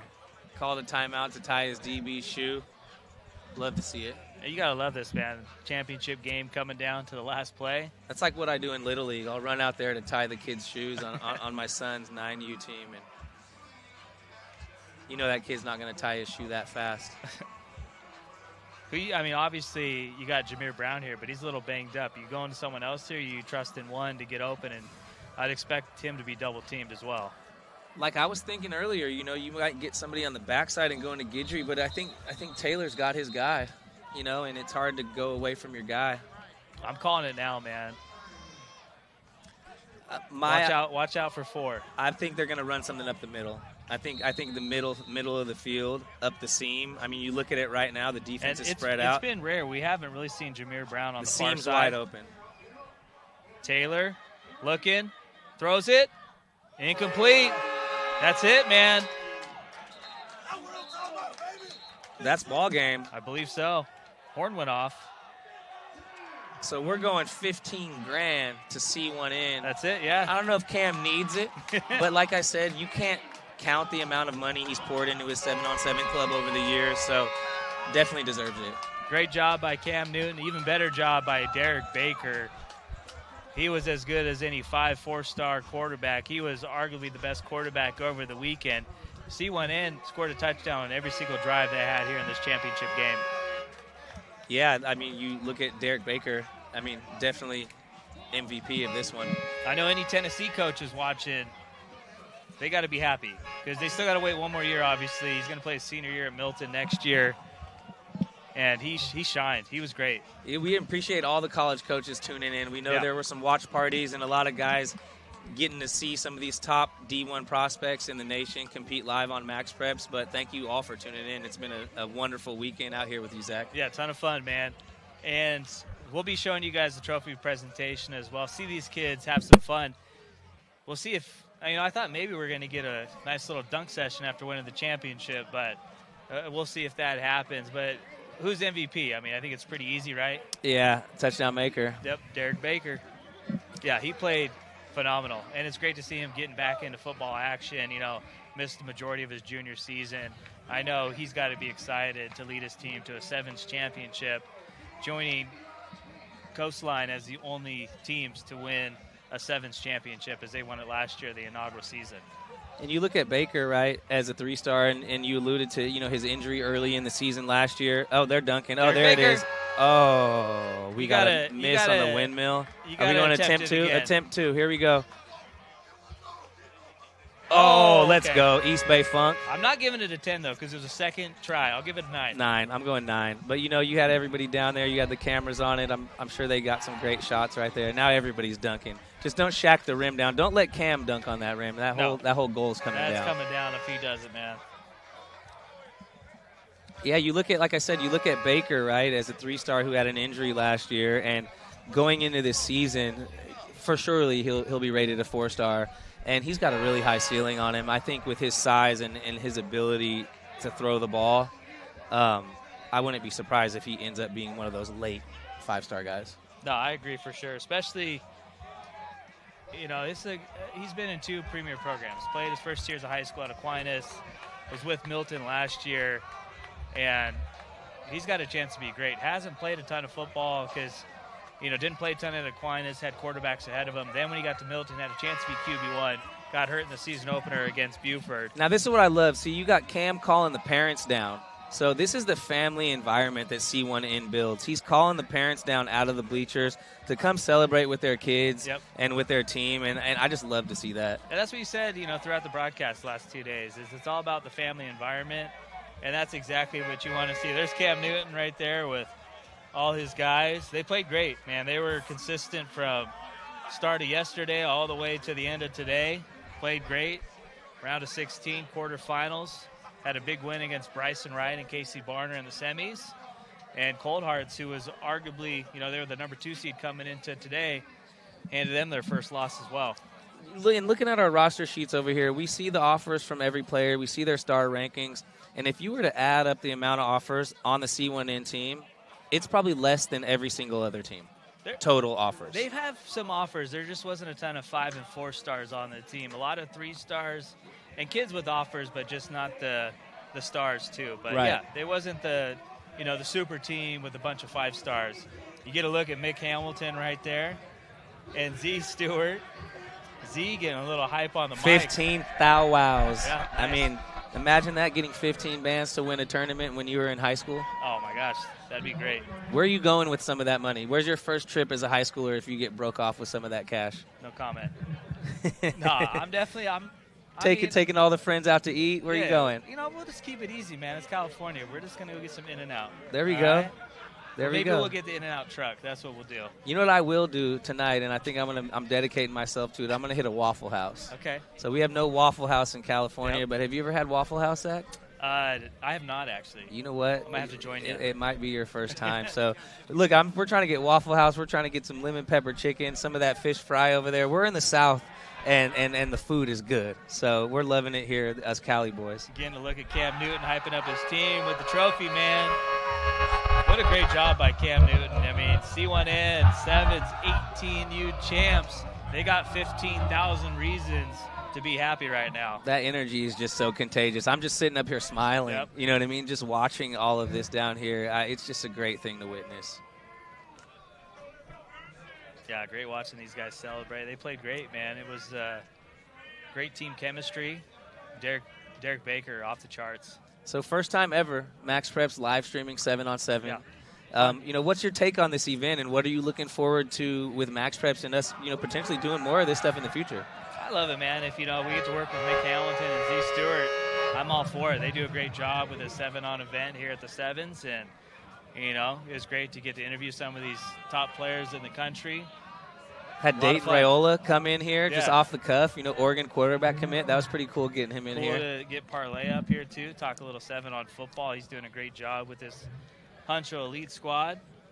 But, yeah, shout out to Cam Newton's squad, C1N. They showed out, and great job of coaching and great job of playing, especially quarterback play.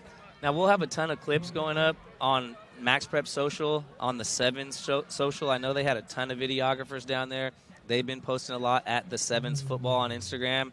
Follow us at MaxPreps on all of the social platforms. We'll be having a lot more content coming out this week featuring guys like Cam Newton, C1N, and some of these other top teams. They're having fun down there, man. Rocking out. There we go. And that's a wrap. We got the air horn out. I feel like I'm at an old Sacramento Kings game at Arco Arena with dude. The cowbells right now. It's definitely not like that anymore. So, once again, thanks for joining us here. That's all the time we got. It's been a fun 2 days. And shout out to Cam Newton, C1N. And shout out to Peachtree Ridge High School, Mick Hamilton, Z Stewart, Stephen Lawler helping us out with the production crew, all the production, Jess and Sean Dupree on the field, getting a lot of social contact. For Aaron Plunkett, I'm Zach Poff. Thanks for checking us out here on our MaxPreps YouTube channel, bringing you the 7-on-7 tournament. Have a good one, guys. Thanks.